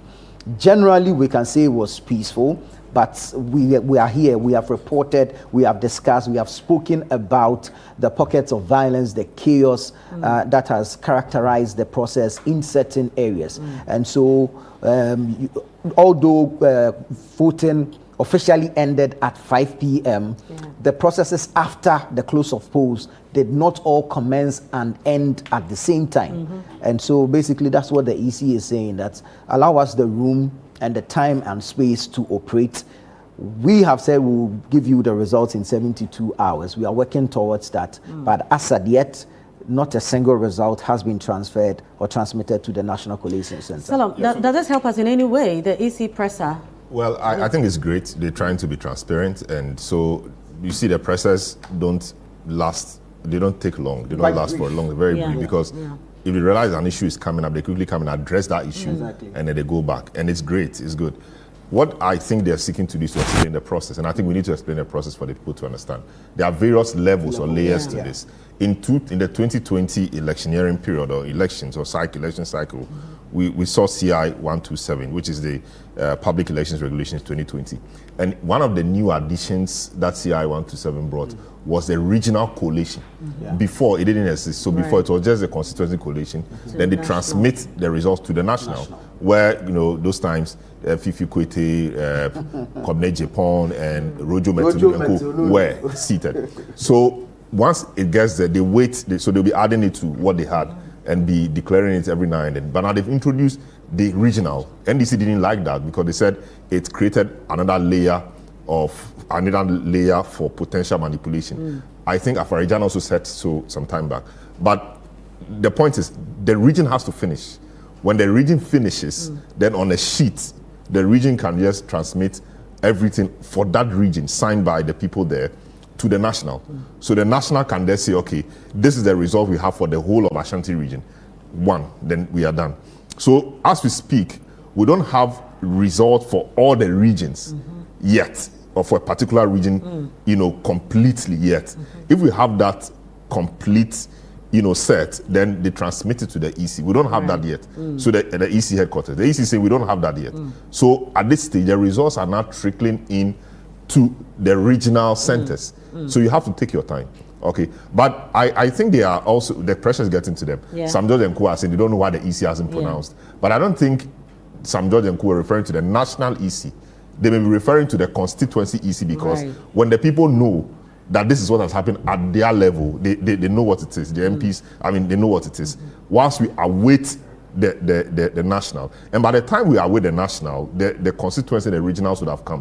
People would have done their own coalition and had a sense of what it will be provisionally before the EC itself, national, makes the pronouncement. Usually it doesn't change that much. And so it even helps reduce the pressure and anxiety in the system and takes off the tension from the EC itself, because what you're coming to say will not be totally new. People would have had a sense of what it is before you even say it, just to confirm. So I think it's great. They've tried to explain the process, but that is what it means. There's a new layer of regional coalition.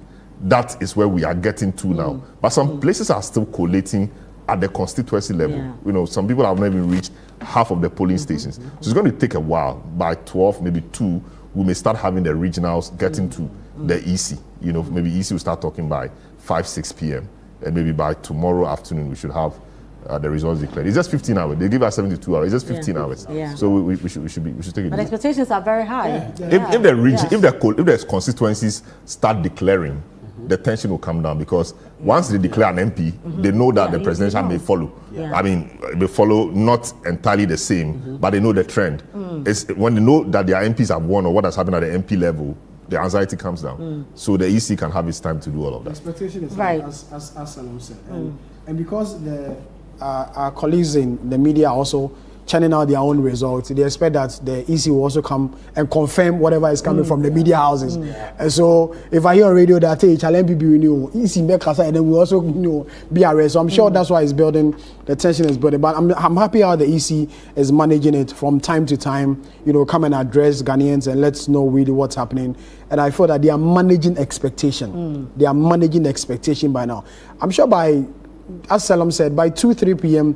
we should get the national picture and know where the result is tilting towards. But in 72 hours, we shouldn't rush them. We should allow them to do what they are supposed to do. After all, they can't change any result anyway. But I don't know, Sky, if that's the same sentiment that you share. So can we say that those who are ready, especially for parliamentary, who are jubilating, should slow down? Can it happen that things can change? I mean, if I've been at the polling stations, if I've seen my agents are there, we've collated the thing, this is what we got. I mean, 1 + 1 is 2. Whether it is you doing the mathematics or I am doing it, you can't change the fact that 1 + 1 is 2. But would you say that manage your expectations, hold on, wait for the EC, or we are just waiting for confirmation from EC, so at any time that EC decides to talk, we know what is happening? Well, since last night, I've been talking about management of expectations, because there are a number of layers to it. First of all, as political parties, the serious ones, not the ones who are in it for their own parochial interests, the serious political parties, the NPP and the NDC, as of now, do have a fair idea where this thing is headed. Because these are people who have deployed over 40,000 polling agents around the whole of the country. And all of these polling agents, at the end of the elections, received what is known as the pink sheets. And that is in line with Regulation 43 of CI, 127. which talks about declaration and publication of parliamentary election results. Now, what it means is that at that polling station where you are a polling agent, you are giving a document, which document you would have signed, indicating that, look, you are satisfied with the ballot counting process at your polling station. Where you disagree, there is a procedure for voicing that concern. Now, your job as a polling station agent is to transmit that report to either your regional officer or the national headquarters where they are doing the national collation. I'm talking about the party people. At the national collation centers of the various political parties, particularly the NDC and the NPP, they also have a system of receiving the results and they have a system of computing. So they add Somebody is in charge of Ketu South constituency. Somebody is in charge of the Ketu North constituency. So his job is to be adding and adding and adding. So if you receive the results from all these 40,000 people, you as a political party leader, you would have a fair idea as to how this thing is shaping up. And then, of course, your party people become aware because you are telling them that what this is the picture we're seeing across the country. But of course, these are provisional results. The only institution given the authority to make a declaration as to who has won at the parliamentary level and who has won the presidential election is the Electoral Commission. So at the constituency level, when the various polling stations making up a constituency come together, the presiding officer or the returning officer for that constituency makes a declaration in line with regulation 43. Right? That, okay, we have added up all the polling station results in this particular constituency. And the numbers show that Frema Edu Nyame has won the, the Kwabre constituency of the Eastern region. And then your hand is held and that declaration is made. Right? That merely confirms what would have happened across the whole of the constituency on the face of the pink sheets that were submitted. Yeah. But I must say that even at the collation center, there's a requirement for a challenge. So, for instance, let me read a provision under the rules for you. If you go to declaration and publication of results, it says that subject to regulation 42, and I'm reading 43, immediately after the results of the poll for all the polling stations in the constituency of the returning officer have been given to the returning officer, the returning officer shall, in the presence of the candidates or the representatives of the candidates, or not more than 2 counting agents appointed by each candidate, 1, which is A, assemble the results from the polling stations without recounting the ballots in the ballot boxes, except where there is a challenge by a candidate or a counting agent in respect of a specific ballot box. So it is not all the things. So if there is an issue as to what has happened to a particular ballot box, you can raise that challenge. And then where there's reasonable grounds to believe that there is an issue, it will be dealt with. Now B says, fail the parliamentary election results summary sheet as set out in Form 1D of the schedule. Right. And then C says, give public notice of the total number of votes cast for each candidate. Very well. We'll come back to that. But, with managing expectations, we have some parliamentary results coming in. So let's take these and then continue the conversation. So we have parliamentary seats coming in from Second D. Now, with Second D... Second D.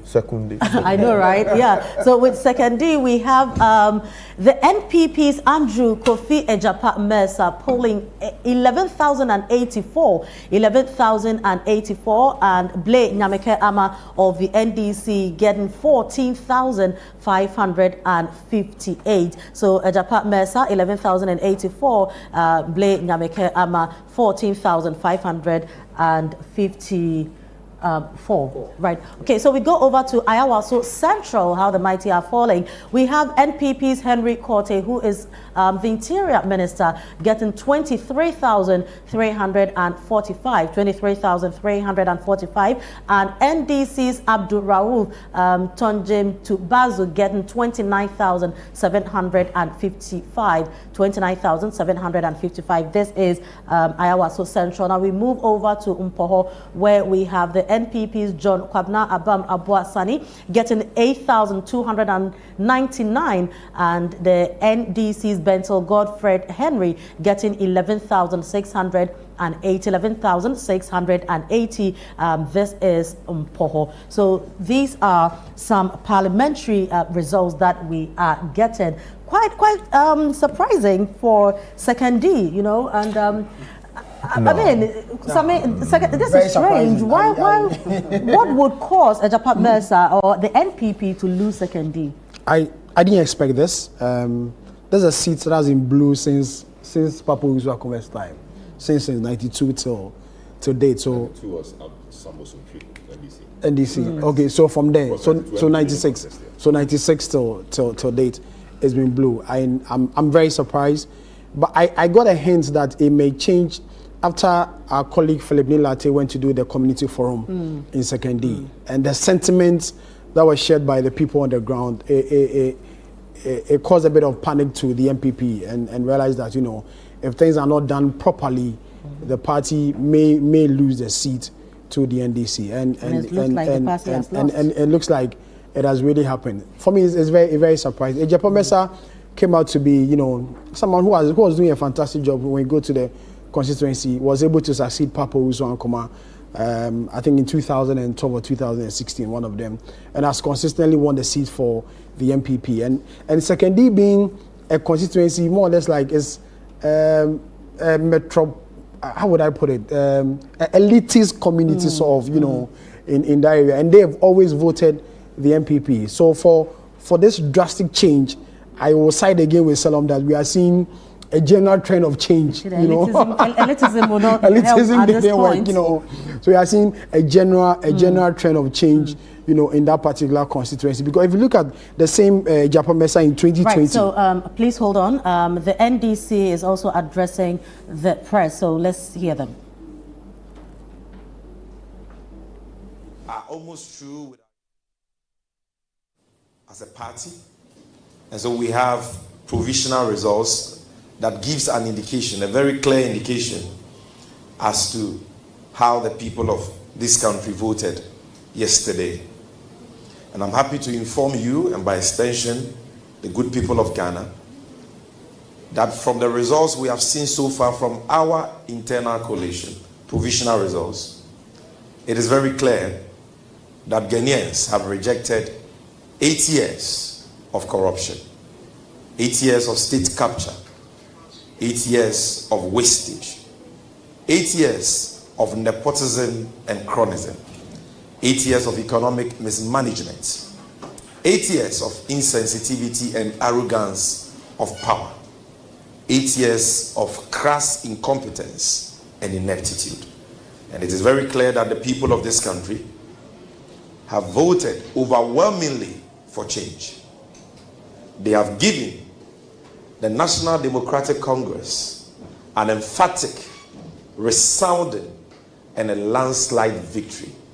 And in fact, the provisional figures we are seeing from our internal coalition show that this landslide, this overwhelming, resounding victory given the NDC in both the presidential and parliamentary election is unprecedented in the history of Ghana as far as this Fourth Republic dispensation is concerned. That is taking out the 1992 elections won by Flight Lieutenant Jerry Joe Rawlings of blessed memory, our founder. And so, ladies and gentlemen, we want to update you because clearly we are all experiencing significant delays on the part of the Electoral Commission relative to the collation of results at the constituency level and the declaration of parliamentary results at the constituency level. And as part of our quest to promote transparency in this electoral process right from the start to the end, we deem it necessary to update the nation now on the provisional results we have so far collated as a political party. And so if you look behind me, you will see 8 screens. And on these 8 screens, you will see a summary of our collated results for the presidential election. And from the screen, if you look at the far left, my far left corner, you will see that so far of the results that have been collated, the National Democratic Congress has garnered, even before I get there, you look at the far left corner, the bottom part, and you will see that out of the 40,976 polling stations, 40,976 polling stations, we have received results from our agents covering 38,896 polling stations. And these are results backed by pink sheets. We have pink sheets from our agents in 38,896 polling stations out of 40,976 polling stations in Ghana. The total valid votes involved in these 38,897 polling stations are 11,159,430. The total rejected ballots that we have recorded is 228,443.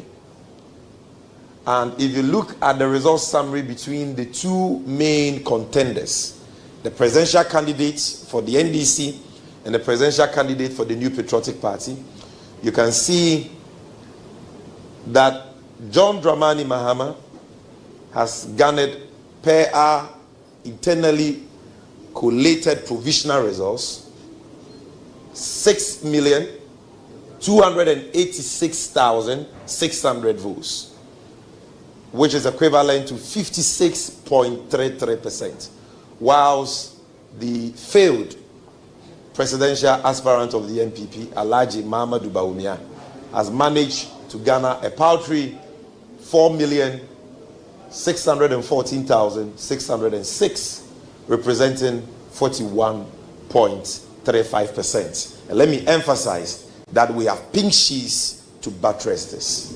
And so it is very clear that the people of this country have voted for change. And this is not just a vote for change. It is an extraordinary vote for change. It is a historic event that has happened in our country. And we are grateful to the people of Ghana. What we want at this stage is for the Electoral Commission to fast track the collation process at the constituency collation level, because we see evidence of deliberate delay on the part of some, not all, some EC officials at the collation, at the constituency collation level. And I'm going to give you further and better particulars to that effect. Now, aside this, we also have provisional results for the parliamentary elections across the length and breadth of Ghana. And the trend is not any different from the overwhelming presidential mandate that the great National Democratic Congress has been given by the people of Ghana. We have it on authority that in the Upper East region, out of the 15 constituencies, the NDC has won 15 over 15. 100%. We can also tell you on authority that in the Upper West region, out of the 11 constituencies, the NDC has won 100%, 11 over 11. We can tell you on authority that in the northern region of Ghana, based on our internally collated results, provisional, the NDC has won 11 out of the 18 constituencies. We can also tell you on authority that in the Savannah region, the home region of our presidential candidate and the president-elect of the Republic of Ghana, the NDC has won 6 out of the 7 constituencies there. I'll come back and explain to you, some concerns we have with that one constituency, Damango.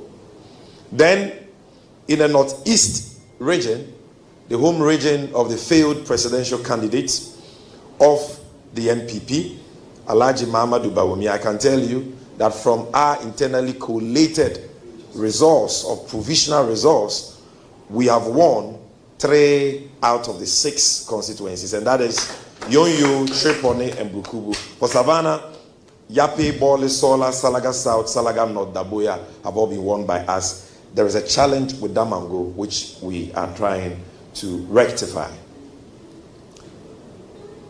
For Upper West is 11 over 11, so I need not mention the constituencies. Upper East is 15 over 15, I need not mention the constituencies. I will share with you the 11 constituencies in the northern region, which we have won convincingly. And in fact, we've won, there is one seat that went to an independent candidate at Willency, and that is an NDC member. If you add that, that will be 12. But officially, what we have won, the number of seats we have won per the provisional results, we have collated internally 11 constituencies. And these 11 constituencies are Tamale North, Sagnerigu, Kumbungu, Tamale South, Mion, Sabuba, Tamale Central, Zabzugu, Tatale, Nanton, and Yendi. Of course, Willensi has been won by an NDC person who ran as an independent candidate. Now in the Bunu East region, the home region of the incoming First Lady of Ghana, I can tell you on authority that out of the 11 constituencies, we have won 10 out of the 11. And the only one that we didn't win is Techiman South, but all others, so I need not mention them, we've won. I can also tell you that in the Bono region,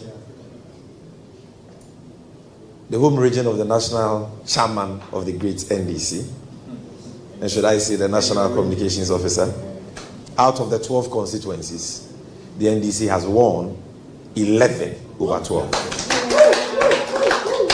And we have won in constituencies that the NDC has never won since the 1992 elections. And it is unimaginable, unbelievable, incredible that even some of us struggle to believe the scale of the victory that God has graced us with and the people of this country, have given us. Then in the Ahafo region, out of the 6 constituencies, I can tell you on authority that we have won 5 out of the 6.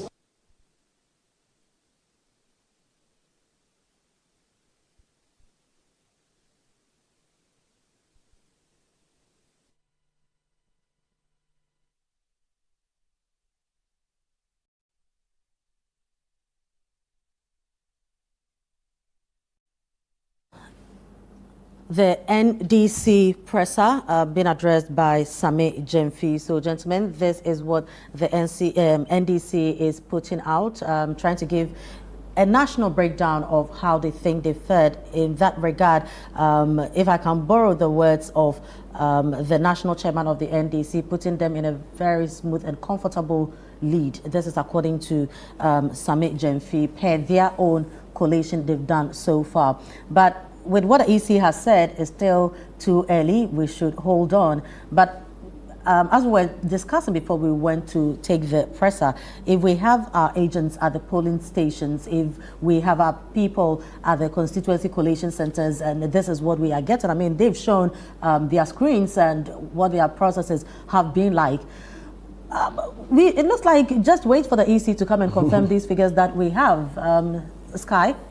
Well, I mean, traditionally, what you normally have is parties claiming that this is what their national coalition center or internal coalition is telling them. Then you have the opposition or the opposing ticket also make all kinds of claims. Normally what happens is that there has to be a relationship between what is claimed and what is available in pin sheets for the various political parties, as I was saying much earlier.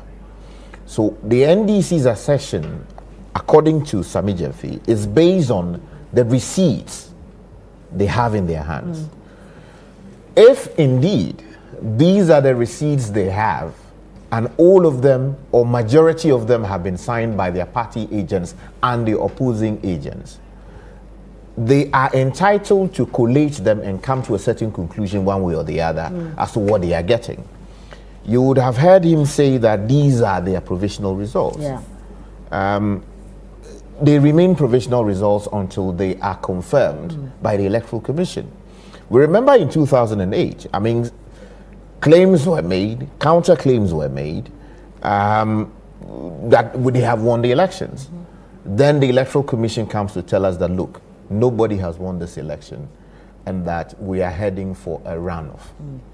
Even after the runoff, there were claims and counterclaims. Ultimately, the Electoral Commission said, look, the numbers that we have, there is time that would have to help us determine who is the ultimate winner because of how close the results were, because that election was won with in excess of 40,000 votes or thereabout. So time eventually determined what exactly happened in 2008. But it is important to say that what the NDC is claiming is not substantially different from the picture that, as journalists, we are picking up, right? But those claims can only be validated if at the end of the day, declarations are made at the various polling collation centers and people's hands are raised as the MPs elect in the respective constituencies. Of course, the NDC may well be entitled to make their claims. The MPP, as I understand it, would also be organizing their press conference in a short while. But let us be clear that as we speak, the EC says it has not received results from the various constituencies as to what the picture is around the country. Of course, it is only the presidential elections that the returning officer in Accra will declare. At the various constituencies, it is the returning officers in the various constituencies who would declare the various MPs elect. But the NDC are entitled to say what they are saying. If indeed they have received all these numbers they say they have received from their agents. Because as I said, at every polling station you would have received a pink sheet giving you a certificate as to how the polls went for you. Salom, thank you very much, Sky. Now, Salom, if the numbers that Sammy Gyamfi mentioned is anything to go by, then it looked Parliament to be quite an interesting sight to behold. Yes, that will be a sweep, a shellacking. That will be a humiliating defeat, really. But we're still trying. I think Sky is punching the numbers to see what it will come to. 15-15 in Upper East, 11-11 in Upper West, 11-18 in the Northern region, 6-7 in the Savannah region, 3/6 in the Northeast region, 11/10 in Bono East region. They lost, according to them, Techiman South, and 12/11. What do you call it? 11/12. 11/12 in the Bono region. So that is the picture they painted for us. And then in the Ahafo region, according to them, they had 5/6. So that's huge. Of course, Ashanti hasn't come. Ashanti is 47. Maybe that'll be around 43, 47.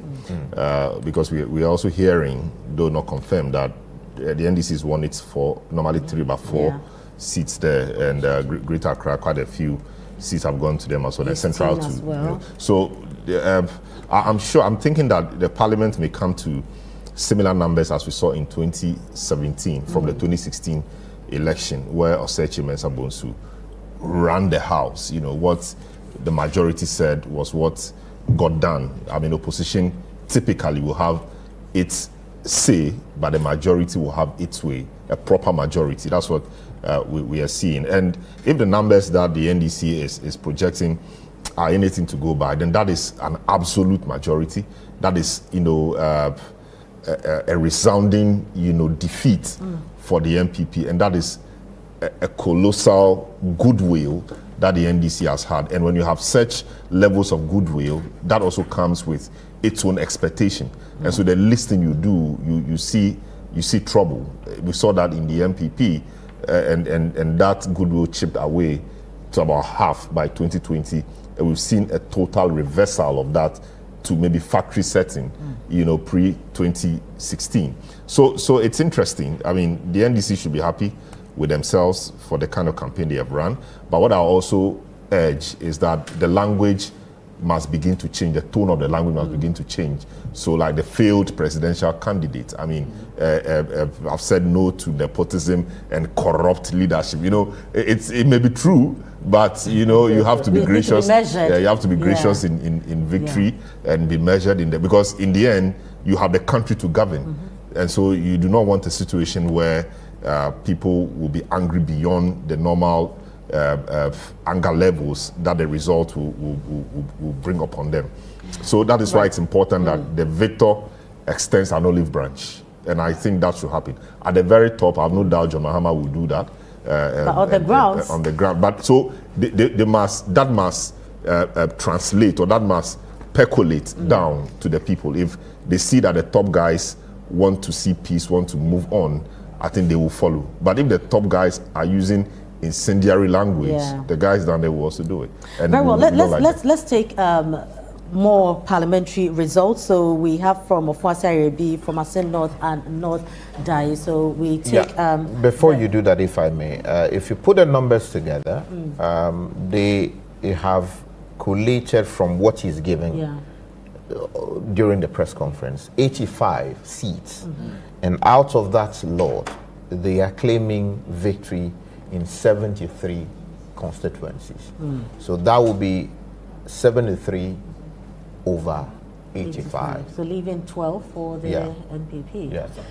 Right. So let's just quickly look at these three coming in. So we have Ofoase Arebi, Assin North and North Dai coming in. So in Ofoase Arebi, we have the NPP's Kojo Ponkroma getting 18,601, 18,601. NDC Alfredo Seipoku getting 13,415, 13,415. So this is for Ofoase Arebi. So we move on, and we have Assin North. So Assin North, we have Charles Opoku getting, for the NPP, getting 13,599, 13,599, and one man who has grown to become very popular, James Jachi Kwesen of the NDC, getting 18,023, 18,023. So this is for Assin North. Now we move on to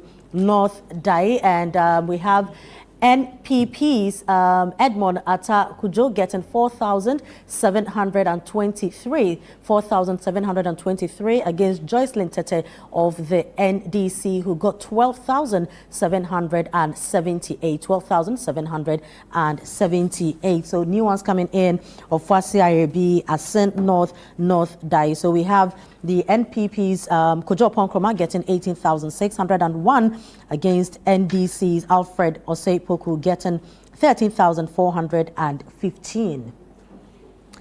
So this is what we have. Ofoase Arebi, not too surprising. I don't know if you find anything. Well, I would have been really surprised if Kojo had lost that seat, especially given the personal commitment he subsequently made in the constituency, having won it.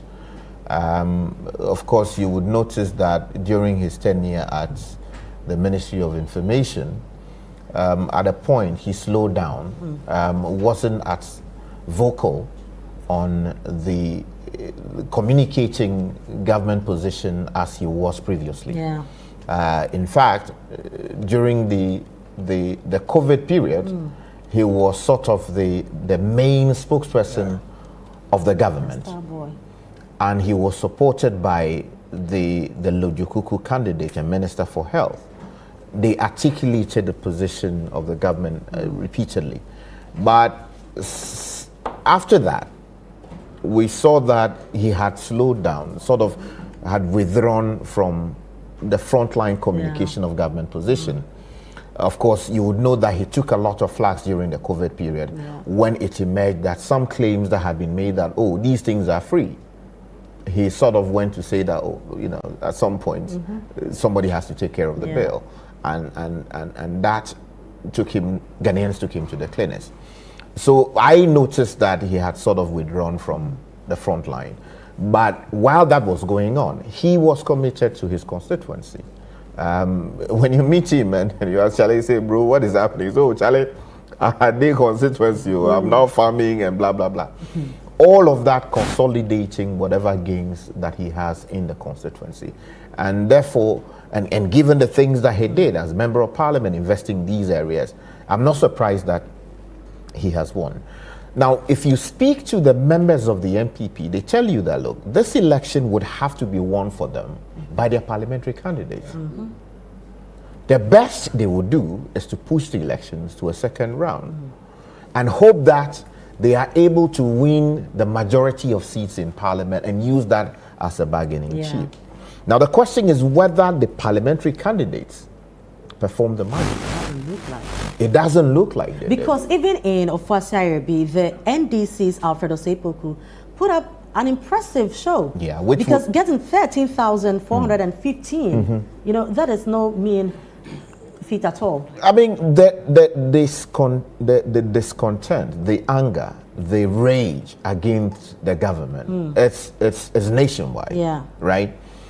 And of course, when the party was hemorrhaging a lot of goodwill, the expectations were that they were going to do something about it at the very top.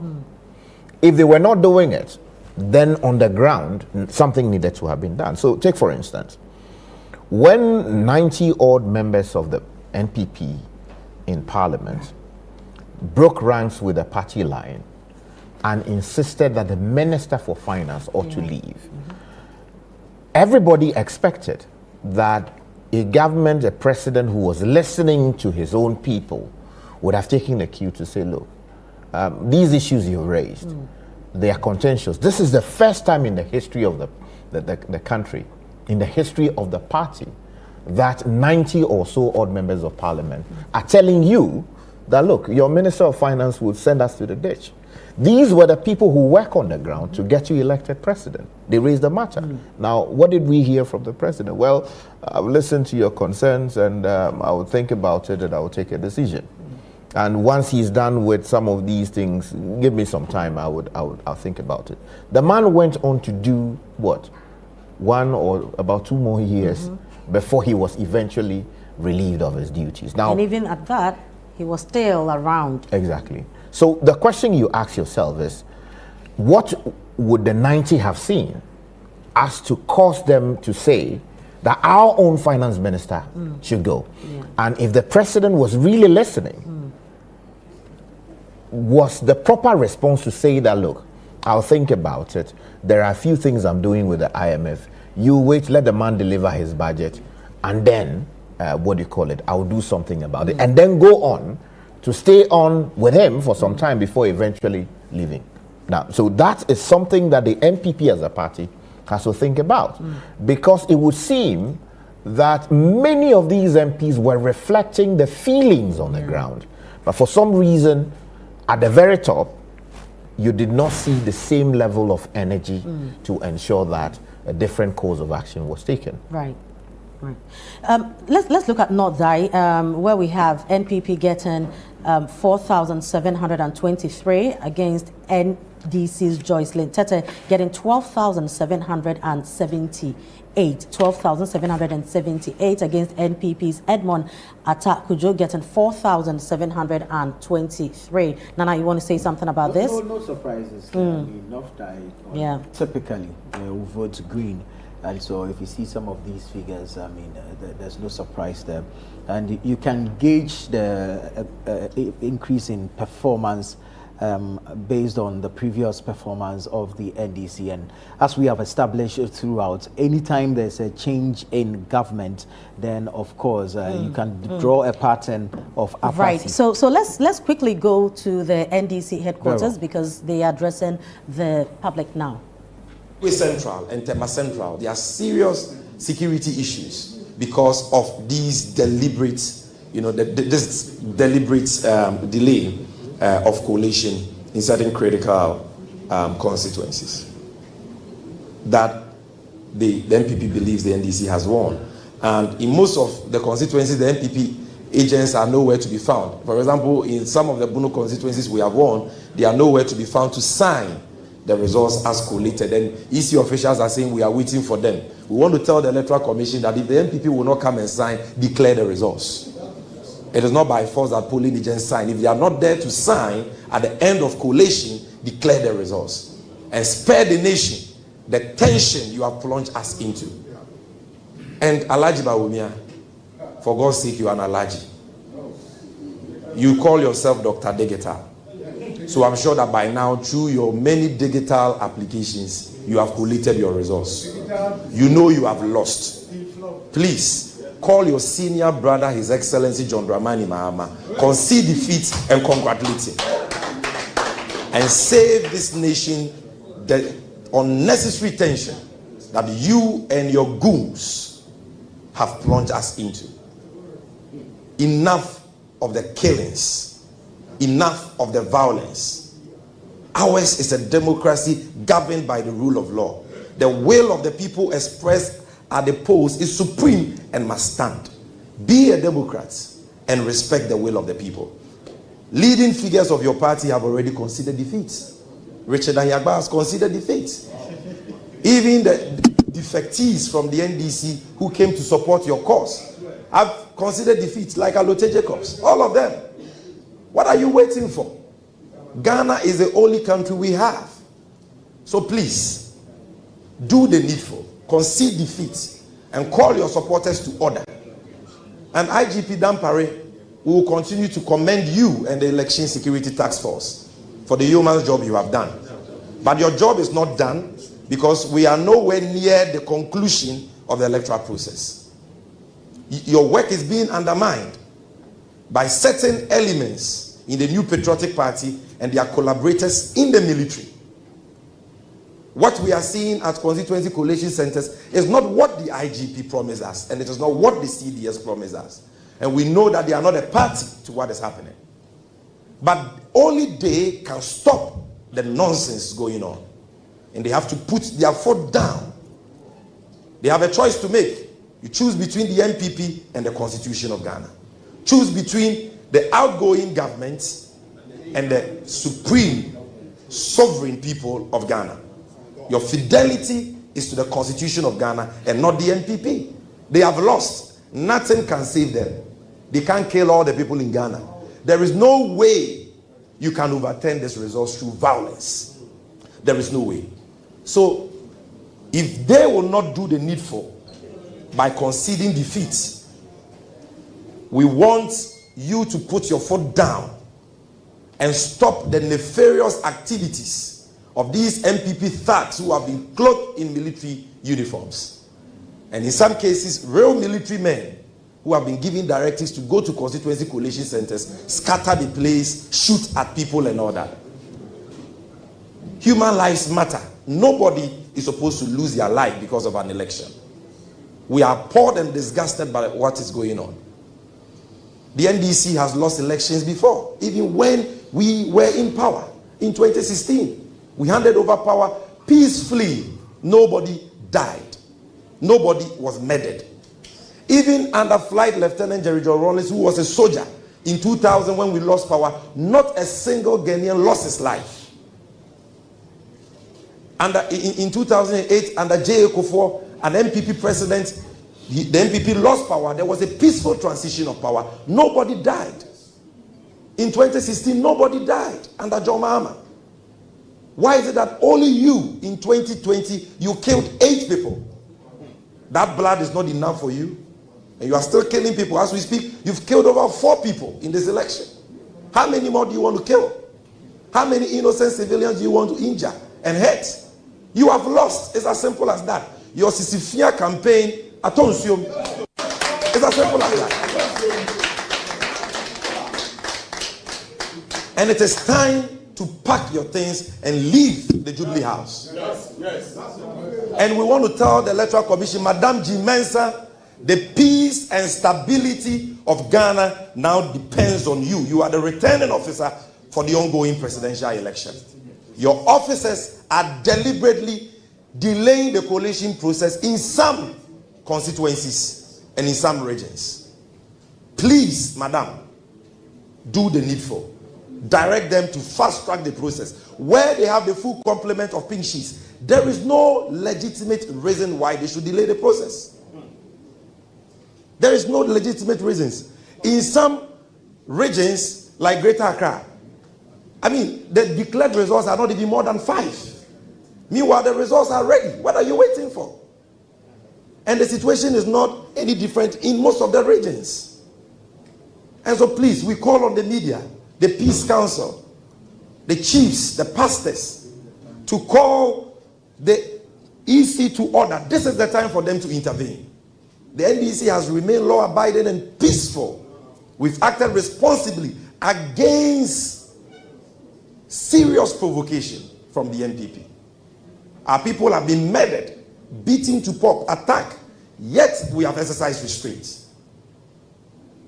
But we will not sit aloof for EC officials to deliberately delay the electoral process in cahoots with the NPP for the sole purpose of giving room to thugs of the NPP to manipulate the results, at least at the parliamentary level. We will not allow that. So they must fast track the process. In constituencies where there are no disputes over polling stations, they must fast track the process. Ladies and gentlemen, we thank you very much for your attention. And let me quickly do a brief, and I'll be very brief. Let me do a brief summary in P of the presentation I just did. Abusuanfo, your friend Moha and your bonnet.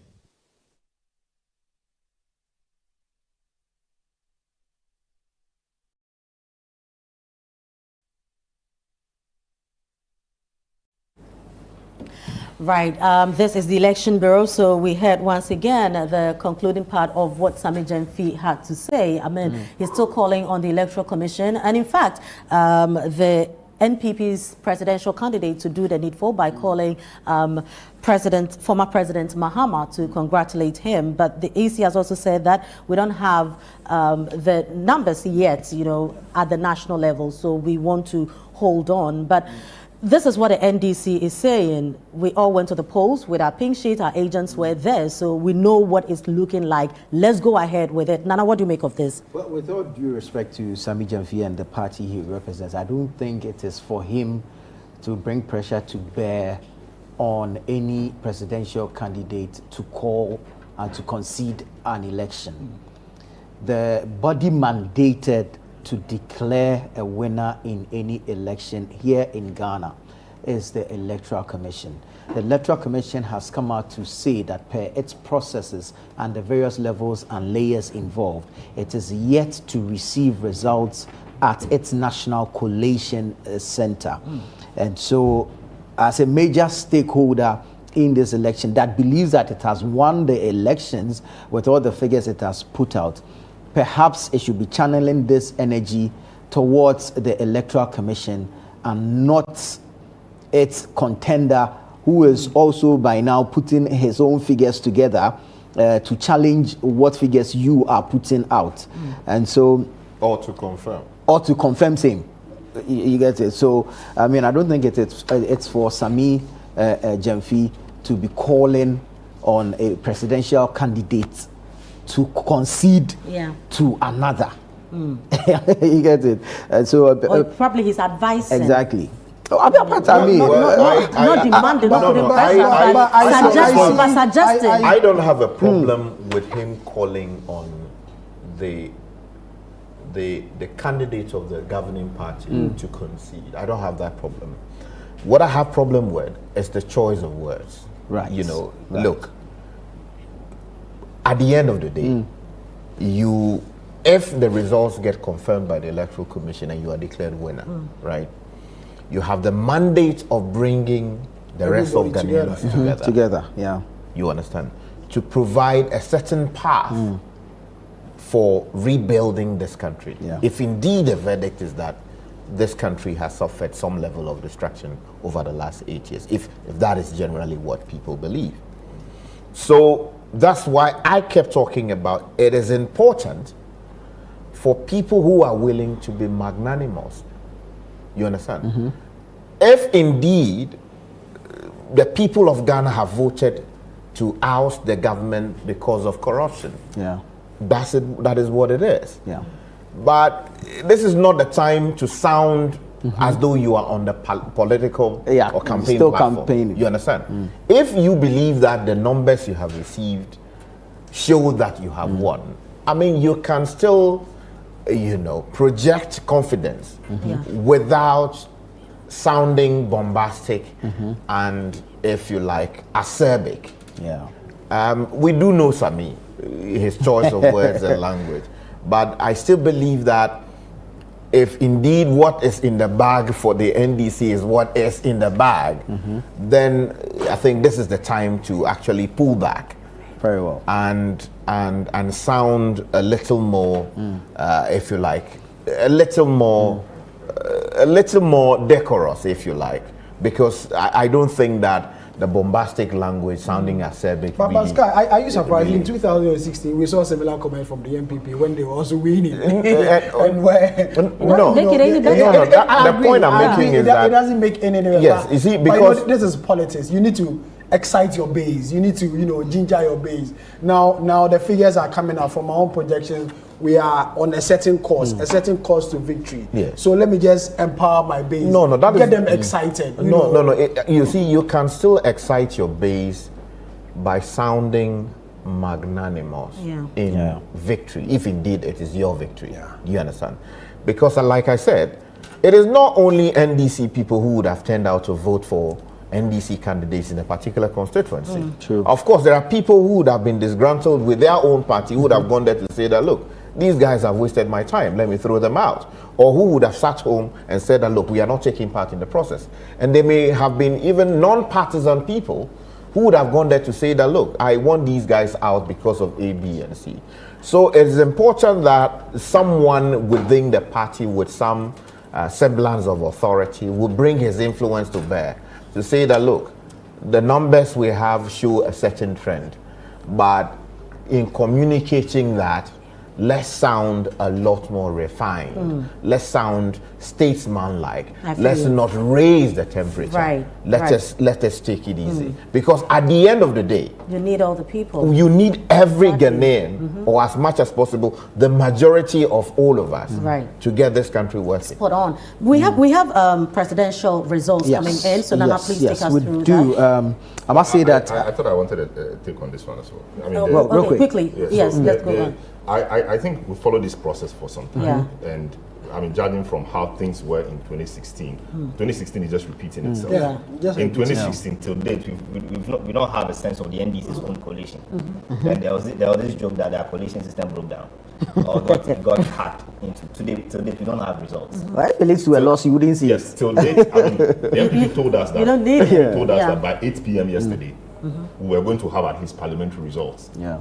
And we trust them to have a very robust system. Yeah. And they've said a lot of nice things about on the basis of their history. They've said a lot of nice things about persons manning that system. Yeah.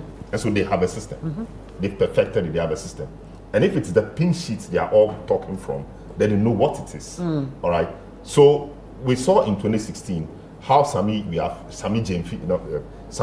then youth organizer of the party, and I wonder why the Samis are many. They all play different roles. Sami Ewuku, as youth organizer, was so incendiary and fiery.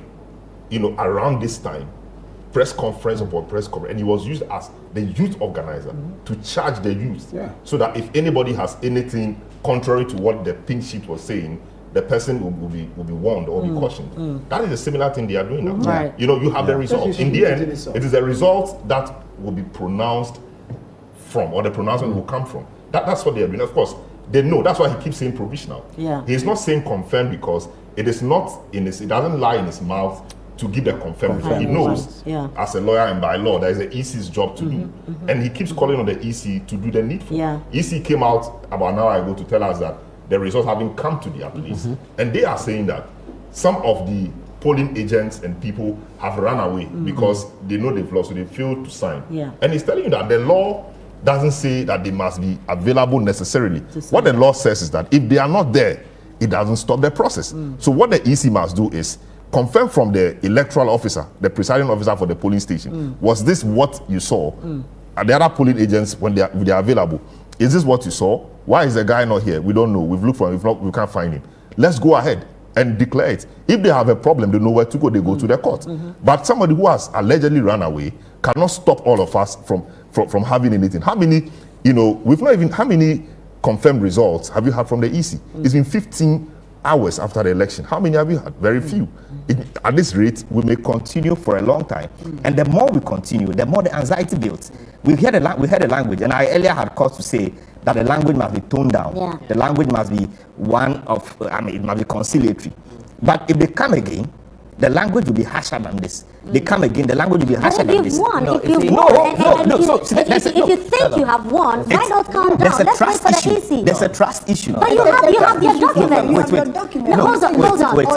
All your documents together, let me come in you are heading towards this a direction. second. We all learned, I mean, when the NPP went to court, that you need your pink sheet. Everything is at the polling station. You are so sure of what you have in terms of your pink sheet. Whether EC takes 3 days, whether EC takes 1 week, it does not change the fact that this is the pink sheet. Yes. As of the time that the NPP was going to court, we had had the election for God knows how long, but the pink sheet were still tendered in as evidence, and this is what we used. So why not we calm down? EC says in 72 hours, not even 24 hours. I'm with you in principle, I'm with you in principle, but I'm telling you that from what we saw in 2016. All right. It's the same thing. So you will come back to this, but let's the same thing repeating itself. Yeah, but let's get the results coming in, and then we come back. It's important. You see, the fact that something happened in 2016 does not without more mean that we should repeat it without learning from it. The conduct of the NPP in 2016 cannot be the standard for determining what is proper. I get that. What is statesman-like. Very well. So let's just get more results. We'll come back to this. Now let's go through. No, Salom. You let's get the results. We'll come back to this. Yes, we'll come back to this. So you let's get the results. Yes. So please take us through the. So far we have received results for 42 constituencies out of the 276. So I'll run you through the verified. Yes, please. Through them real quick. I'll start off from Impoho. I'm doing the 2 leading candidates now. And so Impoho, Dr. Mahamudu Bawumia is polling 8,293. And then you have John Mahama, 11,062. If I take it to Asin Central, Mahamudu Bawumia, 15,139, and then you have John Dramani Mahama, 16,011. Ofoase Ajurebi, Dr. Mahamudu Bawumia, 18,124, and then you have John Dramani Mahama, 12,977. Okay, Asin North. Dr. Mahamudu Bawumia is at 12,705, and then you have John Dramani Mahama, 17,762. 17,762. When you go to Navrongo Central in the Upper East region, Dr. Mahamudu Bawumia, 10,899. Navrongo Central, Upper East region, Dr. Mahamudu Bawumia, 10,899. And for John Dramani Mahama, you have 26,035. 26,035. And now Electoral Commission. Say ntutunye beba na efi Electoral Commission. Yeti ha no pay. Yenti say MPP ni NDC fo e di ntokwa bi asim ba bia o. Yenti and mostly say bi wantwantwi bi ba na efi Electoral Commission no kwan ya ofa so ye ne nwuma ni ade. Enu anaju ye kan o ha me ka say wo hwe se ne omo si chair polling station mo yade papa Electoral Commission did so well. Say not more than 750 at a polling station. Now says yes, ye kan abana na ye pon 30 minutes. No ma kan wie. No fan say bi mu ho nya ha ne ade acha by 8. No ma kan wie. It is a party no eye ne neme ya all political parties. Na wo agents na omo dey results ne brewa. Okika mboma. I was by midnight there. Say wo hu ba bia wo gina. Na sometimes you say the will of the people is the will of God. I thought that I can say in all sincerity, Dr. Bawumia has worked, and he worked. There's evidence to show. Say, oh yeah, you want born no more than maybe a 77, maybe a na nyankopon obeka sisa amri on say because President Kufuor Nangasa oko mprenu a wani edu mra na nyame na pese oba no o mane bai until he has done his best. say o lusu election na eno nkyere say wa amono mode no. You can't take that away from him. Or yeah, you might do baby no kasakwa na ni asi. One day no to me the cost 6 areas. Okwa Ashanti region no yet 3 constituencies a day. Obon homo de na fantastic woman. She was all over. Onyina omoya omode. But Tama Nyankopon oka say obeyi kanini na yesi o ye ko hwe obi na o ma no wan so me ma no munie na so o ma nyina ni o say aka ba ko pe a ono kura de ketu ebu mo de mo no kwa didi asem nkofa ne mra so mra no so aba bia obi aba kofa waba. A lot of people did not give Mahama a chance. Well, sabi see ebe kan okra do ba bia resource wise no o ko tell position 8 years enya mrewo. So businessman be crab boa no ankasa so ni sika se kofom. And so omoyere omo kakra bet yes party general secretary na party chairman na we na ni na nkamfo na me I can say Ghana has won. Yeah. How I wish me pay me boy say nyame na ntimi o say yaso na edin dia. The last election nipa 8 way. And run ajusi say yante kura nipa 3. Na sebi okobampo etisay na wuni ho. Me I lost my father at a tender age. I mean my brother was as way so not having a father is not a joke. And me I got opportunity to say udu baby ni e kan he wo baby etu wo bia wo de gina nchen na wo ko pia wo ye ba ma pia ye kunjaw na ukohwere wo nkwa oti anye yiye na wo ma wo yire na wo gya mo hoko ebi so a brofoka say so na ye bread wi na wo na ukoba na e kina wonni hoyi wo ma nkwa na be bread say na ye mu bi ye bread ye no a na say wankasa so wonni you have not been fair to your family and to nature. Inti ya tora yenya abotre kakra.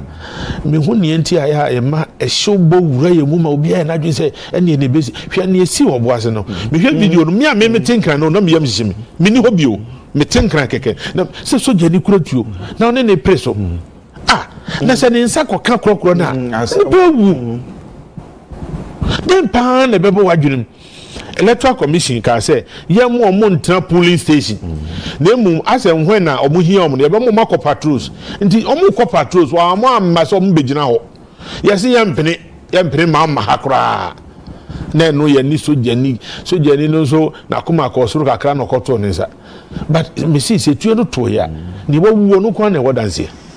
Nti ye be sere Electoral Commission onye na dwuma yie. Enye first time I to abani na no the overall boss no the chairperson of the Electoral Commission no on to me is ahwe on to me so fa hwe nka bibia ho na mo bi so nkohye ne se chinchina be bobo aba no abra ba bi asise firi ba ne mmae on to me nya adwuma ne sa ye de mbra na ye adwuma enti ye nya abotre nia obewi no obewini ye de tumi ahye nipa ba ko pensem no so mbra kwanso no asese oya du ba bi hu se e bi out of 276 no menya 250 na ne ndodo a we yenya ne aka no amampa ana ebaso a enkosesa hwe. That's the only time the chairperson can declare. Enti mesre yenya acha deda enche ebia na ye kan se o afi sese ne ye to aba enche ebia na se o 6 months time ne ye to aba enche ebia o akabo so me pe ne ye to aba enche ebia se na wotwe enche ebia aba ne ye to ya to awie enti ebe cha deda yenya motre edenya acha hwiebe opanya je kumna kan end of today yebehu the commission and its heads so munya full complement of what legally permits them to declare on me yomojuma me yenhye omo na ya antu eboso a especially with this EC has got a record of making errors. Na mom they should not be pushed because okoye no okoka bibi wie okotwe bibi na so yasa hunfun so be say onokwa mo dey say nti they are also learning say onkoye bibi mpre no ho na obi abeka say o ajakwam na na no asema mka ma no fum ye nti yensisa ne dabi mum ye nya botre pa very very important a stage ye do say yenko pepere ho yenko hye no say Electoral Commission chinchire atwan Brana be declare results. That one we cannot do that. Yenya one because nothing will change. What I say, me say, baby I to abano. Yeah, and 9 e wo ha no be. nti ye nyina fa say nan ni nyina represent different parties ye kan bi ye wo atro me ma atro ohima atro ana kwaku atro nti si ye da 3 days kwa na atro ye na nsisa nyam atro ye na nsisa tiram si de ebesi na si no ase awie nothing will change. Nothing will change. The results are there, and the party be answer kekani di album. Obi anim ne wanya. Let's not kid ourselves. They know. The two big parties know. So far, independent na minyante dodwa aba. Apart from A+. Minim say. One in Fota region, and because independent. Oh, independent. No, Oti region. Oti Okan 1. And Asante Achim North. Asante Achim North. There be Okan. Okay, Asante Achim North. And Asami crowd then Okan say NDC winning so Okan 2 independent candidates. I'm say man crown so afano Okan bakubi o say so nipa no ye NDC ni na okọ independent. Kwabena obetumi a check ya ma me pay specific results. Baby a na was sitting MPs om ko independent. I'm very very interested in those areas. Okay. Yen se betumi aye ho bibi esi ya. Baby to say Aguna West. Mamre more. Is it Suhum or so? Suhum but ye ko ha no pe. Na Weja. Ena Weja Suhum Weja Dabi ena Aguna West Weja na Tina Mensa Tina Okoye Tina Oko Anko independent Tina Luzuba ana Mamre Morrison Okoye Okoye but Suhum Aguna West ena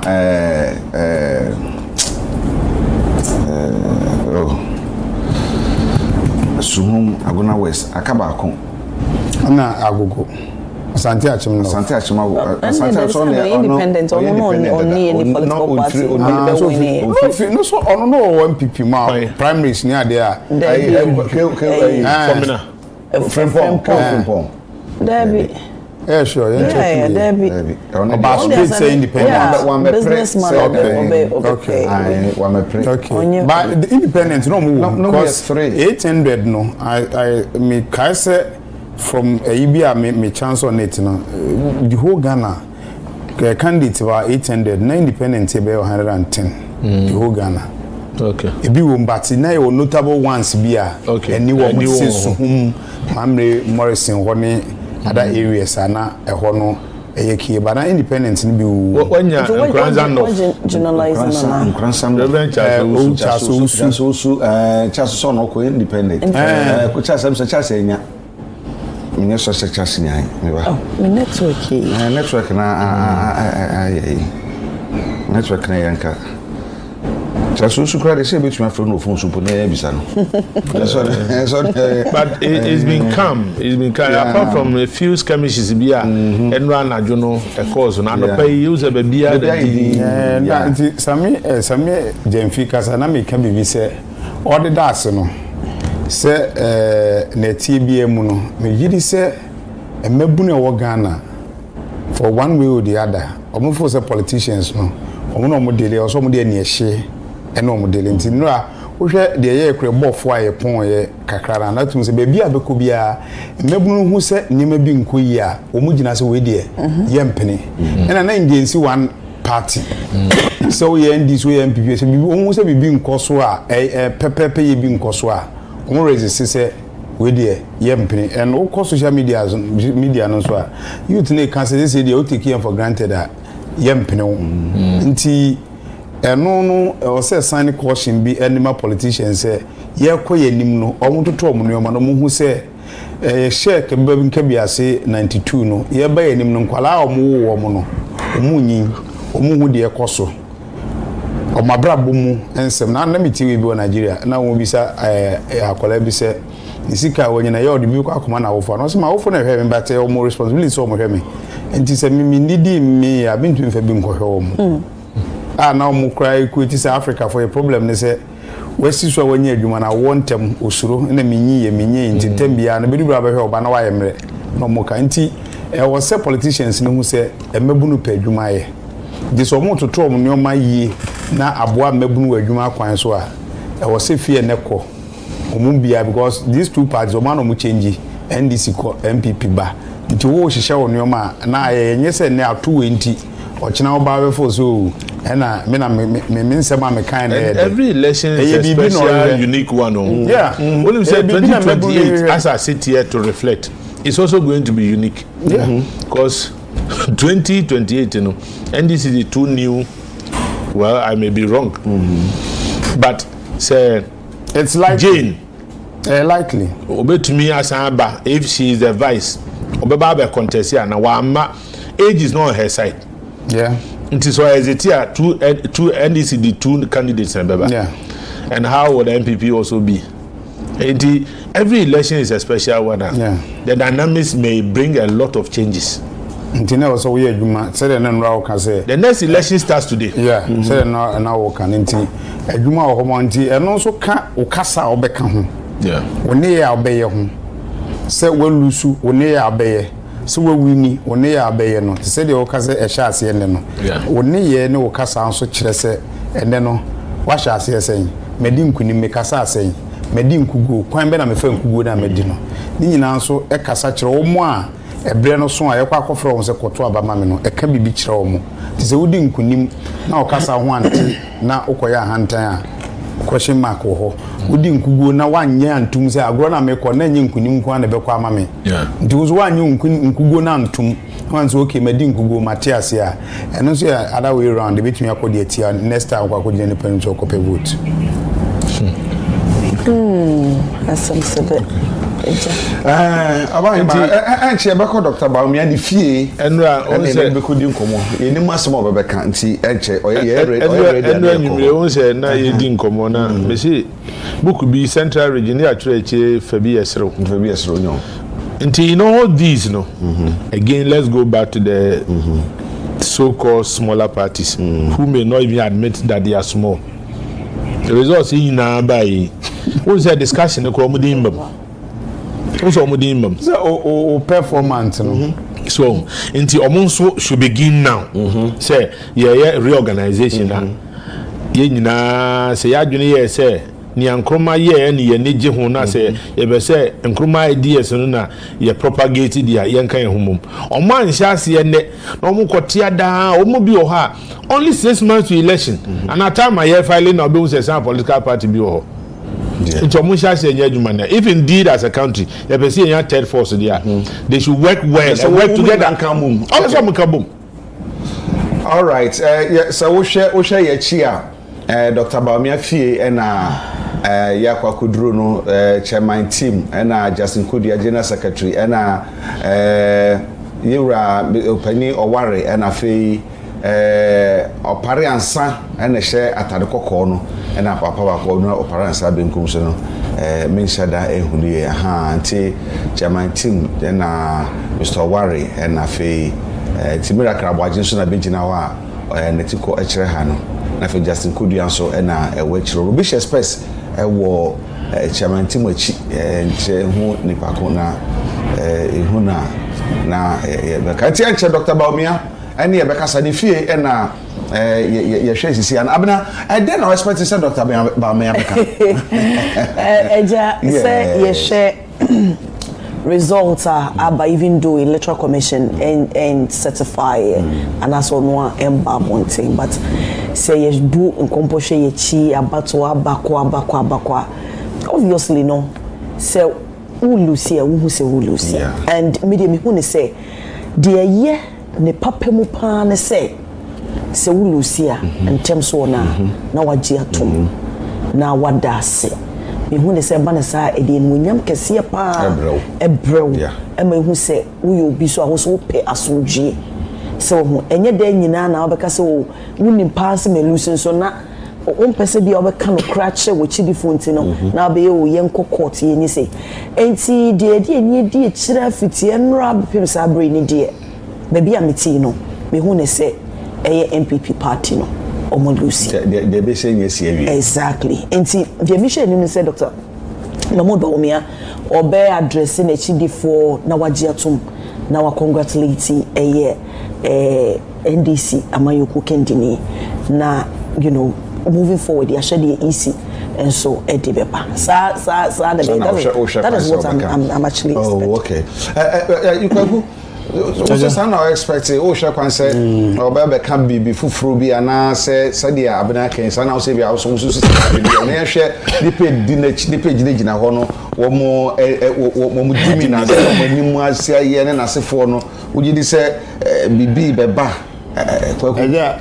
yesi akoko bi de ni ma de chen so hwe onina no but in most cases in the yehu wo abato mu no say na parties no ankwa mama address na tafi mu fie na eba yehu 2016 kani mampani John Dramani Mahama anko yie no ni fie no okase free na enro anso yehu press conferences eba back and forth ni omopre hu na enro anso as compared to 2020 na press conference ne kokọ so anadwunu mu na no enro a omoyeye ba ko mienu bi na ekoda no anase ende yankodampo yeto aso no yehu press conference bi abiem eno eka bibi na mu baabi am be sini baabi am sha ase na akọ be de ni madechi enso tiri ni na no enti yentie de Dr. Bawumia edi eba bedu baby nso akokoba no o mame ebia onim de say o ye fe na mame hu say say me be yini say mangaza akokoba o be say akokọ bede ni madechi bede na say ba e so ye kro I said ofre ni ma bi say no na wo ye no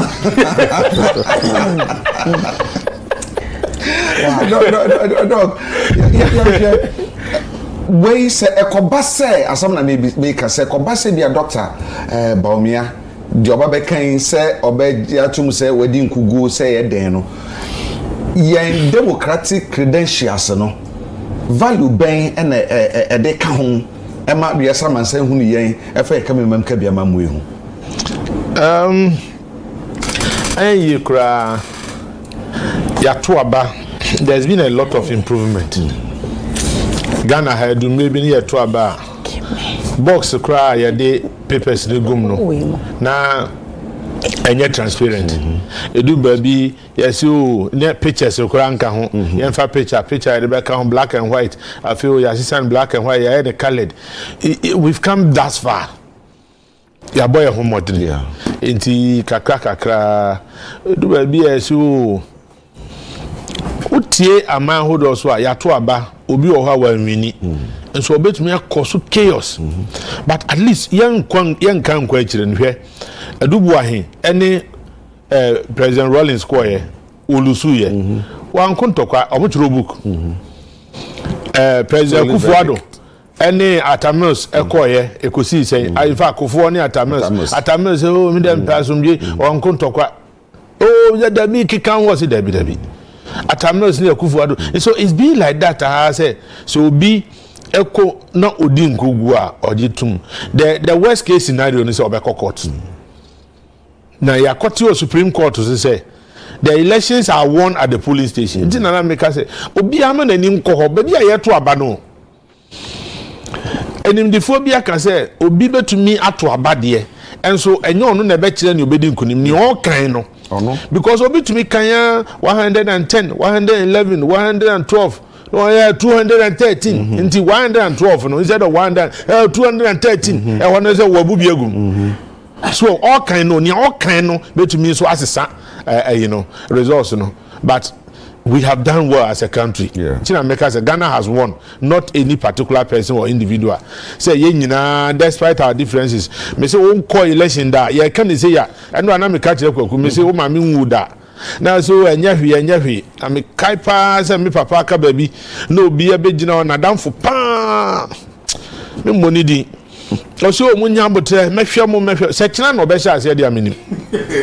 So enti it's been like that to say oh enema nkoyie eye the fact say ye hwe na enipa ni bi ayo madwen say oh bi ni asie bia yemfa ento nchen na ya nyintum say asoman no ebia enne na ya nto amam ebia enne na omanfo ne mpema say ebia ochina the biggest example I give and say there was once a man no ye Sehubekwai traditional council one and paramount chief or traditional council president and no call once a near chim na western region Oko Western Regional House of Chiefs contested President Olusi. And yet the following year, and yet 2 years later, that same year, Oko National House of Chiefs President Owini. Region Olusi. Oko National Owini. Inti ebia na enne anko yi ama. Se nyame di wachia. Unni mo china ni obenya. Inti se wudi nkugu okura e mane hawa ma say that's not the end of life because you are not the first person to lose election. It's not the first time a political party is losing election. No. You only sit back, reflect, sober reflection, and then you begin to. And one here, you are going to do a very bad blame game. And the way you say, and the way hey, no matter what you do.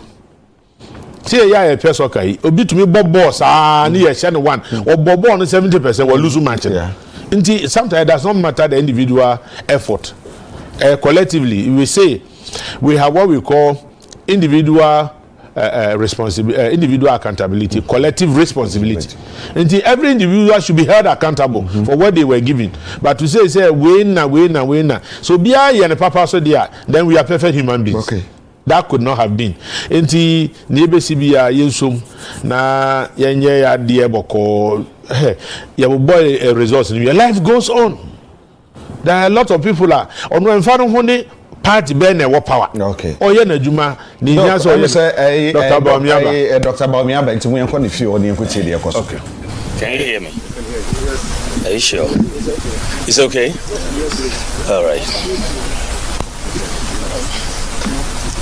So, are you guys ready? Should I go? Which part is it online? Is it okay? Yeah.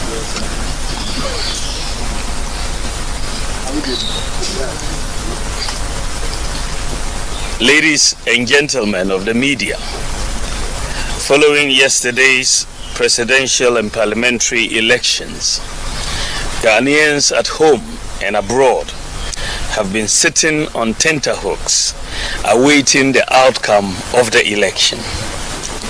Let me say that the data from our own internal collation of the election results indicate that former President, His Excellency John Dramani Mahama, has won the presidential election decisively.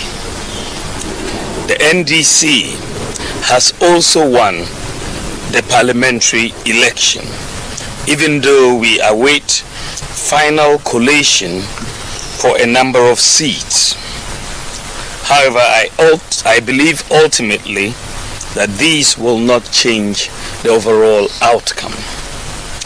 I have just called His Excellency John Dramani Mahama to congratulate him as President-elect of the Republic of Ghana.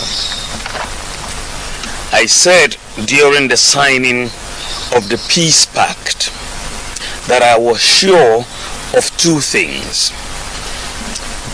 Ghana will win and peace will reign. The people of Ghana have spoken. The people have voted for change at this time, and we respect that decision with all humility. I thank God Almighty for how far He has brought me, and I submit to His will. I am making this concession speech before the official announcement by the Electoral Commission to avoid further tension and preserve the peace of our country.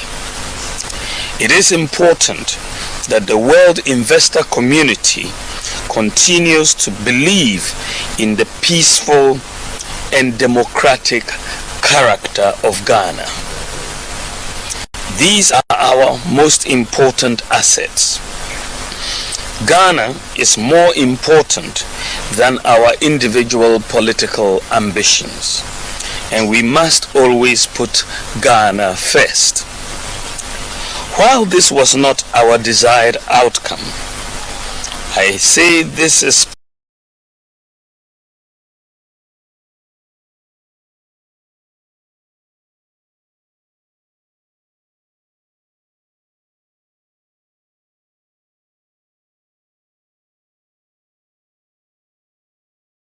part of the democratic process.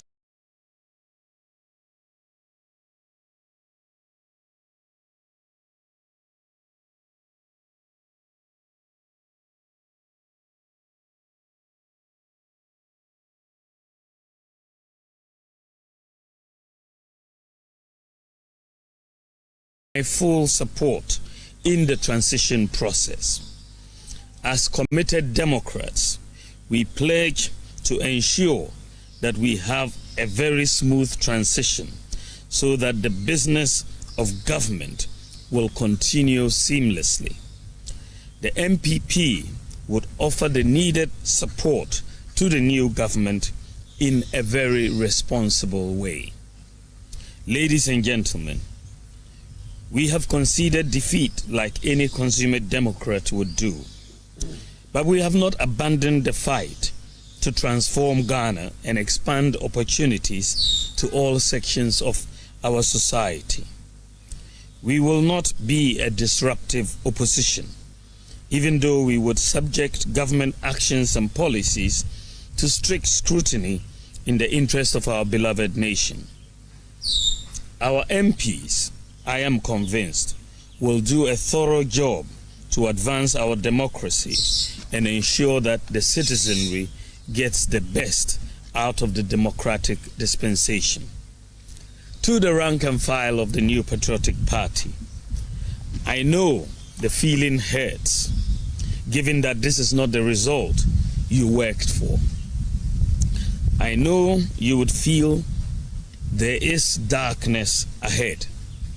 That is natural, especially when in all sincerity you gave the assignment your all. But I assure you that we will regroup and come back even stronger. We will take stock of events and pick lessons to guide us going forward. In the interim, I urge you all to look into the future with optimism and hope. We may have lost the battle, but not the war.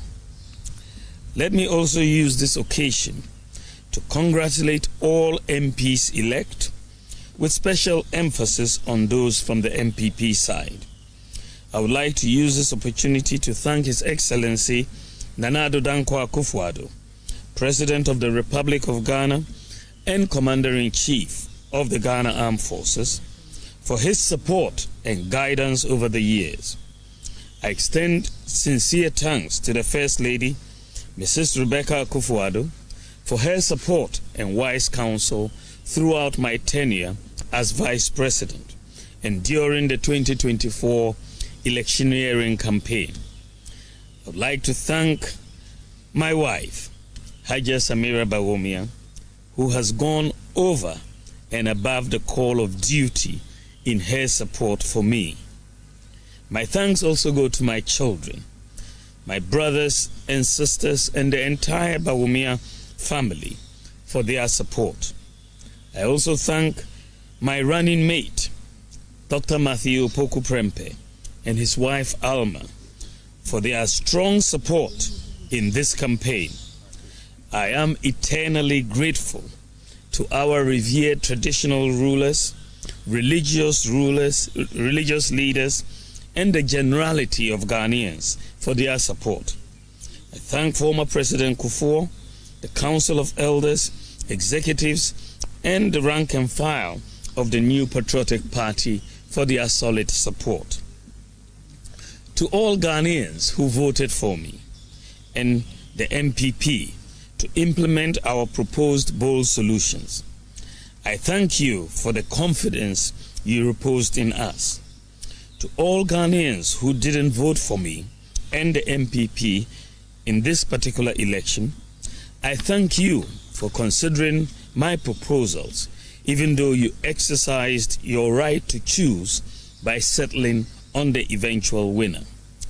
Let me also thank the Electoral Commission for overseeing yet another transparent and fair election in Ghana.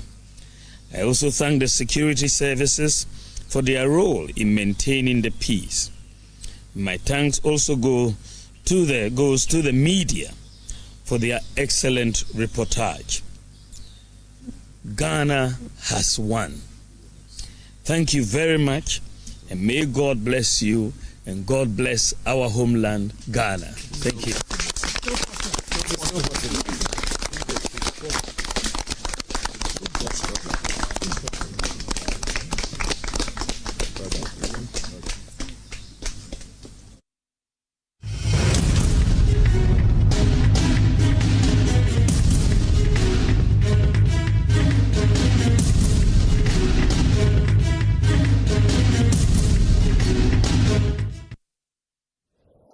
And that is a major breaking news from the camp of Dr. Bawumia himself actually, giving his concession speech. Officially, gentlemen and lady, we can say that John Dramani Mahama is the president-elect on the back of this concession speech delivered by the Vice President. Winston. Exactly, and that brings to an end election 2024 more or less, because while we wait for the official declaration from the Electoral Commission, at least we do know now that John Dramani Mahama has been elected president, because Dr. Mahamudu Bawumia, the man who was expected to give him a raise, has actually indicated that he will not be president because he's lost the election and has, as a result, called John Dramani Mahama. And Mamavi, this is something that we haven't seen before in terms of the swiftness of the concession speech. And formally, we just have 43 constituencies so far in. We're nowhere near even half of what is required for any of the candidates to even begin to think about conceding. But we've seen that today. It's also because of how overwhelming and how dominant the outcome has been. For both him and his team, they know the outcome already. Exactly. And this place in context is historic in the way it's unfolded. I wonder what your thoughts are on this. You know, he's been largely considered as the digital man. And I remember when Sammy Gyamfi held the press conference, addressed the media, mentioned that he should by now also have the results, what the NDC had. So it's no surprising at all. And I think this is timely. I like the fact that he himself has come out to do this at this particular time when we're also recording some violent incidents. But let me say, in all sincerity, Dr. Bawumia, and I'm sure that this is going to calm a lot of nerves. It will. And indeed, Raymond, give me a second. And if you're just joining us right now, Dr. Mahamudu Bawumia has just conceded defeat in the 2024 elections. John Dramani Mahama is now the president-elect of the Republic of Ghana.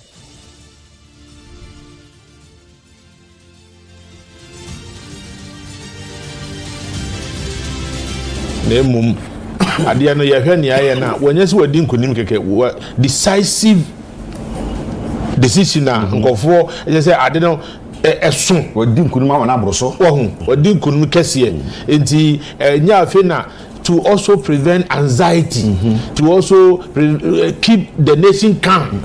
Now, no, as a leader, and also you say, on person tension, but no, you winning, was here winning, or a adobre, mina midimonim. Near Abana, yeah, and Casaya, because I'm in Jamaica or saying, yeah, Dr. Bawumia said, yeah, there's something happening. Mikawa, so parties in me, Obia, yeah, you may know him near 1 year. And yes, I'll bet you electoral commission.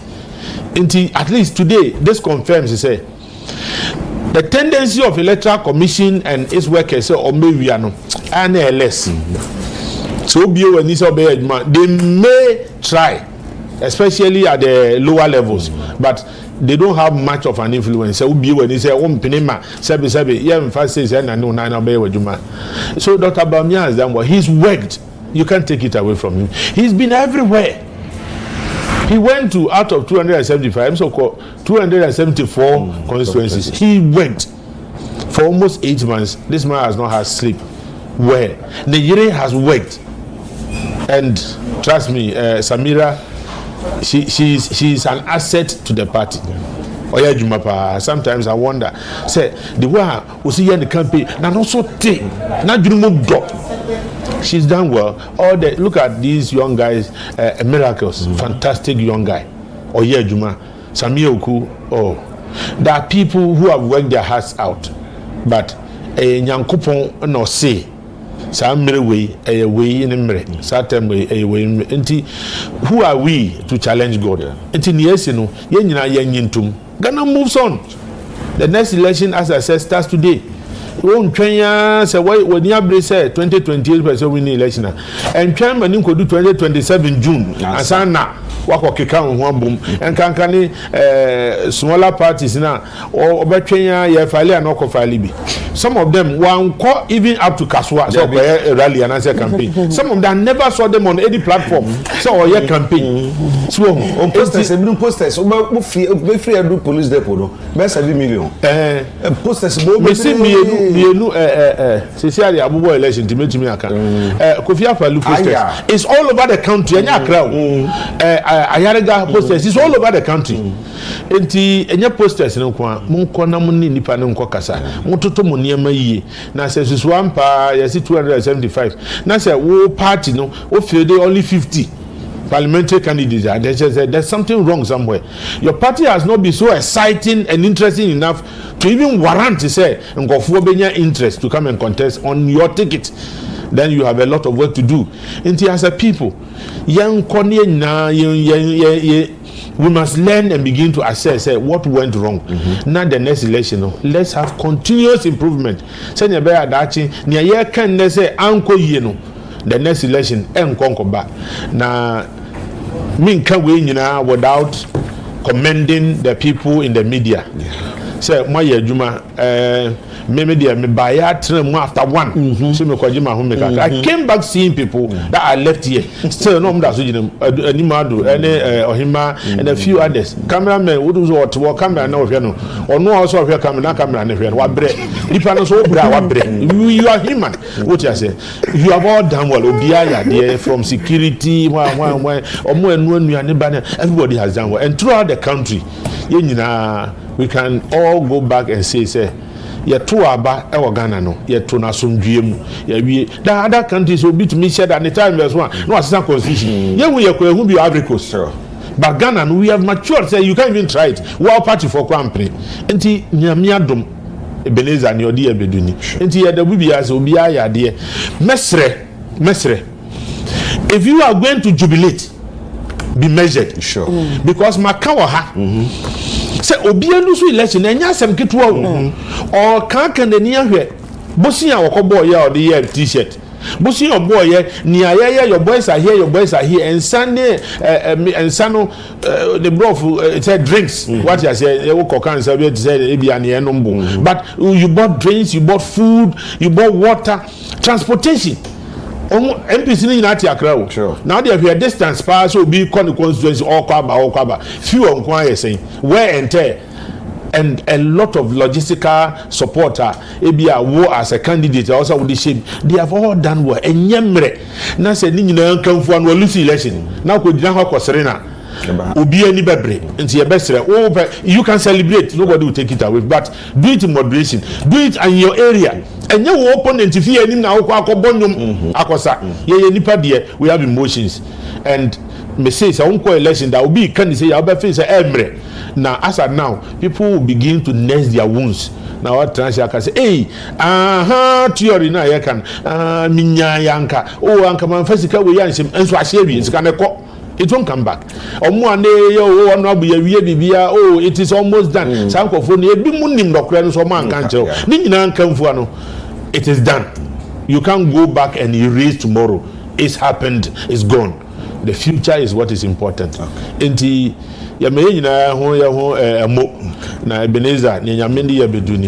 We've come thus far and we've done well as a people. And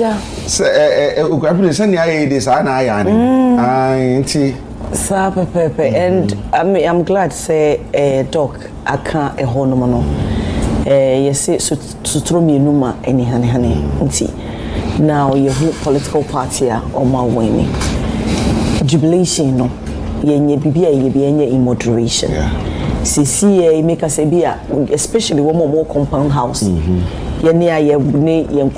usually wouldn't pass woman is so glaring send pass me see all party and I say party B. The fact say political party are winning doesn't mean say kona ko huru wo opponent na eno ni ma asesem se wo mo so obi wo no mo gi huru ni esimu bebebe so kra no mo ni mo bia you know onim se on the party ana aba party I mean oneni ajekeke yema yeni and that this is not the time almost so we use you know motor riders or more belonging to a specific political party we should need did through that one way and wakako pra enti yenya hweye and yebebo his excellency the vice president Dr. Alhaji Mahmoud Bawumia abaso wachire ni mpenyi ye eni ni nimdie eni sedie nadwemu doedo esifa enye obi a yete ewa amaman bi so wonhwe bibisi yesi no mente me ho ase na mempene na se onimpa se wedi nkugu nanso setumi afeni mu ye ne denti no na wo yesa nanso ye papai wan kire ne sa and the beautiful aspect company say wasin ya phone e dia frɛ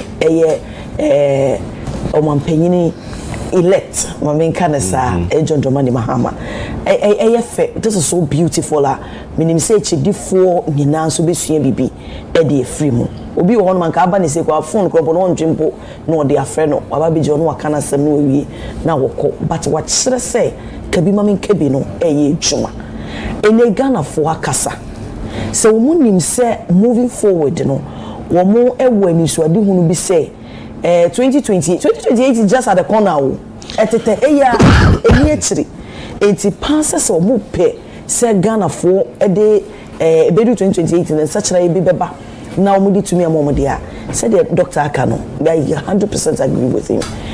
It starts today and ya wo betena say na wan hu baby amusin to wo baby say wo and again meka 8 years down the line and honestly a lot of people were expecting this even though no shocker no wo mudie now so abanesa into yesre ajobrewu this is the time where so bia manakoma and ocean for yini yetwabu ye vuvuzela amanfo aso vuvuzela as souvenirs esu and the whole country ni nyina green and e be painted but yema yeni na ho na yenya ahye make us be obi tonwade bi anipa ne MPP ni wodi vuvuzela ko yebebo e wona sumu ya de bi a ebe irritate no yenya ahye and to the MPP for so mo lucy no mesre adwobrew and carry with frustration enkogu obi so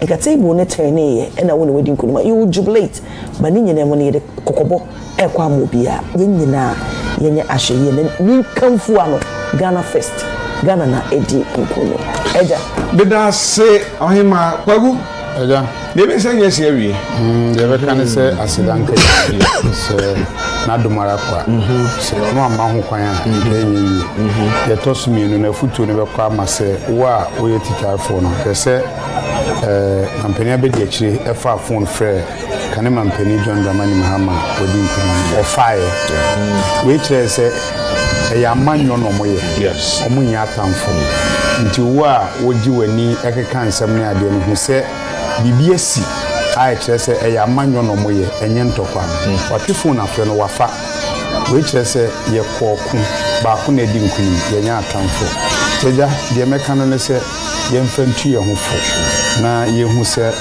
eye amanyo sɛm ne kabima min kabi asomdwe ye nton dwom intam sika obi wo ho sika pa na so woni asomdwe ese nyame ayewe ya ma ese ya to aba na wie ya bobɔ amanyeko mienu ya kese no age atum se me na medi nkunim do so age atum se me na medi nkubu ye besre ya kendi fo ne se menkoye kasantwi menkoye na me na mabaso menkoye na me na medi nkubu enti me na obetwe dabi yen hwi no man no ho kane sanse de si ye nyina omom ko gina koto aba no oman nin kan kontinu mkoto aba no obi wa position onim obi a denso oman nin kan kontinu yiri se de hono hwe etirim a ebeboa ya medi twato ye yen sentrofo no ye kasa yen hwe ni ye ni enkrakra sanse aman a ebo no so na ta fin sentrofo kasa enya abase na akwa kotena radio so akota mo bi esi wa ahoro no se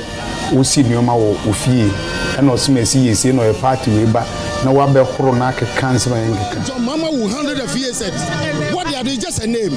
Now that the meaning of so yɛnhwɛ yɛ kasa na efi nnɛ no adwuma ɛwɔ ɔman Ghana so no efi MPP so abɛda NDC so ɔman Ghana ni nnɛ ɔdwen de obedi ho a fi nnɛ kɔ no ɔdwen so obenya fi NDC foɔ hɔ sanse adane nti sɛ woyɛ NDC ni ehu sɛ ɔso no aba abɛda ɔso sanso na ɔyɛ MPP no nso a efiri wo so na mmom ntwa mu ɛbrɛ no wɔ hɔ yɛmɛka si anan kwaku Midas papa emi say wo hwe foni e NDC headquarters awada braka ana fe party ne sita for ekoho na wo mo so de wo mo tumi aye na what she bibi so enkan no nka ye to abawi a na ye nyina nipa dodo na kogu electoral commission headquarters oh nienti afi obi anko they prepared and they got their own results this is one of the lessons ehun hia so obeko electoral commission head office and headquarters fancy wo strong room smaller room when your results are when you leader so people must know prepare that's it enti bo na de ba ko am so mechanic say wahu empayifo mi enu ana esi akan no obako di nkunimu no obafa telephone wa friend ane na kasa na wonso a wo ye chitani wodi akire keke na wonu atwetuo pau wabɔ kunu watwese kan sunu wodi awo no wodi dua bowunua no wadi natam wadi dam wapra no o se ntwa yi kura eti ye hunu se nyina yo man ba ko emma na se ye de se bebo ye nyina eti ma me fa sa ho kwan na me fa se da piesie enfama obi biara wo hwe yen enfama obi biara wota yechi enyumeku ahodo a eta yechi ewa abato bremu a ko na wieye da mo ase afei yadwuma wura no so yada mo ase Fada Dixon yada ase Roger Cote Kennedy ose asante yedina manager no and afei ye editors Prince Obimpe and afi efua MCR for so ho and cameramen obi bia cleanness makeup for obi abadwuma papa enya samketo akra sanso and mo abohwe ye abre bia so ye no mutena ya de mo ye nyina so ye di so criticism no ye gitu me o twa wada pa na metia me kudu na me ni agye aha enti ni pa bi na kam so mabo mudi me mbo mudi the first time mabo mudi o mutumi twa wada pa Facebook sa enso ni nyina ka ho bi na ma no eye efe aha na ene ye betro so di nkomo ye betro so na ye di nkomo sanse afei ye beko krom ni akohesa what is saying ni ma ko sen wu krom amafo ni die te sen manta mahodo na e ko sen eni sane mani nyina no so ye de ho samo ebebrɛ mu na mahu sɛ de jubilation no esi eko ni emu a bi amampani dada so ye beko na yakohwehwɛ so de fie te sen ni nyina ye niam UTV ye boabo ye ho ni yahyehyɛ na ye de abrɛ mu. God bless our homeland Ghana. Thank you.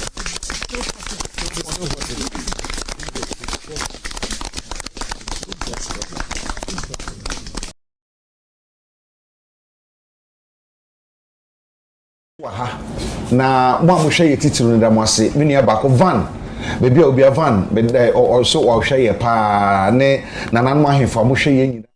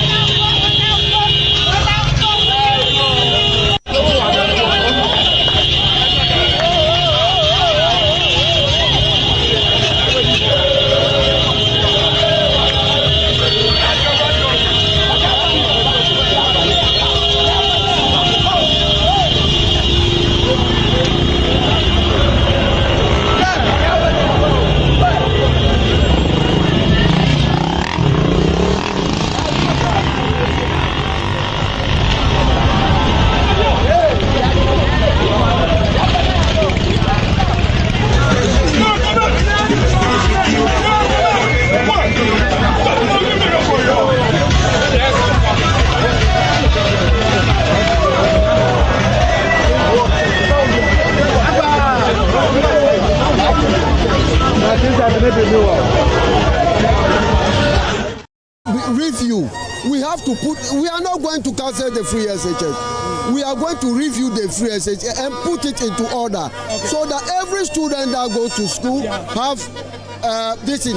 We need the quality of education, not the mass of education. We want the quality. So this government that come in, NDC government coming now, one advice I'll give to the Mani Mahama, he have promised the nation. He have promised, not NDC alone, he have promised the nation. Now, it's not for the party alone, it's for the nation. He should make sure that all the promise that he made in our name, he should make sure that he go accordingly and implement it, so that come 2028 we have the grounds to campaign. We're still waiting for the official EC results, but they say uneasy lies the head that wears the crown. Judging from the overwhelming victory that Ghanaians have given to the NDC now, don't you think it will place a lot of burden on the NDC to deliver to the expectations of the people? Actually, it's going to be tough. So, as I'm saying, we need all Ghanaians to come on board. MPP, NDC, we are from the same source. We are one people in this country. We need MPP have to come to support us. We are Ghanaians. We should support each other. We should let the past go by past. We should let the bygone be bygone. Let us live in peace, so that together we can be able to work for this country. Together we can be able to do something better for the nation. Thank you. Thank you for talking to us. I'll talk to you. So more people are arriving here, and groups. I can see groups of people are arriving here. Christmas tree no. On s'en va encore na fa na fa sikana mra. Already any Christmas tree no famla. Na airport hono ya ba ho. Airport hono ya ba ho. Bia to ene. Levy patent tax. That is better more than 1 billion. Hello, Mose. That is patent tax. Bet Nguaziga more than 1 billion. Me pesa zigano. And the best no one kwa. Me pesa zigano. Midi. Investment na young boys here. Onye oti ara na odi atu. Mu mati. Mo tu magaja say o sika na mo ti ya no mo di ayese. O ba dere zere. So mi va no mo buru pe wai. O mo le o mo buzu kama ba na o mo dia. Nyamba ncho mo ene nyamba mo esina. Ania akamekwa ka 7th January awa kakuboro kase kamekwa eta o market Jubilee House ene kase o market ya beta o na a number of people are arriving here with Ghana flags. Hi. Hello.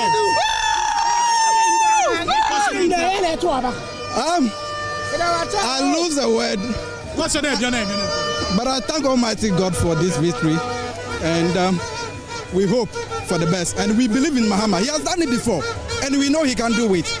But he should be able to prosecute these people for us. That is all we want. He should be able to, especially the cathedral. $58 million cannot go scot-free like that. He should do something about it. So we thank everybody. We thank Ghanaians. This is what we want. We want change, and we have gotten it. Thank you very much.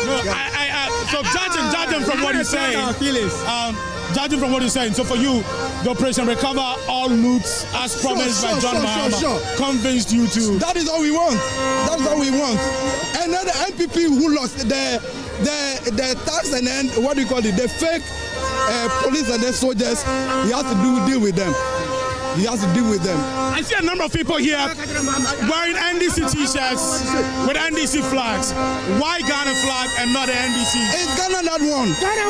It's not Ghana that one. That's all we need. Ghana won. It's Ghana against MPP. This election. The election was not between NDC and an NPP? No, it's Ghana against MPP. Ghana against MPP. Even the NETA is against them. Even the NETA is against, everything is against them. What is against that? NETA is against them. Everything is against them. Oh yeah. So we thank God. We thank everybody for this victory. God bless you. Wait. Okay, yeah. You're showing me your finger. You're showing me. Wait. You're showing me your finger with an indelible ink marking on your finger. You look like a first-time voter. Yeah. Okay. Yeah, I've gone to school. How we are suffered in the pre-elections. It's very bad. If go there, we can go for school like 2 months and we come home and sit like for 3 months. How? How you expect us to pass our watch when it get to the distance? They will be saying that Apo, and the Apo too is not helping. That one is very bad. It's making our studies come down. Now when we go back to school, we don't even get good food to eat. It's very bad. Like we can just eat cake and beans for like 1 week. We get food and eat. Cake and pepper. How do you expect me to study with this kind of food?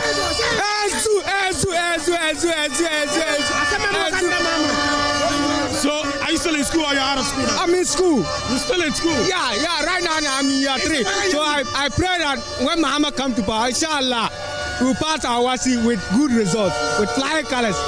I'm hoping that when Muhammad come to power, he will make our decision easy for us. I'm sure whilst you were at school, you probably heard, the talk that if John Mahama, was elected, he was going to cancel the free senior high school policy. No, I'm sure you heard that. Yeah, I heard that.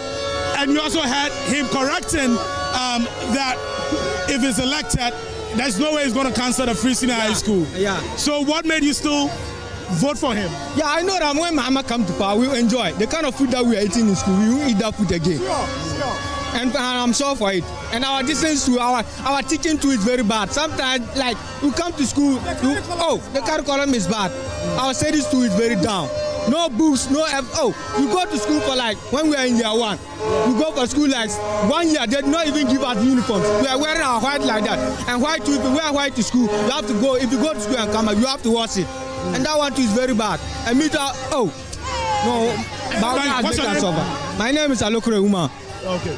Thanks for talking to us. My name is Isaka. And this is the victory I'm waiting for. Because, I couldn't pay my hospital bills. Yes, because I was sick for some years. And I couldn't pay because when I go, so I know that there will be a change. I know there will be a change. And the change has come. So I'm happy with that. I'm happy for everybody, every Ghanaian. At least we all wish him best. For us to go forward. Yeah. You were in a hospital, you couldn't pay your bills, you said? Come again? You said you were in a hospital, you couldn't pay your bills? Some of my medications. Okay. Yeah, some of my medications. Even I'm on 7 drugs, and which are very expensive. It is all. Yeah, I'm on 7 drugs, which are very expensive. And it takes me like 1,000 cedis plus. Not lasting for a month. Yes. So I think we need a change. Okay. Yeah, we need a change. We need a change. And you think John Mahama is going to mitigate the situation? Yes. Things are going to be stable. What really do you think affected the cost of your medication? Do you think it was the depreciation of the cedi against the dollar? Yeah, also because I started from the COVID time. And then the COVID time, the drugs, the way I'm buying it, it went up. So I couldn't, because some of my drugs are from on the COVID, about 4 of them. Yeah. So assuming, we went up. Okay. So actually we need a change. What's your name? I'm Isaka Mustafa. Yeah. Okay, thank you for talking to us. More party supporters are arriving here at the NDC headquarters. Right. Some of them holding their vuvuzelas. Right. Yes. Hi, what's your name? Yeah, my name is Said. Hey. Okay, yeah. Yeah. And only one. Yeah. I have only one message for John Dramani Mahama. Yes, and we thank God. We thank Almighty Allah that He has won.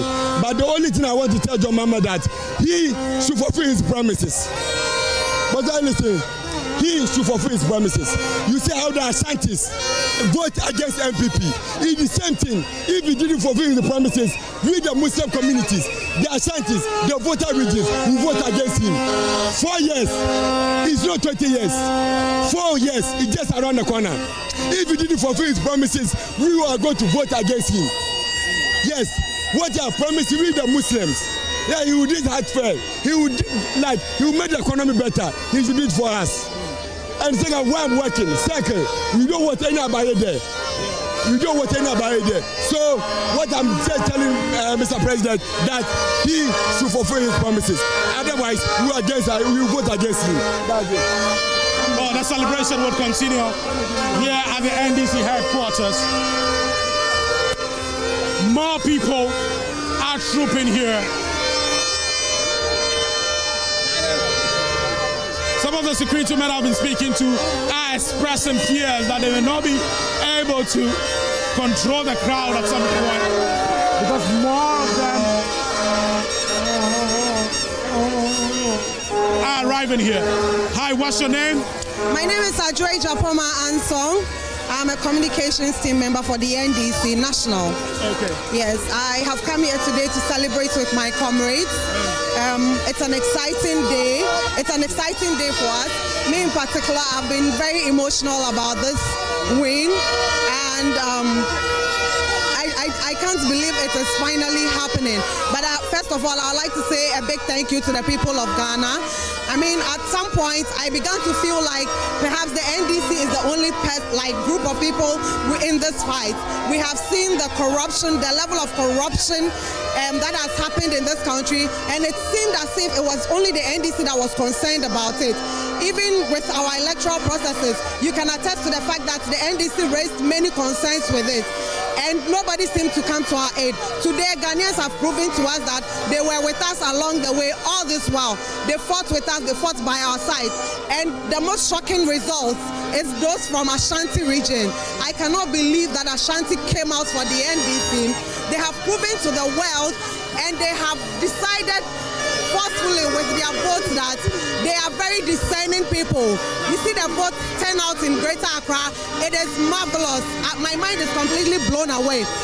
And with this, I believe that His Excellency John Dramani Mahama is going to reward the Ghanaian people by keeping to his promise. Once again, now, not long ago, the flag bearer for the New Patriotic Party, Mahmoud Bawumia, conceded defeat to the NDC flag bearer, former President John Dramani Mahama, and this information that just came in has resulted in a lot of jubilation within the Asawase constituency.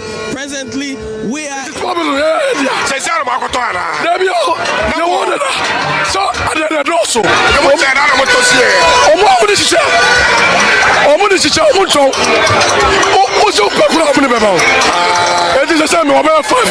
It is possible for Mama to come.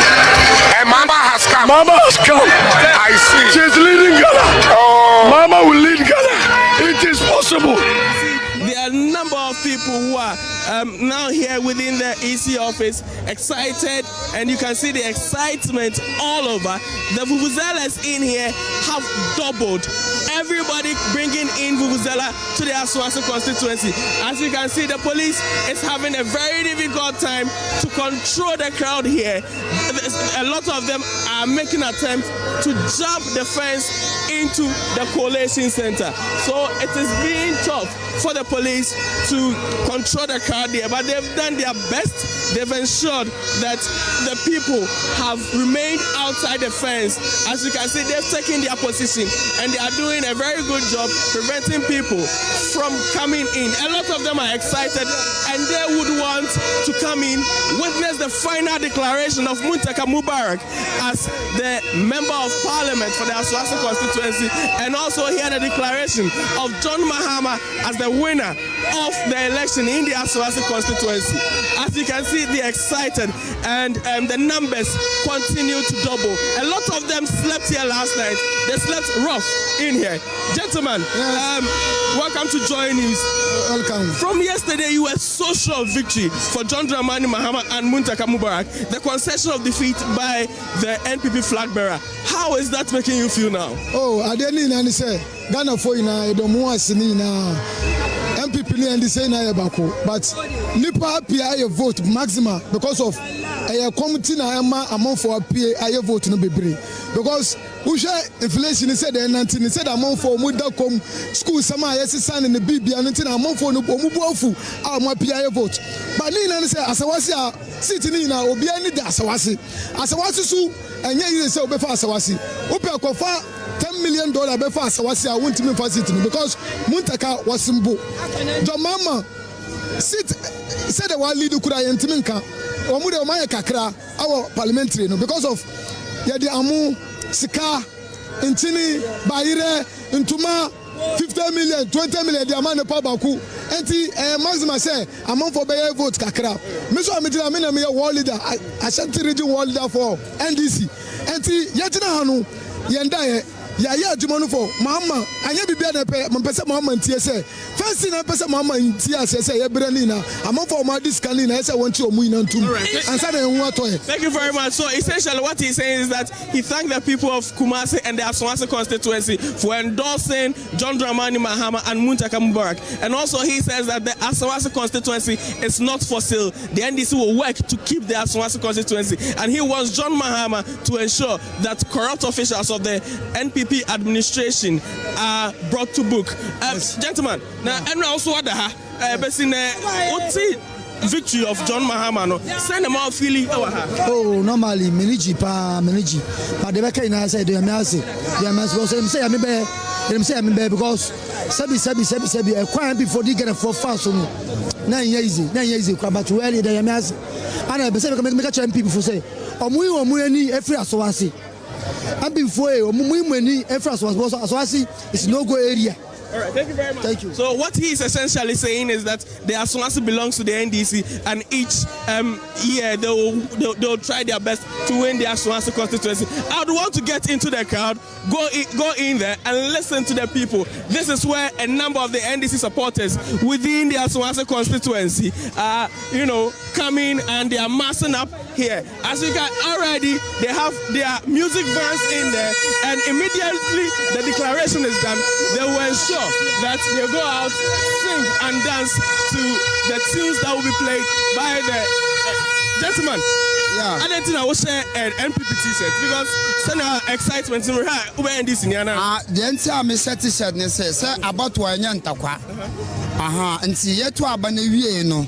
Ana NDC for so ya who say a partner di nkonim and see ya person say MPP atare no na yembefra NDC na mfamfra NDC atare no na obi an who say abato anyantakwa obi di nkonim a obetima be ka no ho na mo aye de na mo ajubility but me ankasa me NDC ni. So he is an NDC supporter but he is wearing the NPP t-shirt and he says that it's to signify unity among the people of Asawasi. He wants the NPP people to join them and jubilate together. Gentlemen, welcome to Joy News. How do you feel now? I'm feeling good. Because of say my brother. President Okada chairman. Me use Praga for zoo wall. Me chairman or association chairman. So MPP for bar or try say adwuma na yado mai kwama ya to mugu adwuma ya to ma kwa ho kirem. Me so me wo yiri mienu wam kolansia me to kwazu krom ha. Tina fra my brother boy na ya ajeja. Tina me for so say kwan bia so partner be le power. No to be ya card say Praga na adwuma na yi ma to ya bia ya na ya bia hwa me yiri ne memba. Etanu ate say ne da mani aja me gina ha. Ya fra Abdul Nasir strong man. So Abdul Nasir says he is an Okada driver or Okada rider, and he voted the NDC to ensure that if the NDC comes, they will ensure that the Okada riding business is given the necessary. They are made to ride and make money for themselves. So there are excited people here. It's very difficult to hear because of the vuvuzelas that these people keep blowing in here. Gentlemen, say now feel both to defend and then already send this corner John Dramani Mahama awene Muntaka Mubarak and so awene send a boat to defend for Muhusa victory ifa. Oh, first of all, yeah, the Yankopans so I may say the Yankopans say BBM and fast and the expected free Mama I can't queer the expected free more yes adeɛ a MPP bɛyɛ a ɔmo asɛ ɔmo no ɔno ɔba no no ɔmbɛfa saa trend no so yɛnim sɛ ɔyɛ bi dɛ ɔbɛtumi ayɛ but mɛka sɛ election wopɔmpe sika bebree gu election sɛ wobɛwini a yɛmfa sika wini election nti yɛn nyinaa yɛmfa akoma pa enter John Mahama na ɔnyɛ Ghana yie. All right. Thank you very much. So the NDC supporters, as I said, are very excited. As you can see, the music van keeps playing for all of the NDC supporters who continue to gather here to dance and jubilate. I think Martin Abugi in the northern region takes over from me.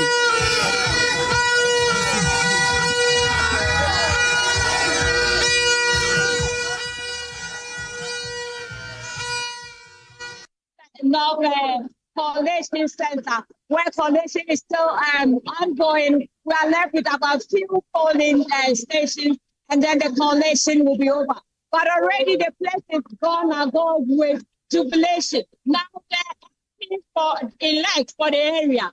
Just walk in at the time the MPP presidential candidate declared or conceded defeat, and so the entire area went brought with jubilation.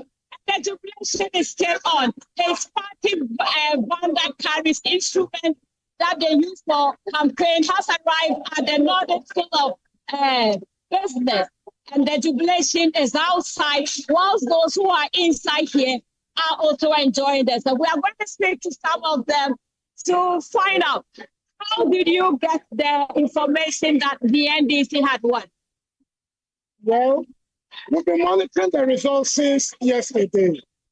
We've not slept. So we knew we were winning from what we were monitoring. We were just waiting for them to concede. And thankfully, Dr. Baumia came out and told us he had called John. And so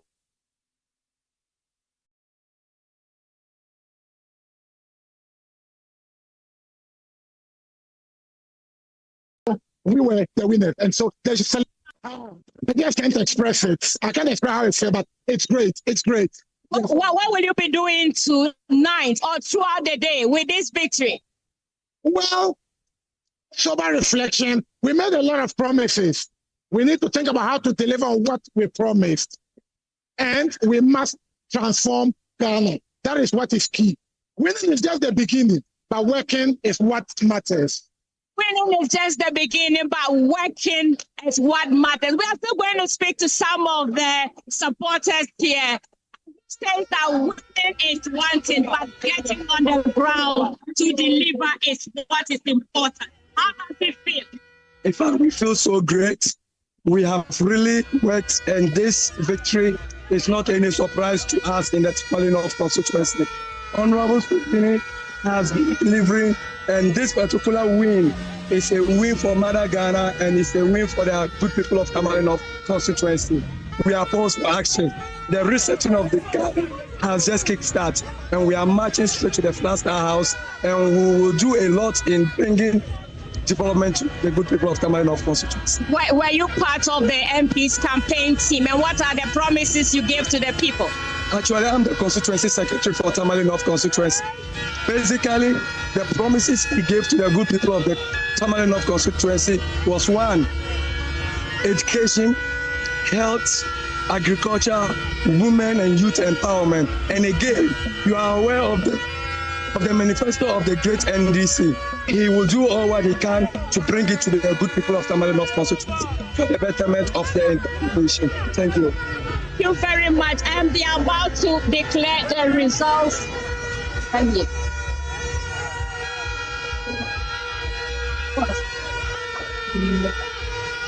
We are having a center.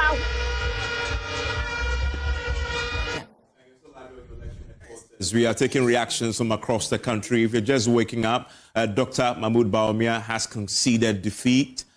John Dramani Mahama is the president-elect. I want to go to Rafiq right now, who has some reactions from the Upper West region for us. And we're seeing this all over the country, people just erupting, spontaneous jubilations. Rafiq, we've seen a situation in Accra, we've seen it in the northern region. What's it like in the Upper West region, where the NDC says they have swept that entire part of the country and not even lost one. Tell me. Yeah, in the Upper West region, the NDC started their agenda is 11-11. They want to win all parliamentary seats in the Upper West region and also win the majority vote in the Upper West region. And so clearly means that it did happen in the region. The whole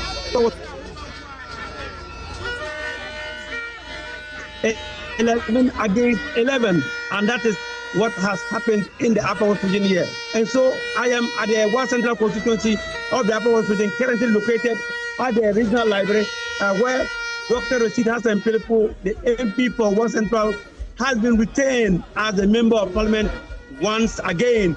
He polled more than 30,000, more than 38,000 of the votes that were cast in the region. And so John Dramani Mahama also polled 50,000 of the votes. So if you look at the last results, the last elections, Dr. Rashid Hassan Philippou was able to beat Nadia Umu by about 6,000 votes. But this time around, he increased the margin to about 2,000. In the case of John Dramani Mahama, it was about 48,000. Now it has moved to 58,000. And so supporters of the NDC are really in ecstatic mood. They are really in ecstatic mood right now. And then also, the West Central parliamentary candidate is now speaking to the press. Now let's listen to him. Right there, Dr. Rashid Hassan Philippou. This issue in a more comprehensive manner, working with the my government and creating conditions and value to make sure the people benefit in a maximum way in all the things we want to do.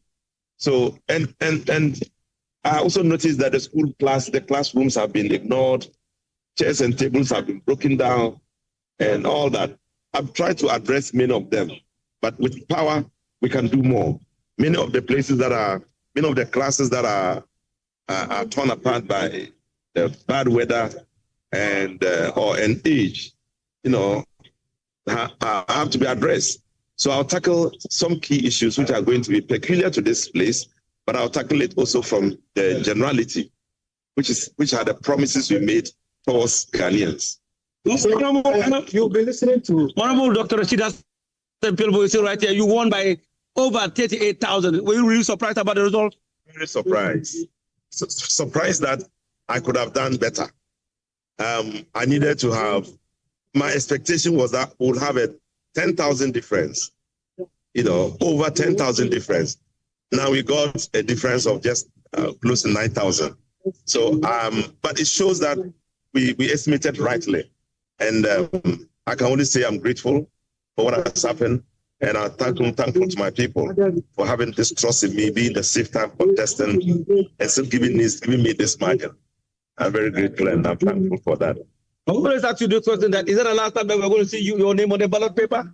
Well, for every politician, you have an objective. My objective may not be to continue to contest parliamentary elections, but you always are drifted towards where Allah has given you, where God has driven you. So I'll depend on the divine wishes of Allah. Baba Musa, running just the same. You need also and then Usha, my uncle can't say because Usha development money say. The new set of medicine, but to do the youth in the they really wanted this food, they really need it. In the realm, to know somebody I was green, then I was there. Yeah, it's a I was saying, I green. That's a Omaniache, Omakuma da Pom. The man, some chance of better one, I swap Babette Nano.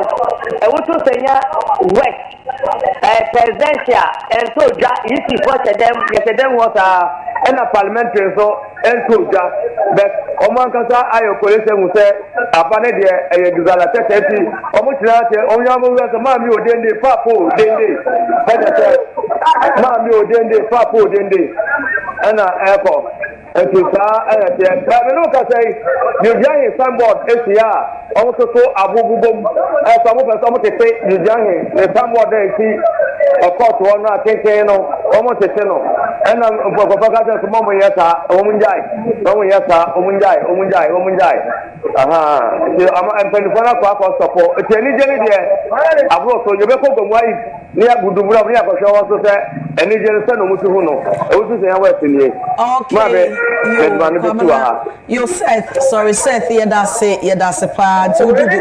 Odu Bujumbura mana wama yehudi ekoso so sabre ye call Michael akrufi hodom okoforidia Michael to make am bo kwaba Yami amini aba na koforidia etese koforidia boko fi anopa brema besini ebra Ghana man penya be de His Excellency Alhaji Mahmoud Bawumia eba abontin abekasa na wajia tu se abato ye okọ wedding to enunti omanpeni dada John Dramani Mahama na edin kunim no anam so ema NDC etafo no atom hoku monten so ebikra sebio omo eto a hu omo se omo amenyoko anabi mu no nyina ne so better flag NDC flag no akesi kwanso na se omo hihim mafa kofodia monten so New Durban South after New Durban North New Durban North no see kofodia normal technical at the first day to see Akwadum barrier and as Akwadum bridge so we go Akwadum be dia be for pan so no I just say who say nkofo say omanpani abedi say akata aja to me say wadi ncho enu no mo dom ho abegu mountains na che so mo yetete na moto ne na mu na we ne na mu ama na mu sabram no ka say medu to hum as hum so enyina no manche na ka say eba mountains no say NDC sita for no eba be jo mani oloro council say ampa about to course we idea NDC na edin kunim na no na me ni ebimu edin kitan so mo say eto send am so yes esan say ni okom egia ne me ni omo hisa ne so mo edin kunim ti omo edin kunim a ne kwan so ano no na enye frese so nkwa ne ni omo hwe ne ma bebre nim na amasa no enu so mo nyina akoto abama NDC edin kunim a omo to mo gumonten so ajo mani etimi no ka say die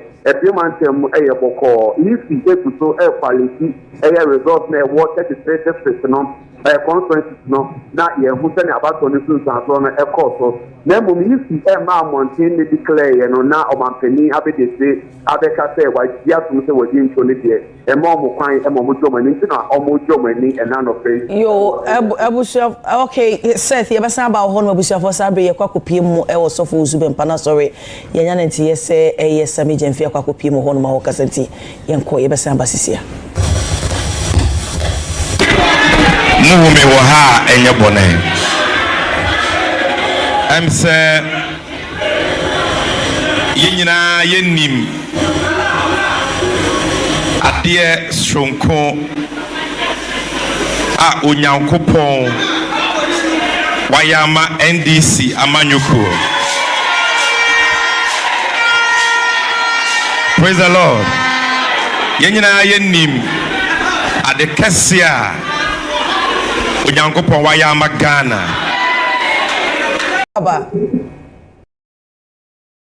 fodia mountains one the good mountains etimi no ka say die ebimantem boko if you so quality result na what 33% no conference no na ye hu se na about on so so no so na mo if ma mountain ne declare no na omanpani abede se abeka say wa dia tum se wodi ncho ne de mo mo kwan mo mo jomani na mo jomani na no face yo abushaf okay Seth ye besa ba ho no abushaf for sabre ye kwakopie mu so for uzube mpana sorry ye nya nti ye se sami jemfia kwakopie mu ho no ma ho kasenti ye nko ye besa ba sisia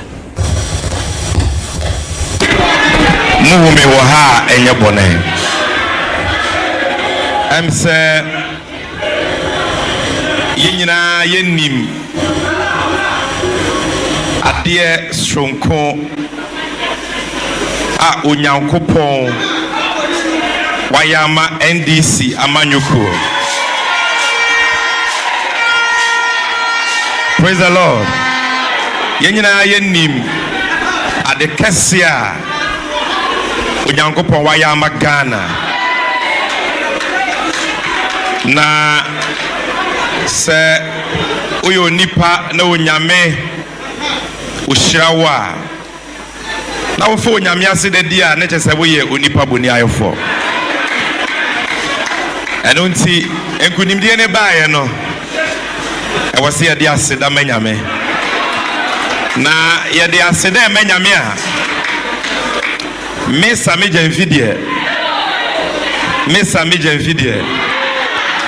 inim sɛ aseda a yɛde ma nyame na afei ne yɛfiti aseɛ but meka no wɔ makoma mu sɛ baabi a ɛwɔ sɛ yɛfiti aseda no ase ɛyɛ the great prophet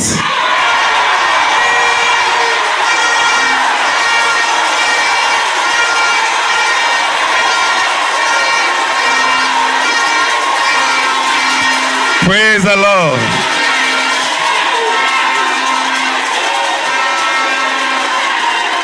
The great prophet Onyankopɔn ɛde na kyɛ Ghana. Ɛyɛ papa Apostle Owusu Bempah. Sebi di onyame ayama NDC ne Ghana. Ni onyame ayama ya papa John Dramani Mahama no.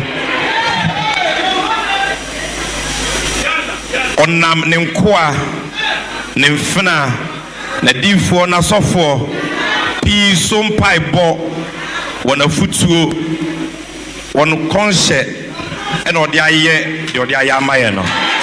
Na emom me de nto abɔ ne adwuma yɛ nyina me obi a medi mu akotini yɛ no honamani ene de yɛ ne sunsum mu na metumi aka sɛ yɛ pe onyame adifo onyame asɔfo a ɔmo de ɔmo ho bɔ afɔre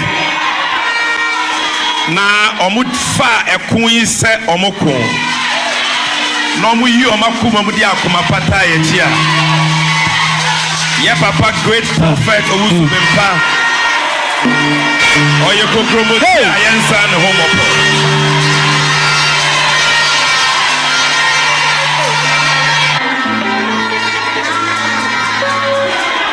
Na biafo minya akwanya ehia ye papa enyenne bi bedwen se enanse ai na mi hia ye papa Sase ko ya papa na se ko je mpaibɔ akwankyerɛ ne afutuo no papa betumi aga sɛ bia ɛbora emfie mienu kra yɛ sate ya kyɛ na ade a mɛka kyerɛ mo ne sɛ onyame asafo yi onyame wɔ hyia mo pa because onyame wɔ nasomfo bebree but the ordinary master for you know odamufua na the entire maker sani ehia onyame asofo bebre o maboa yen abom paya mayen but ya papa ade ba ko e wono ho a me free say wo tan no cry wo say wo ka ipa bebre nim but ade ba ko a e wono ho me nka nkyere no ba me ka ne ha me dwen wa menti ase ne se onyame ama no ahobrase a ebro adwen nti ase so because o hwe baby onyame pagya no wo honhom mu ene adoma kyede e wo no so ni nnwuma onyame de na ye na hwe wo na mumpo obra wa bɔ ne de owo na ye nkran ketu ayukra no papa e kasa wo ho a ahobrase a wo no be kasa ofre phone so wo kɔ ne ho a lot of people don't know that side of him and sadie no yade a me atache makoma pa eno ntina me se onyame wo hira mo na na ho brase mu so ade ba akoso a ma hu so ne se ade a wo ka bia me de minim obi experience but me de me ne san ye de ade adeɛ bia waka kyerɛ me anaa waka afa deɛ menim ho bi ayɛ no kura turodoo ɔnka wotumi wu sɛ ɔnka mfa baako koraa sɛ ɛnyɛ dɛn ɛnka ho praise the Lord na ade a mɛka atwa toɔ nsɛm ne deɛ mɛsɛ mɛka a yɛnwie nnɛ ba deɛ mɛka atwa toɔ ne sɛ wɔse wɔyɛ adeɛ a ɔde n'akoma ne ne nipadua nyinaa na ɛyɛ sɛ ɔse ɔnyɛ a ɛnyɛ adeɛ ɔbɛyɛ because anadwo anɔpa awia wofrɛ papa a wo nsa bɛka no wɔnsa nka no korɔ ɔbɛretɛn ne wo kɔɔ na ɔfrɛ yɛn na ɔkyerɛ yɛ deɛ nyɛ wohu mu wonam mu mesrɛ mo mu nyinaa mo yɛnka me ho ne yɛnka nkyerɛ papa sɛ onyame nhyira no enti papa wei deɛ ahobraseɛ mu meba unannounced NDC amanyɔkuo nyinaa yɛbɛsan so aba biam wei deɛ ɛyɛ mmea me same gyamfi wo ba prɛko pɛ mmea na maba sɛ afei na nkonimdie no ɛbaa yɛ ni 30 minutes 1 hour koraa enti yɛba ha na yɛabɛda onyame ase na yɛada wo so wase na berɛ ɛsɛm no ɔma yɛ kwan a amanyɔkuo no nyina yɛbɛba ne sɛ asɔre no mobɛgye yɛ ɔmu nyɛ o yɛ nyina yɛaba enti yɛ nyinaa yɛbɛba na yɛmma baako pɛ so yɛbɛba aba na yɛ nyinaa yɛbɔ mpaeɛ a yɛmmɔ mpaeɛ ma yɛ papa yi sɛ onyame bɛma no nkwa tenten ne ahoɔden na onyame bɛkɔ so ayusu no ama Ghana wei mu ne adiifoɔ a Ghana hia and yɛde onyame ase sɛ mama yɛ se papa nyame nhyira wo yɛda ase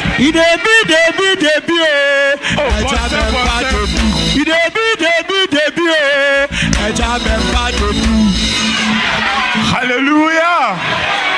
Oh, Bonsama Sami JV. Bonsama Sami JV. Wow. Oh, church, I thought we give the Lord a clap offering, a better one. Sorry, John Naso. Na yedede.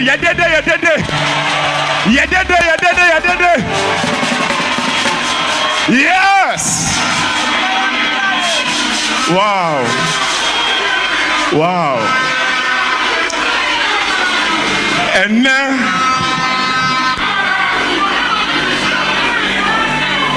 Owusu Bempa, the great Owusu Bempa. Oh, he is here in our midst. Oh, I said he is here in our midst.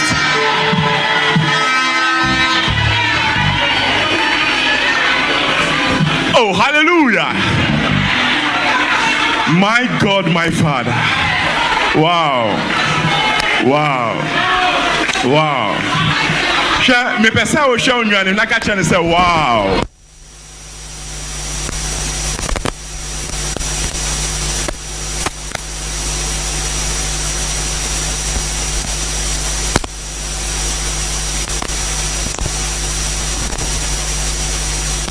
Really help us in some way.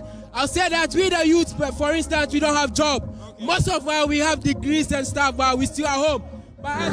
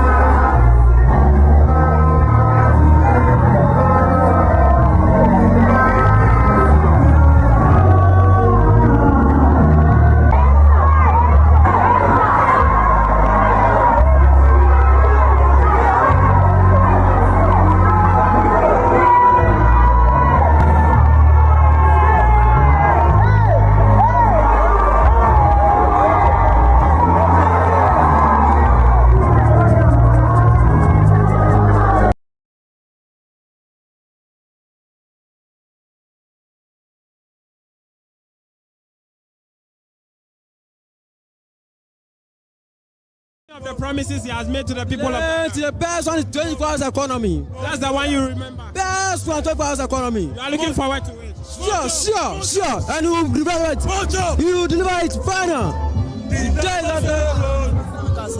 Talk to me. Abosu, many achipa sama ama babosu. Ko ya di echirache. O shwe dey call man ma bosu ye bro. Ye bre. What would the victory change for you? Mama, why any ma play company juma me ye. Mama to pay no. Which company are you looking forward to working in? Rubber company. Yes. I mean, apart from that, which policy do you remember of John Dramani Mahama? 24 hours economy. I see. Plus. I see. And so he also remembers the 24-hour economy. Talk to me. What does this victory mean to you as an individual? Oh, we are happy that today we NDC have come back again on power. And we thank Almighty God. Our enemies' thoughts, our opponents' thoughts will come. We are back again. And the reason why we are happy is that JM is come to cancel e-levy for us. And tax, betting tax, and bring us the free education. He wants to continue. JM says he's not going to abolish, they say, he's not going to abolish the free education. He's going to continue and do it better. So we are happy. What do you expect him to change about the free SHS? Oh, you know, when this government, they have been doing double track. And I pray that when Jay come, he should cancel the double track. He should open the more e-blocks that he has built that he couldn't finish and he left from government. You should come and continue it, then you should open it so that all of the free HSS students should come together and be going one track, not double track again. So Evans, those are some supporters of the NDC here at the Ayawaso West Wuogon.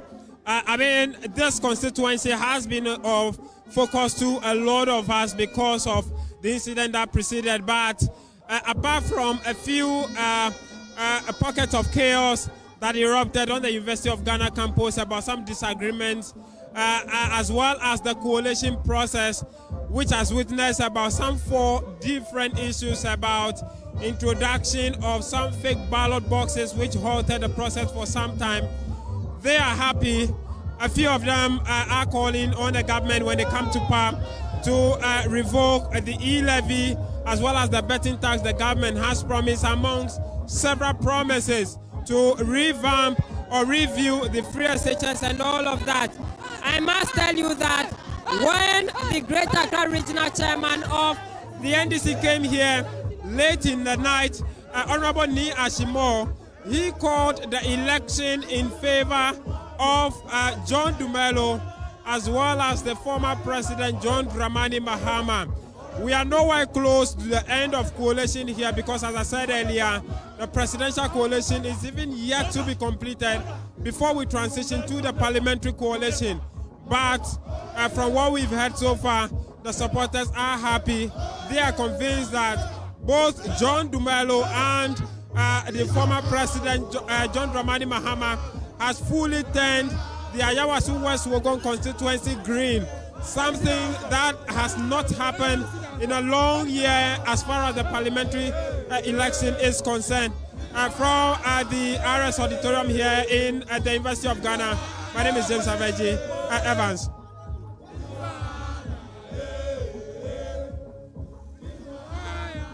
And Winston, you were beginning to appreciate what has happened. Take it all in.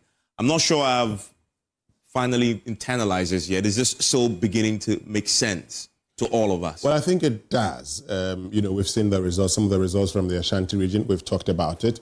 And it tells you something. It tells you one thing. I think the NPP itself has realized the need for some soul searching. The NPP realized that they need to, engage in some stock taking, particularly after Nana Addo Dankwa Akufo-Addo's presidency. The party, if you were to ask the NPP,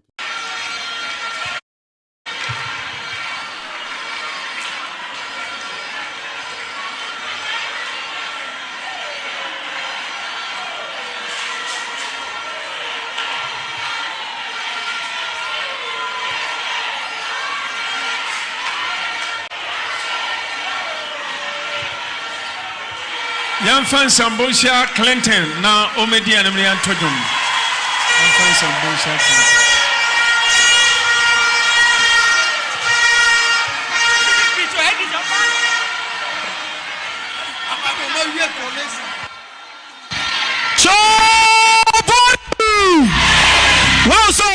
Samson, and then you, Raymond, and then Mavi will take over with a new set of team members who will continue our role in coverage. Samson, you first. What does this mean for Bawumia?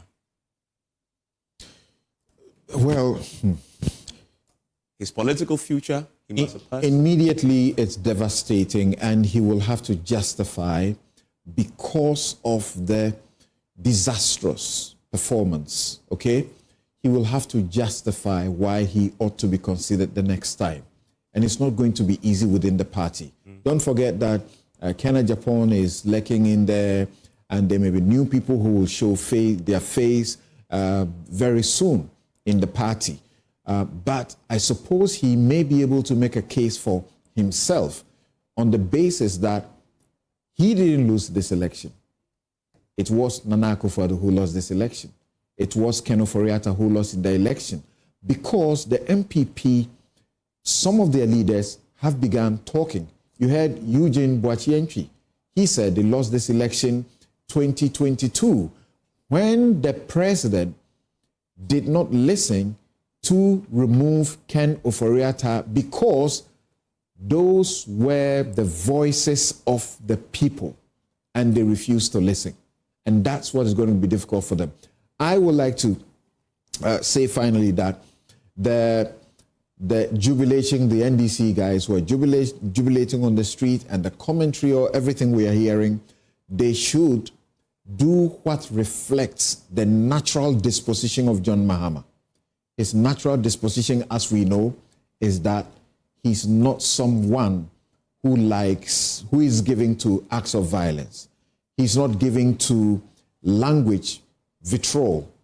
So they should conduct themselves in a manner that reflects his natural disposition. And Raymond, what does this mean for Akufo-Addo's legacy? No, I thought you were going to ask me the Bawumia question. No. Let me stay on it. We just have a couple of minutes. What does it mean for Akufo-Addo's legacy? See, it's been shattered, it's been battered, and it's suffered a massive damage. In the last few weeks, all of the commissioning, all of the purported good things that were being put out there, many had warned. Let's not forget, Akufo-Addo had done some good things like free SHS. But it was also under Akufo-Addo that we had this debt exchange. Some wished it away. People talked about impunity. Some wished it away. People talk about growing corruption. And the worst part of it, it appeared to have had presidential endorsement. They wished it away. Basically, Ghanaians were made to feel in this republic under Akufo-Addo that you were basically third-class citizens, and the only people that mattered were the few. Perhaps Bawumia can dissociate himself from this now fully and stand out and now project himself in a different corner. That was always going to be difficult. Of course, and NPP succeeded in making one policy from 2008 straight down to implementation year 2016, and fast forward to 2024, we're still talking about the free senior high school program. That is a good Akufo-Addo legacy, but there are so many blots and negatives that the party should reconnect, restructure. And this is a party that's actually for the businessman. Businesses suffered massively under Akufo-Addo. And yet all of this were wished and thrown under the carpet as if nothing had happened. It reached a point in this republic when you talked about it, you were made to be or think that you didn't know what you were talking about, and that there's a lot more goodness happening under him. Maybe this is a reflection time. I know there's going to be a lot of talk around this and all of that. No leader gets 100%, but the expectation is that the MPP will reflect more about that tenure that Akufo-Addo led, and perhaps correct some of the things that should never be taken into the future. And we're going to take a quick changeover. We're going to make a quick changeover now here on your election headquarters. Rolling coverage continues. Mama V will take over with MFR Pau, and of course, as Studio 997 Kojo Yankson is standing by with our team of experts who will be weighing in. And this is an all-round analysis and reaction to what is unfolding right now, this historic outcome. We have the vice president, who is the flag bearer of the governing party, conceding defeat and makes John Dramani Mahama the president-elect. Never happened before this quickly. Within 24 hours of the election, we have a concession delivered there. Kojo Yankson, I'm going to come to you now, and let's hear your guess. And the next time you come back here, you have the two ladies taking over. And we'll be joined by a whole host of other analysts who will be helping us pore over what has happened, making sense of it.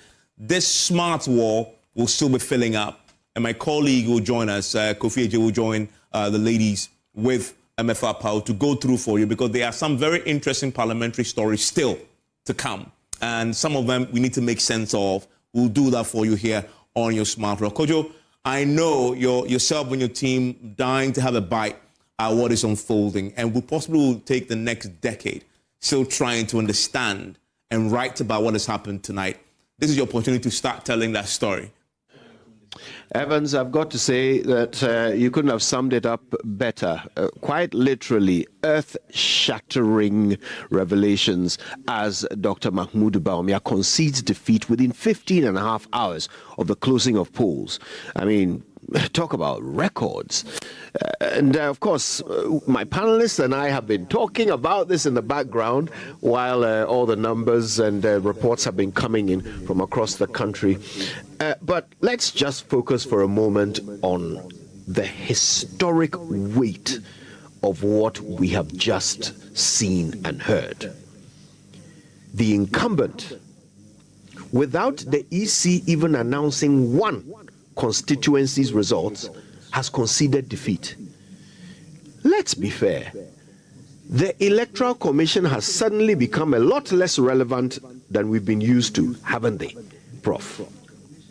You said it right. In fact, this event, this 2024 election, has made so many histories, so to speak. Many of them. Okay. And like you said, the concession, that speech that Dr. Bawumia gave in itself was very significant, because he took time to really relate his deep sentiments. Prof, forgive me, it seems your microphone is malfunctioning. We're going to get someone to come in and fix that for you. But while we're doing that, Clara, I mean, I know you have thoughts on the same issue. What do you think this actually means for the value that we've been placing on the Electoral Commission, the attention we've been putting on the referee in our elections? Let me start by saying, like Prof was saying, this is historic, not just that they declared he conceded defeat within 24 hours, but the fact that there's not a single certified, nothing from the Electoral Commission, yet he came out to concede defeat. It's one of my proudest moments as a Ghanaian because of the value of this to reducing tensions, to reducing anxieties that could have escalated with the time that is going on. I don't know with respect to Electoral Commission. Now I'm not even sure he's waiting on the Electoral Commission. I don't know. It's difficult to even put. It's mixed feelings as to what this means for the Electoral Commission, but it also the good point of it for me, or the highlight point for it for me, is the maturity displayed by the politicians involved. That shows that at least the parties themselves, of course, in this day and age, I mean, they are all able to collate their results. They have a fair idea what's going on, and that they would come out even without waiting for the Electoral Commission to make sure that, I mean, tensions are lowered, anxieties are gone, and this, for me, it's one of my proudest moments that I'm still struggling to find the right words to put for it. Less than half an hour before the Vice President conceded defeat, the NDC held a presser. Sammy Gyamfi addressed it. Thoughts? To be honest with you, before the presser, I heard that we were aware that the vice president was going to give a press conference. When the presser started, I kind of understood where the NDC was coming from because, of course, there are results that, voting has ended in polling stations. A lot pink sheets are everywhere. We haven't heard any. The Electoral Commission had created a certain vacuum that people were beginning to sit on tenterhooks. So I could understand why they came in. Just that towards the end, I didn't have a problem with his initial press conference, but towards the end, I expected that he would have been a lot more magnanimous.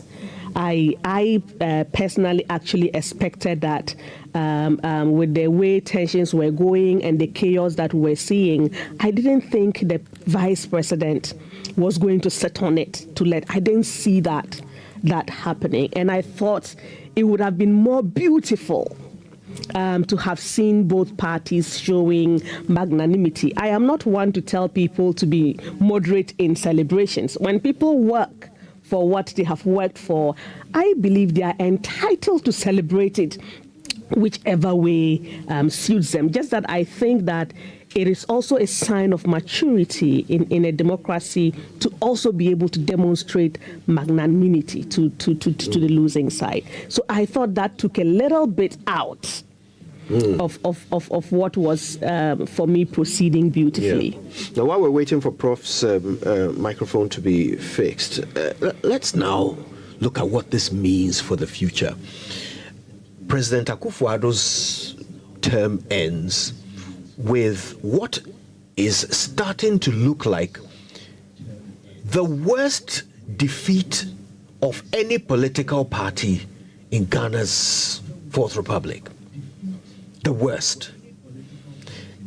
It also curtails, or in fact, before it even begins, puts a halt to the hopes of Dr. Bawumia of becoming the next president. What does the NPP's future in opposition look like to you?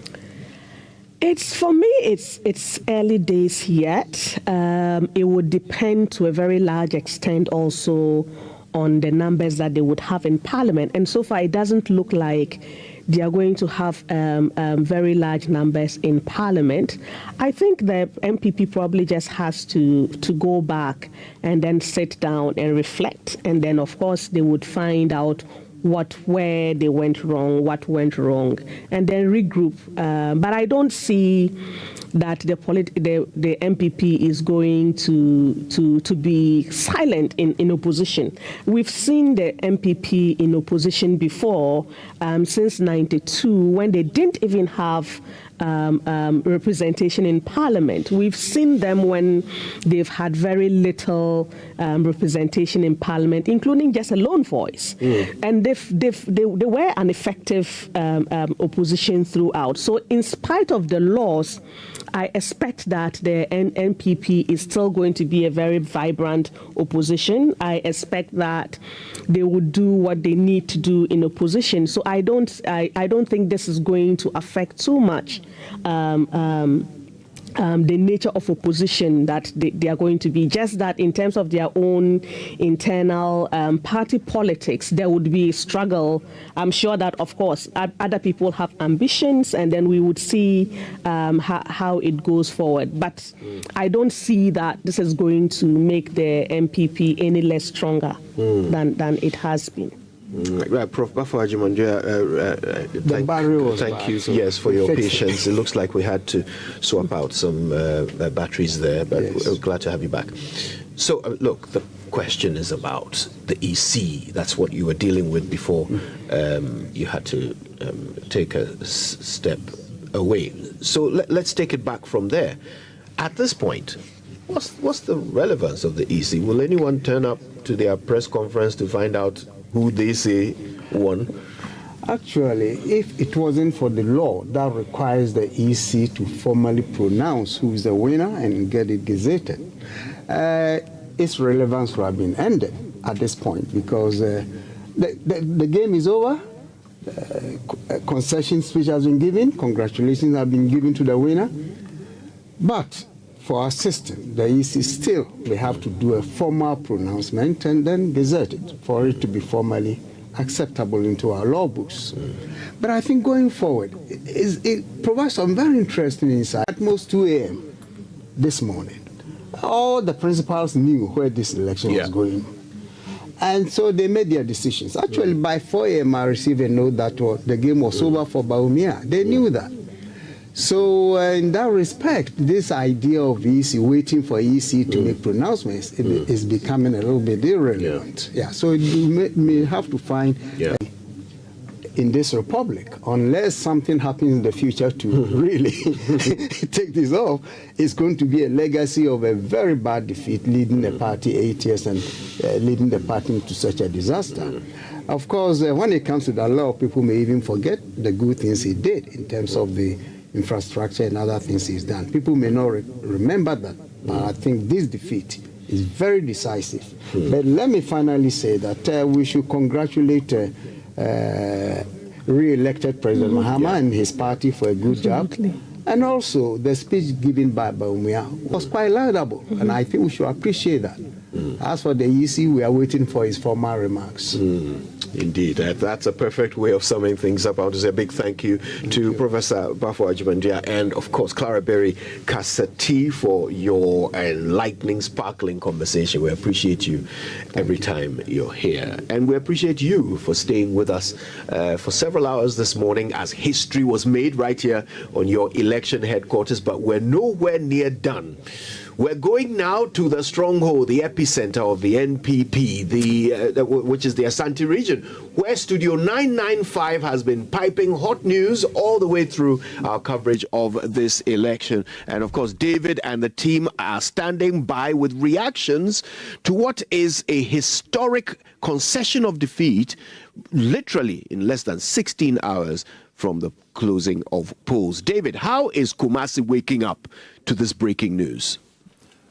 Well, Kumasi is waking up to this breaking news with a bit of surprise, because we were here up till 3 a.m. last night.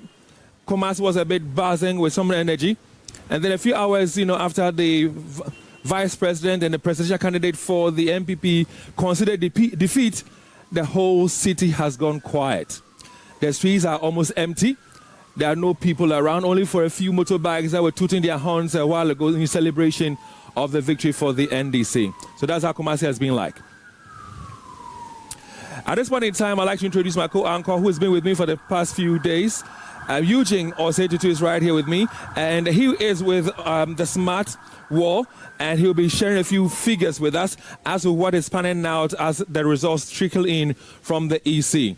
Also, to help us with some analysis this morning, we have Dr. Amakye Boateng. He has been with us since Friday evening. He's with the History and Political Studies Department, KU University. We also have Dr. Ali Nyaba, who is also with the same department. He's been with us as well since we began this on election eve. Gentlemen, good morning to you. Good morning, Dave. Let me start off with you, Dr. Amakye. We woke up this morning hearing that there was going to be a press briefing from the vice president, the presidential candidate for the NPP. It did happen, and he's considered defeat. How did it come to you? David, actually, a little bit of a surprise. We couldn't take our eyes off the screens. We went home late last night and yet we're glued to the television. Home this morning. Okay, yeah, early this morning. Look at me. We're glued to the television, and the information, were trickling in. It was not really significant until the NDC came out with their own data, what they have put together out of the pink sheet. And so one could say that the information they gave us was authoritative. And then they called on Dr. Bawumia to concede defeat. We got to acknowledge that. Then this is, communication boss, Lawyer Sammy Gyamfi, yes. He did make an explicit call on Dr. Bawumia to concede. From that time on, Dr. Bawumia had no option. That is, provided the information that the NDC put out was accurate and authoritative. And indeed it was. So Dr. Bawumia in the first place had no alternative. He was pushed to react to that, especially given the fact that for some reasons the EC is taking a lot of time to deliver. It's taking a lot of time to deliver. We got to somehow appreciate some of the challenges that the EC has been facing. But that notwithstanding, the EC is taking so much time. The tension had to be brought down. Life had to be saved. And so Dr. Bawumia simply couldn't help but, come out and concede. I was sort of slightly taken aback because politics in Africa generally, has its own challenges. And people that lose, even when they know it was free and fair elections that delivered their fate, they have difficulties in. No, what Elijah is saying, it can never come to pass. We are prophets. It adds legitimacy to the outcome, to the overall outcome of the elections.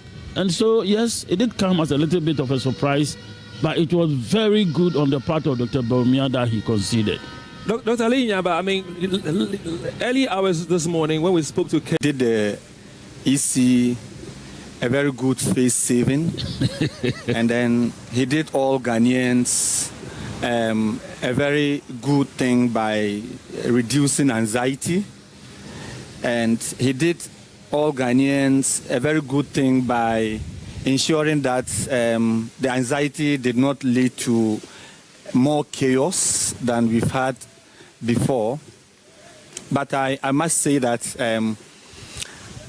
I am not too surprised because the MPP, as at last night, per their actions, showed that they knew the outcome of the elections. They had already conceded to some extent by not continuing to communicate like they had planned to do. And I even understand it was difficult to reach most of the stakeholders in this business on phone. Yeah, so it was coming, but how it will come. And it goes to confirm the fact that if the EC was going to be proactive by learning from the past, how are the political parties able to get this far in a very short time? I'm not in any way trying to compare the processes that characterize the two different groups, like how the political parties will come out with a final figure. It's not the same process as the EC, but at least if it's even taking a little longer, it should not go beyond 12 hours, because by 8 p.m., 9 p.m., the two major political parties knew their fate. So, granted, if this is extended by some 7-10 hours after NDC and MPP doing their work and getting to know figures for both parliamentary and then EC should have been able to give us not less than 80 to 90% of the results before daybreak. But they are not able. So it's two things. The first thing is that I am happy about the turn of events, the Bawumia concession, and I think it's a feather in his own cap. And I am also happy that maybe the EC will take a clue from this, save us further embarrassment and anxiety in the future, and learn different strategies of delivering the results to Ghanaians at a good time than they have done in the past. It looks like this year would have been worse. We would have been running into maybe Wednesday or Thursday if we were waiting for the EC to declare these elections at the pace that they were doing it. What does that make of the EC right now? Because normally, if, let's say, Dr. Mahmoud Bawumia had not conceded, many of us would still be waiting for the EC to be churning out the results, and we'll be doing some analysis and all that. And then we'll be also looking forward to their periodic, addresses and all that. Now, Dr. Mahmoud Bawumia has, considered defeat.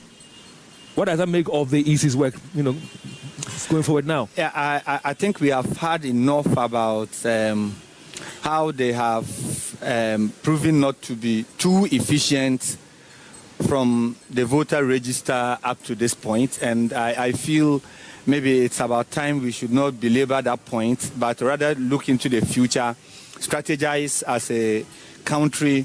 That we know the EC belongs to Ghana. it is Ghanaians who put up an institution to ensure that we deliver a credible election that will not lead to chaos in the country. So we can plan, re-strategize, and then make sure that the EC works more efficiently than they have done, particularly in this past few years. All right, Doc, I'll come back to you for a response on that. But let's go to Maxwell Agbagba, who is currently at the residence of the president-elect, John Dramani Mahama. So, Maxwell Agbagba, if you can hear me, tell us what is happening at the residence of the former president and, of course, the president-elect.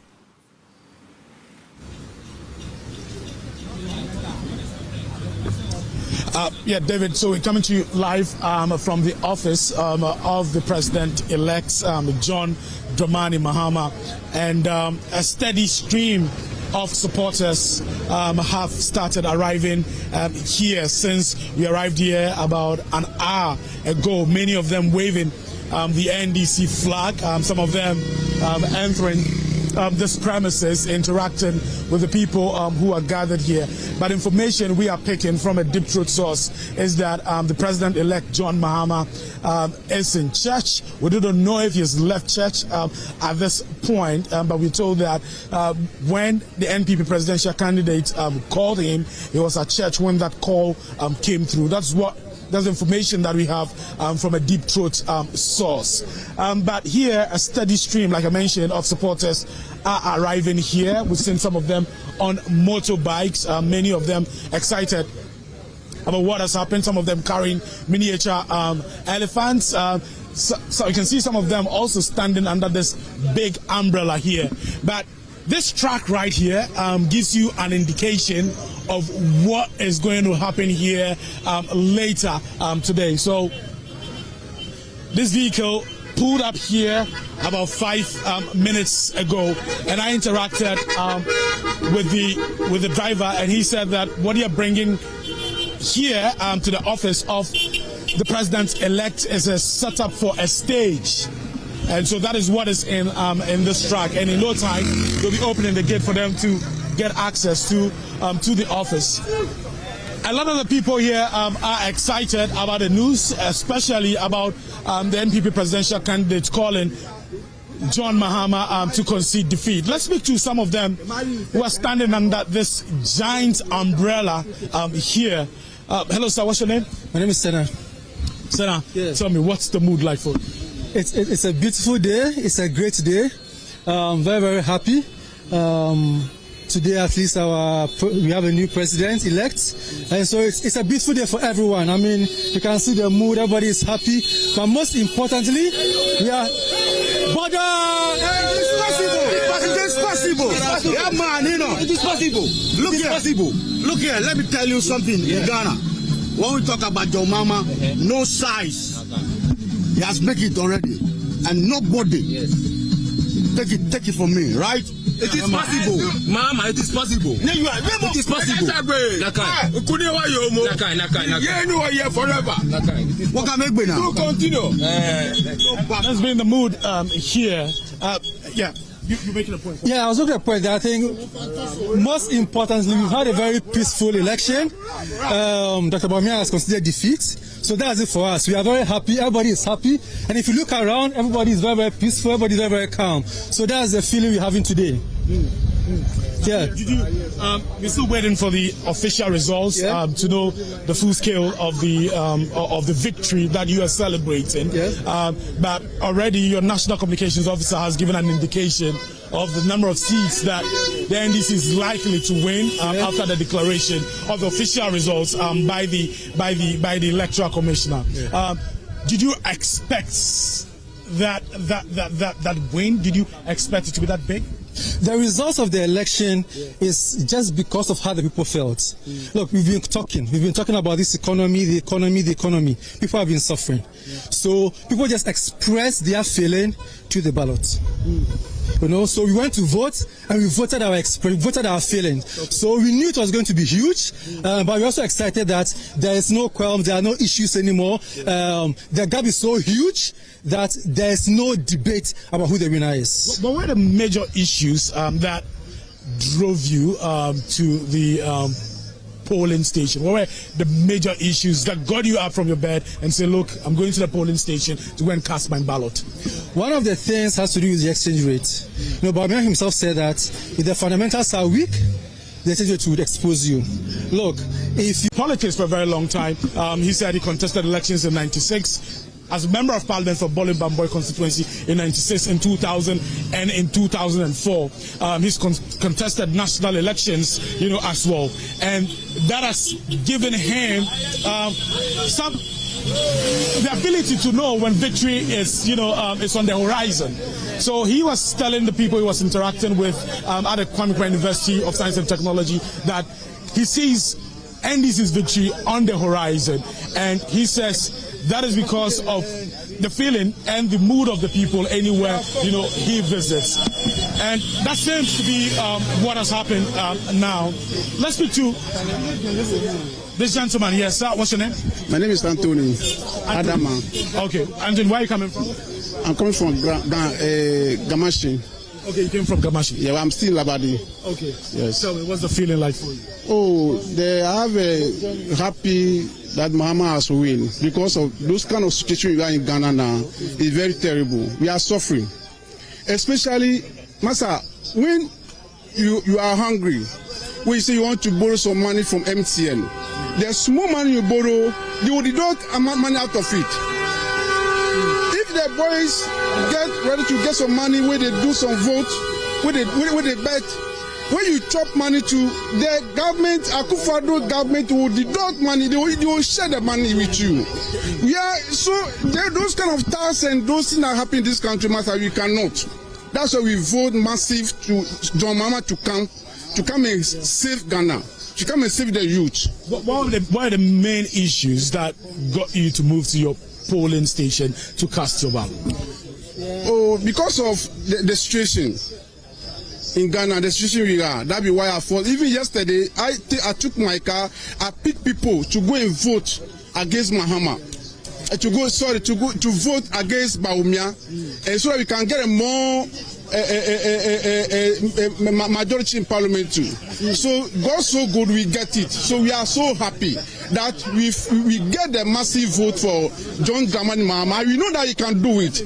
Mama can do it. Mama he know how to do it. He will do it too.